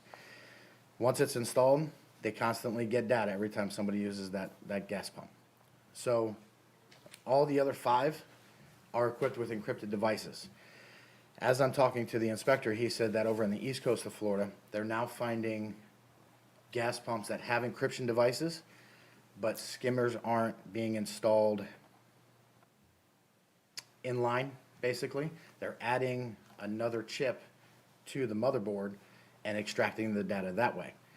Therefore, the encryption device is not necessarily end-all be-all. So before it was, this has an encryption device on the card reader, it can't be skimmed, we're good to go. As our technology evolves, bad guys' technology evolves. So as we get above them, they get one step above us. So there's some technology from the company that, when we first heard about the Skim Reaper, we thought this is it, this is the answer. Now, this doesn't detect internal skimming devices. It only detects external skimming devices. So they're working on technology with that as well. But now that we have this, we need something even more stringent to ensure that our residents and our visitors are not being compromised. So our proposal is, I actually saw this in Miami less than a year ago. I went to Miami, oddly enough, to pick up a puppy for my kids. While we were down there, we had to get fuel. And down in Miami, I noticed that their gas pumps have a latch and a padlock. With a latch and a padlock, is it the end-all be-all? No. Is it another deterrent for criminals to access that gas pump? Absolutely. With a latch and a padlock, if you go to a gas pump and you can see that padlock's not there, you know something's not right with that gas pump. Number 2, as a gas station attendant, if you do your daily duties and you're picking up the trash and you're walking your lot and you see there's not a padlock on that gas pump, you know somebody's compromised that gas pump and it needs to be inspected right away. With these, if somebody gets in there, that skimming device could be in there for months before it's ever detected. Because the Department of Agriculture, as much as they do inspections, it's on a very random basis. So just for our little city, we have six gas stations. One gas station alone has 12 pumps. So if we get one skimming device that's on there for months, thousands of people's information is being compromised. With an external device that shows that that case is secured with a specific key to that gas station, if the lock is off, we may only have 1 day of where that gas pump is compromised. It's gonna cut down victims, it's gonna help protect everybody in our city and everybody who's visiting our city. So we're just asking if you would consider allowing us to bring forward some language to enhance our ordinance and add these extra safety measures for our citizens. Comments? Nancy? A question. So you would say, even, I know that Walmart, we're at the Murphy Oil, when they put in the new pumps, they said, yeah, there's like 6 different things you have to go through just to even be able to open up the pump, or open up the pump. So even that one, we would ask them to put a latch and a. Yes, ma'am. Like Lieutenant DeVault was saying, there's a lot of safety measures that they put in place. We just want to add just an extra, one more layer as a deterrent so that nobody can even try to get into the machine. Or even if they do, if they break that latch off or they break the lock off, somebody's going to notice it right away. It's more visible. More visible. And we're going to, as if this goes through, if we end up approving a new ordinance change, do a big education program for our citizens so they know what to look for when we do that. We tell them now, hey, look and see if the security tape's broke. Be very careful which pumps you're using, all that, but it still gets hard. The thing about the security tape is, like I told you, I think last time when we went to do this ordinance, I could go online and purchase that security tape. So, people, or they just tape it, pull it off and then tape it back up again. So we just want to give them one more extra layer. I hate to be Debbie Downer, but could you not just bring a lock with you when you break it off? You get in, you put your skimmer in, and you put your lock on it, and nobody knows it. You could, and that's obviously something that could happen, but to do that, you're going to have bolt cutters to break the lock off, and then you're going to spend a little bit more time. This is just our thoughts. You spend a little bit more time having to do all that and put the skimmer in. I guess if I'm the bad guy, I'm not going to come to Punta Gorda because they got an extra, it's going to take me a little bit longer. I'm going to go somewhere where that's not there. Okay. Just a thought. Yeah, again, and this is not end-all be-all, this is just one more step, one more deterrent to stop them from coming here. We went from a couple skimmers every once in a while down to one over the course of last year. And it's this one right here. As far as the tapes are concerned, with the tape over it, this particular gas station, when they went and did the inspection with our skim reaper, they noticed that there was a couple pumps that didn't have tape on them. The guy came out and goes, okay, put tape on it. He didn't go inside, he knew nothing about it.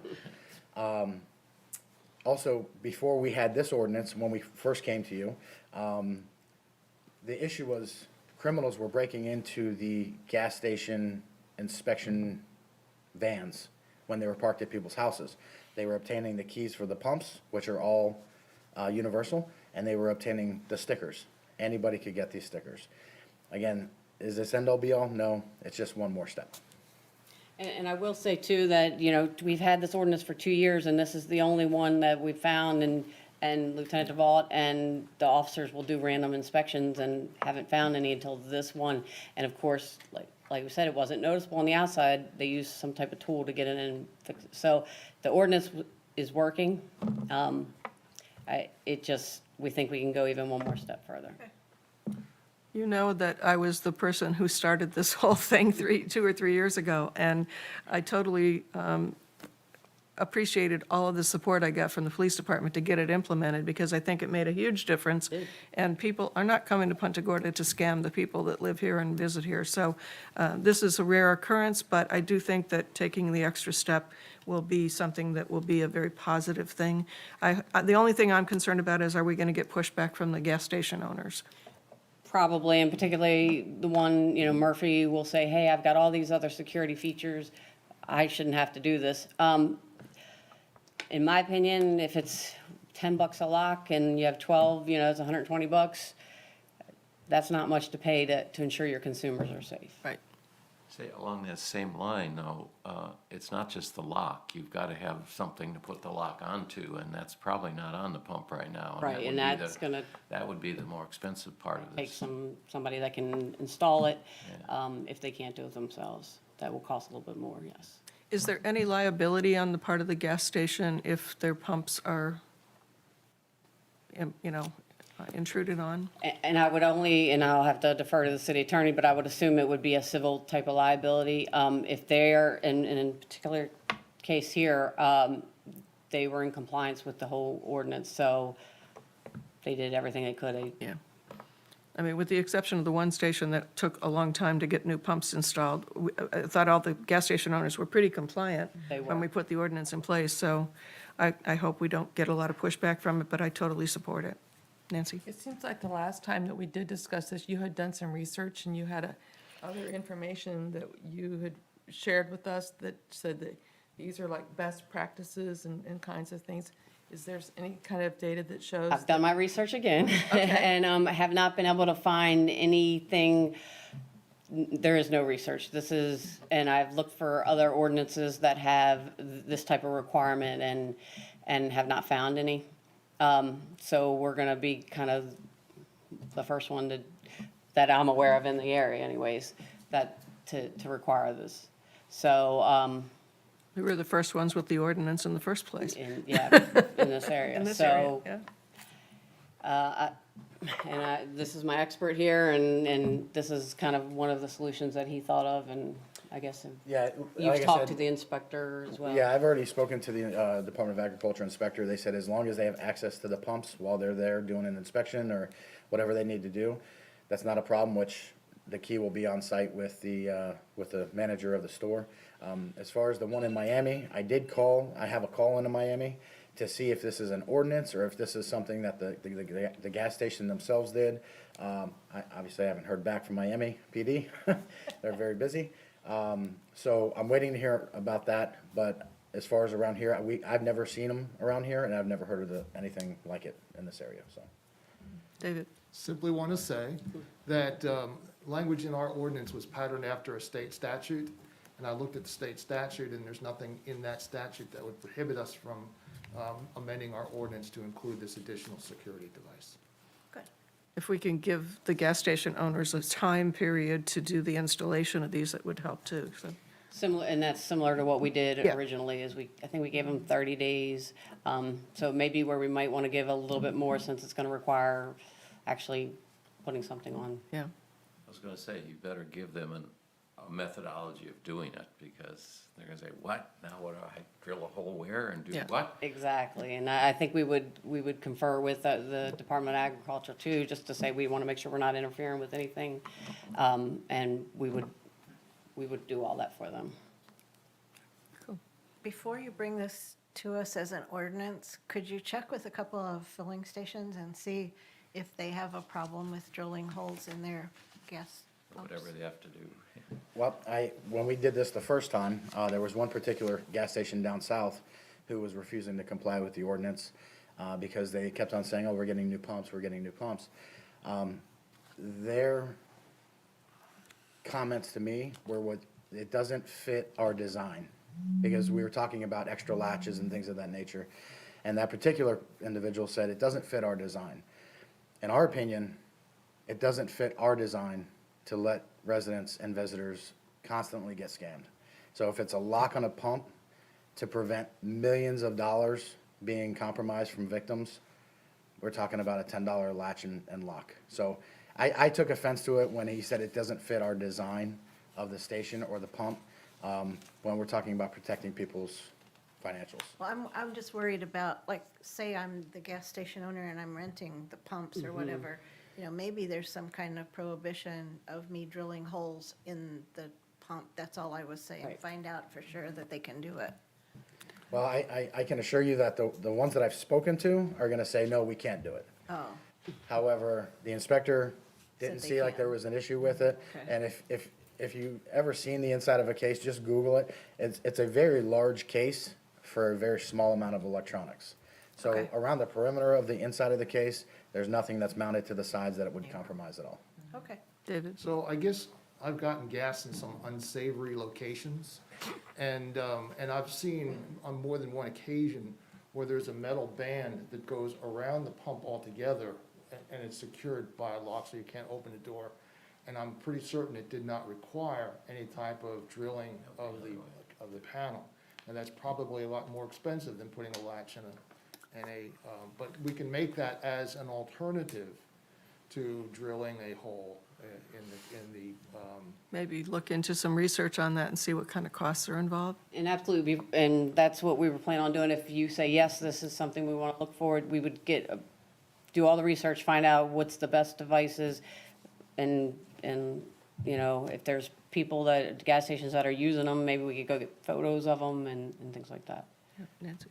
Yeah, I would like to at least understand the difference in a gas pump like this one at Antar's versus what might be at Murphy Oil, and what the Murphy Oil might say about all this multi-step, could that be compromised, I think, or did you say that was the Murphy Oil type pump is what they also had the padlocks on in So Miami? there's different types of alarms. Basically, if some very high-tech gas pumps, once you open the case and alter the machine in any type of way, it shuts that machine down and it's not operable. And then basically sends an alert to the gas station attendant, you have an issue with this machine. Then they go and check on it. However, the technology of the criminals is evolving also, and now they're just able to solder on different chips onto the board, which supersedes the alarm of unplugging anything. So there's no need to unplug anything, they just add a piece of equipment to the motherboard, and it's receiving the same information as the How motherboard. do they get in, they have to get inside to get to the motherboard? Yes, but at Murphy, if you open that case, it doesn't shut the pump off. But what they were saying, they have like this 6-step thing they have to go through to even get into the pump. I've never So- seen it. Whenever we've done Didn't you just do- inspections, you put a key in, you turn the lock, and the front of the case opens, so I don't, You just did one with the Department of yeah. Agriculture. Oh, did you? Okay. Yeah. Okay. We have our expert here. We should just All right. give. So, I mean, there are some steps where if you disconnect a plug, the plug that goes from the card reader to the motherboard, if you disconnect that, it's supposed to shut the machine down. That's the reasoning for it.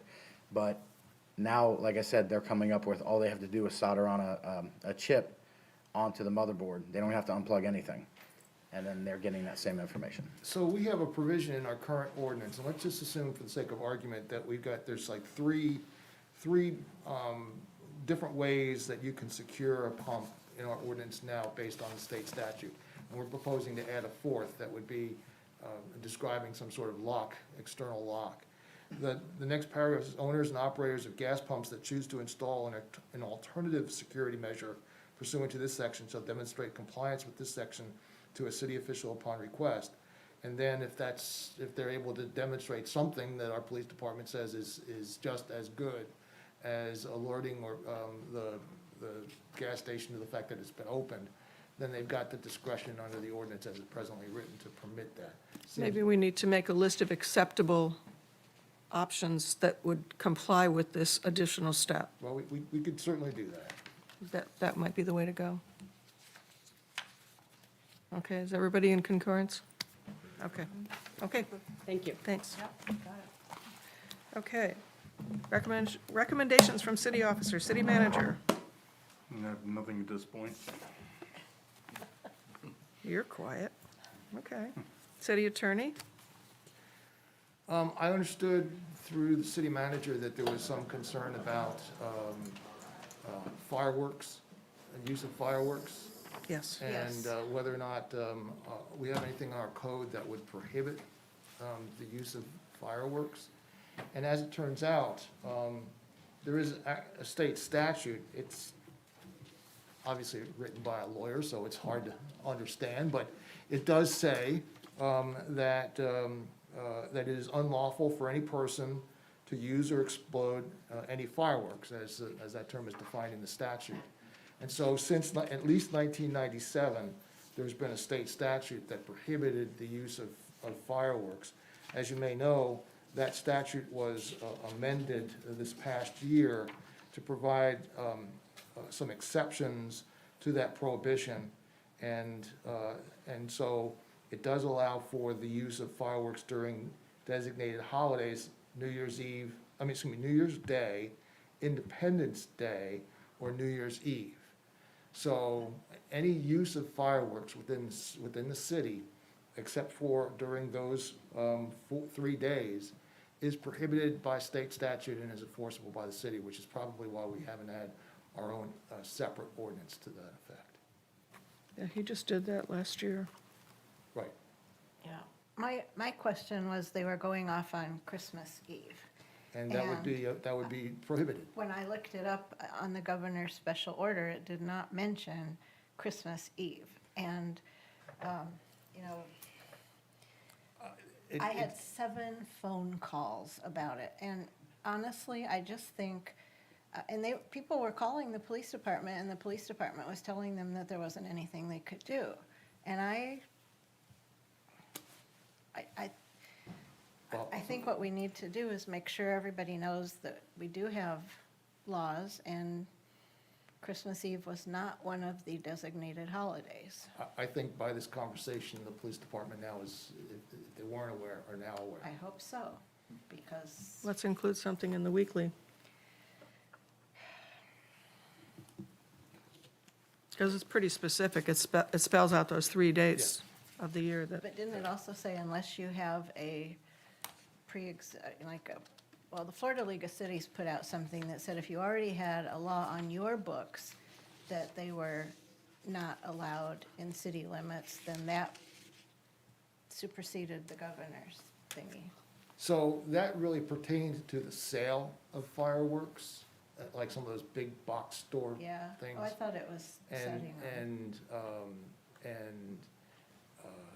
Okay. And I think that the way it goes is that you're prohibited to sell unless somebody says to them that they're, or swears or whatever, that they're using it to chase birds off of airports or agriculture. Okay. So in order to get around that,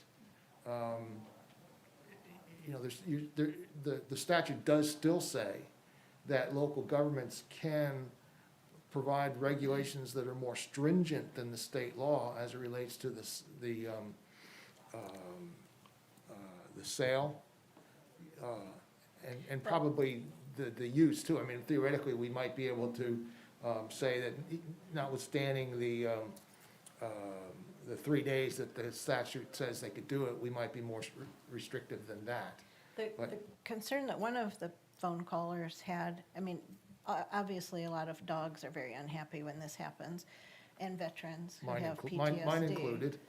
But I had somebody who felt like his sailboat was at risk because the sparkles were coming down on his sail.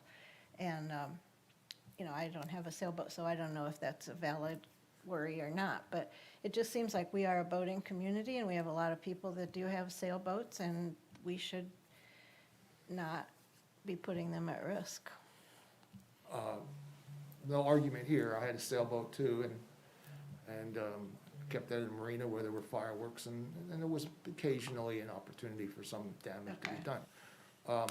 But to answer the specific question, so that we know moving forward that there's only 3 days, and one of them is not Christmas Eve, where you can legally use fireworks. Okay, thank you very much. And it is enforceable by our police Can you department. repeat the 3 days that Yeah. are? It's New Year's Day, Independence Day, and New Year's Eve. And is there a time that they should stop? No, no. And we can't write that in either, right? Well, you know, so we do have a noise ordinance Yeah. that we might be able to utilize, but no, I mean, Well, they were going off at 1:30, yeah, I know. They were going off at 1:30 in my neighborhood too. and they sound just like guns. Yes. And I don't like them. Okay. But there's potential for the council to regulate fireworks more restrictive than the governor's order and say you just can't do it in city limits? You mean we're not going to get superseded by the Supreme Court? No, Governor DeSantis. I think a smart lawyer might be able to make that argument. I'm sure it's a constitutional right. Sorry, I couldn't help myself. All right, so I take that back with respect to the local authority. The language that I'm seeing as it relates to local regulations is that it's related to being more restrictive with respect to permits granted for supervised public display of fireworks within the boundaries of the municipality. So, and given the fact that the application enforcement provision of this chapter says this chapter shall be applied uniformly throughout the state. It says the enforcement of this chapter shall remain with local law enforcement departments and officials. I think that the argument would be made that this would preempt us from restricting the use of fireworks on those dates. Well, that's it, permitted No. use, correct? Let me unconfuse the situation. With respect to the use of fireworks, we are preempted from prohibiting the use of fireworks in a way that's more restrictive than this statute. Okay. With respect to the public display that requires a permit, we may have the ability to be more stringent than the safety requirements provided for in the statute. So that would be like a limited exception to the preemption. Yep. Debbie wants to throw a birthday party for somebody and get a permit and has. Just use sparklers. Those are permissible. Or do it on July 4th. Yeah. Yeah, celebrate up to. There you go. Okay. All right, that's all. Do you have anything else? Thank God. Okay. Thank you very much. I appreciate your doing that. City Clerk?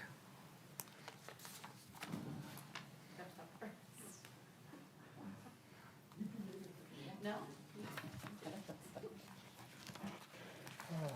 Good afternoon, Jeff Payne, Human Resources. Might I have your guys' permission to take the mask off? Sure. You're far enough away from all of us. Okay. So I'm here today to talk about the annual evaluation for the city clerk, right? For those that might be watching and don't know how this process works, right? Each one of our council members does an individual review of the clerk. They've met individually with the clerk as well after they finish these evaluations. And then we've done a grid, and I don't know if it's in our PowerPoint or not here, where we've summarized these. No? So what we're going to ask the council today is if the clerk should have a pay increase, if so, how much, and then what the effective date of that increase would be. The clerk was eligible for the increase on October the 1st. So the question is going to be, if you approve a pay increase for her today, do you want to make it retroactive back to that date? I don't know how you'd like to proceed from here, if you want to go through each one of the individual evals or. I don't think we need to do that. We've already reviewed them all in the package, so. We've already talked to her, and that's the important thing. Right? And Okay, we've each seen all the reviews. right? Yeah. Okay. I would like to ask you a question, though. Why are we just now getting this? If she was eligible for a pay raise October 1st, why didn't we do her evaluations and discuss the pay raise prior to that time? Well, I don't know what date that the evaluations were sent out to the council. It was are you aware of November, that? It was, late October, November. Was it November? Some of these are dated November on the completion dates. Karen Smith, City Clerk, for the record. Yes, they were a little late being sent to you this year. And then with the Christmas break, and there was just a delay this year. So I believe when I had my discussions with you, I committed to getting these out a little bit earlier next year so that we're not doing this in January. Right. The customary practice as I recall, is that we should be receiving these in September, Yeah. usually early to mid-September, so that we have time to Right. do them before. And it can be challenging because our fiscal year, this is based on the fiscal year. Mhm. And so we have until the end of September to get projects done. Right. So then that gives, very little time to, it's a fairly long application and to fill it out. And so it was just, I was a little late getting it out this year. We'll October do it earlier 26th. next year. Yeah, I signed mine on the 29th. October 26th, we got it. I'm only concerned for you, Karen. I would have liked you to have your raise October 1st. Oh, she's the one that caused it to delay. I know.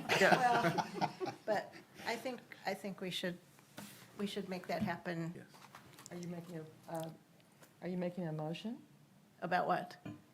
To give her an increase, her a you have to raise? make a motion. Oh, to give her a raise?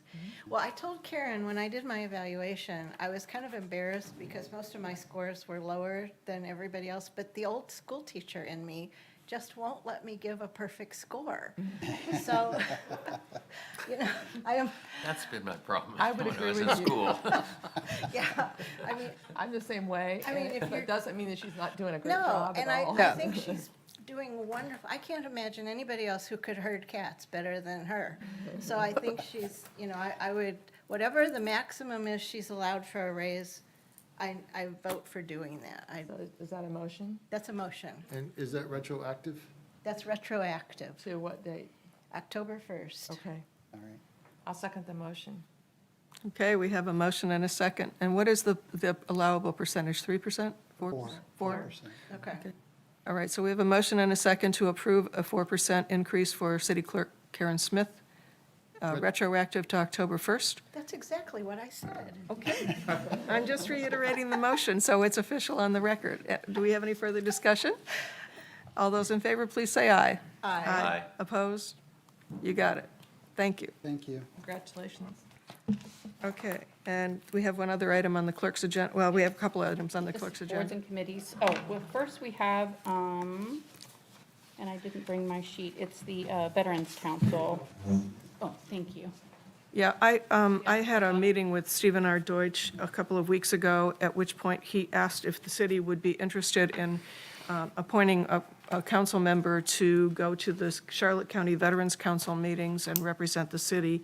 And he then followed up with an email to all council members reiterating that information. And so I forwarded that to Greg and to Karen, and thus we have this. And Councilmember Miller has informed me that he would be interested in filling that position if everybody's agreeable to that. I'd like to as well. I mean, I do, I'm a member of the American Legion here, and I'm already deal with a lot of the veterans groups on a regular basis. That's one I'd want to do. Okay, well, Didn't you work with Commissioner Deutsch on Yeah, Gaines? the Gaines Park, yes. Yeah. that's- Still trying to raise more. You gonna arm wrestle? Are you gonna arm wrestle for it? Yes, I am. Good point. well, okay, so we have two people that are, have put their name on the table for this, so. Do they both go? Sorry? Can they both go? Well, I don't know. I don't know how they would feel about that. Oh, okay. And I did clarify that the membership dues are $20, so that'll have to be something we have to approve and appropriate. Not that it's a huge expense, but it's, you would be going to the meetings as an associate member of their organization. Probably find $20. And find $20, yeah. Out of the council. And the meetings, oh shoot, I didn't print that page out. The first meeting is January the 25th. Yeah. It was a Tuesday. In looking at their calendar, I could not tell if the meetings were regularly held on a Tuesday. It's a But I'm sure Monday. we can find that out. Yeah, I'm Is it a trying to Monday? find the email that I got from Commissioner Deutsch's assistant. I had the one email here, and it says January 25th. It did not have a time, but then Lynn used. And I will after tell you that got in another one that said second. 10 It's on the a.m. calendar for 10 I a.m. spoke It's to on that their yesterday. calendar. He told me Mondays. Monday? Yeah, I meant about this yesterday. Um, Well, It's 11 a.m. according to okay. Joe Tiseo's executive assistant who sent me this email. It's 11 a.m. and it is on, the fourth Monday. Well, I would say, if two people want to go, I don't know why they would have a problem with that, but I can find out. In the meantime, if you guys want to. be an alternate. Well, we could have an official appointment and an alternate, and then make sure that at least one person goes to every meeting. That's cool. Or, or alternate, it doesn't matter, I mean, however you want to do it. I mean, I would hate to dissuade either one of you from going. I don't know how they feel about that, because it's an organization of all kinds of veterans organizations in the county. And, like the Vietnam Wall group have somebody that goes, and the Military Heritage Museum, so, And just so I've said it, I was not a veteran, so. yes, and that's why I asked that question. And honor serving as well. Well, The only issue is, if there was anything that was going to come back to us that we would then vote on. I was just thinking that. That would violate the Sunshine Law. Yeah. In the discussion. I mean, Jaha and I both serve on the TDC, the Tourist Development Council, but that's, by state statute, we do that. So we're not in violation of the Sunshine Law because of it. I mean, we would know if we were venturing into that territory to just not engage in that. Okay. Yeah. I'm good, as long as you guys are kind of self-monitoring us. Yeah. Let's try it. If we had to make a decision, John offered first, so I would say that he should get the appointment if we have to make a decision and a choice, just because he did offer first. So, okay. So with Councilmember Cummings as the alternate, and I'll just add the one site. I did reach out to the Commissioner's assistant and did not hear back, so if you have a contact person that I could. Oh, yeah, I'll forward you get- the and we'll email. add that to both the calendars then. Okay. for those. It would not preclude the alternate from attending. Yeah, and if we phrase it that way, we'll just say we have a representative and an alternate, then, Well, since he's been going to so much of this stuff anyway, maybe he could be there as in a different capacity. Yeah, I mean, I could even go even with the Gaines Park stuff. I mean, Yeah. we can work this out. This is not. Yeah, Yeah. I think you whatever. can. Yeah. Okay. It's non-voting anyway because we're an associate member, so it's. yeah, it's a non-voting seat, but we'll have representation there, so I think that'll be good. And I think it will $20 help. with our membership, we can certainly Yeah. afford to pay for two council members to. Yeah, do you want a vote on the $20? Do we have to vote on that? No, Okay, no. okay. Council has a budget for memberships, so I think we're Okay, good. all right, cool. Okay, and then, under boards and committees, we just have some vacancies to announce. We have 2 unexpired terms as alternate on the Board of Zoning Appeals. We now have an expired term as an alternate on the Building Board, an unexpired term on the Utility Advisory Board, and 2 3-year terms on the Punta Gorda Isles Canal Advisory Committee. And I've already heard from one of those folks that they will not be continuing. So that's all I have, but thank you very much for the action that you took on the evaluation, and I do appreciate the discussions that we had, and felt there were some really good discussion there, so thank you very much. for your Thank you, input. I Karen. appreciate it, Thank you and for all your hard work. support during the year. And a And look rough forward year, to another a good very year with rough you. year. Thank you for your patience with us. Yeah. At least me. Okay, under policy and legislation, I just have a couple of brief things. I just wanted to acknowledge the passing of one of our former mayors, Glenn Frazee, who was very active in the community in a lot of civic organizations. He was a past Commodore of the Isles Yacht Club, and he served on city council and briefly as mayor for the city. And I would like to extend condolences to his family. He lost his wife in May, and so 2020 was not a good year for them. But I just wanted to mention that and to acknowledge that we're very sorry for their loss. We'll be doing the Citizens Academy, as a reminder, next Tuesday, January 12th, At 8:30, the city council will be presenting to the first group of the Citizens Academy class for the administrative session, so please be on time at 8:30 because I have another commitment at 10 o'clock, so they've pushed it up a little bit so we could accommodate my schedule too, because it was an appointment I've had for over a year and I couldn't change it, so. We'll be doing the State of the City address on January 27th at the Events Center, and all council members normally go to that, as well as the city manager and the communications manager and any number of other people. Police department staff go, so we'll look forward to seeing everybody there. And that's all I have. John, do you have anything? Nothing else. Okay. Vice Mayor? I just want to say that over the break, I talked with one of my friends who is in, actually a city manager, a village manager for a small town in northern Illinois, and he told me that he follows Punta Gorda because of my capacity. And he said that, he asked me if we were honest when we have our meetings and when we, when we talk about how beautiful our city is, and is it really like that? They have 7 members on their council, and at any one time, 4 of them aren't talking to the other 3. Oh, They geez. have, and this is a tiny little place, and they have so many fights. And he said if the election, if they vote on something and it's not unanimous, then they take it out into the halls and they're still yelling at each other about it. And I said, we are so not like that. I said, we can have the knockdown, drag out discussion, and when we leave, we're all loving our jobs. And I just want to say that this is really good. The world may be going to hell in a handbasket, but Punta Gorda is doing fine. Thank you. Agreed. Yeah. Nancy? I've had that comment here as well, on how collegial we all are, that and that we work well together as a team, as a group, so, and that it's so unlike many communities, so. Yep. But Happy New Year. Jahat? Say the same. Happy New Year. Appreciate all of you. You're awesome. Thanks. Thank you. Okay, we have no citizens left, so there's no citizen comments. So with that, we are adjourned, finally.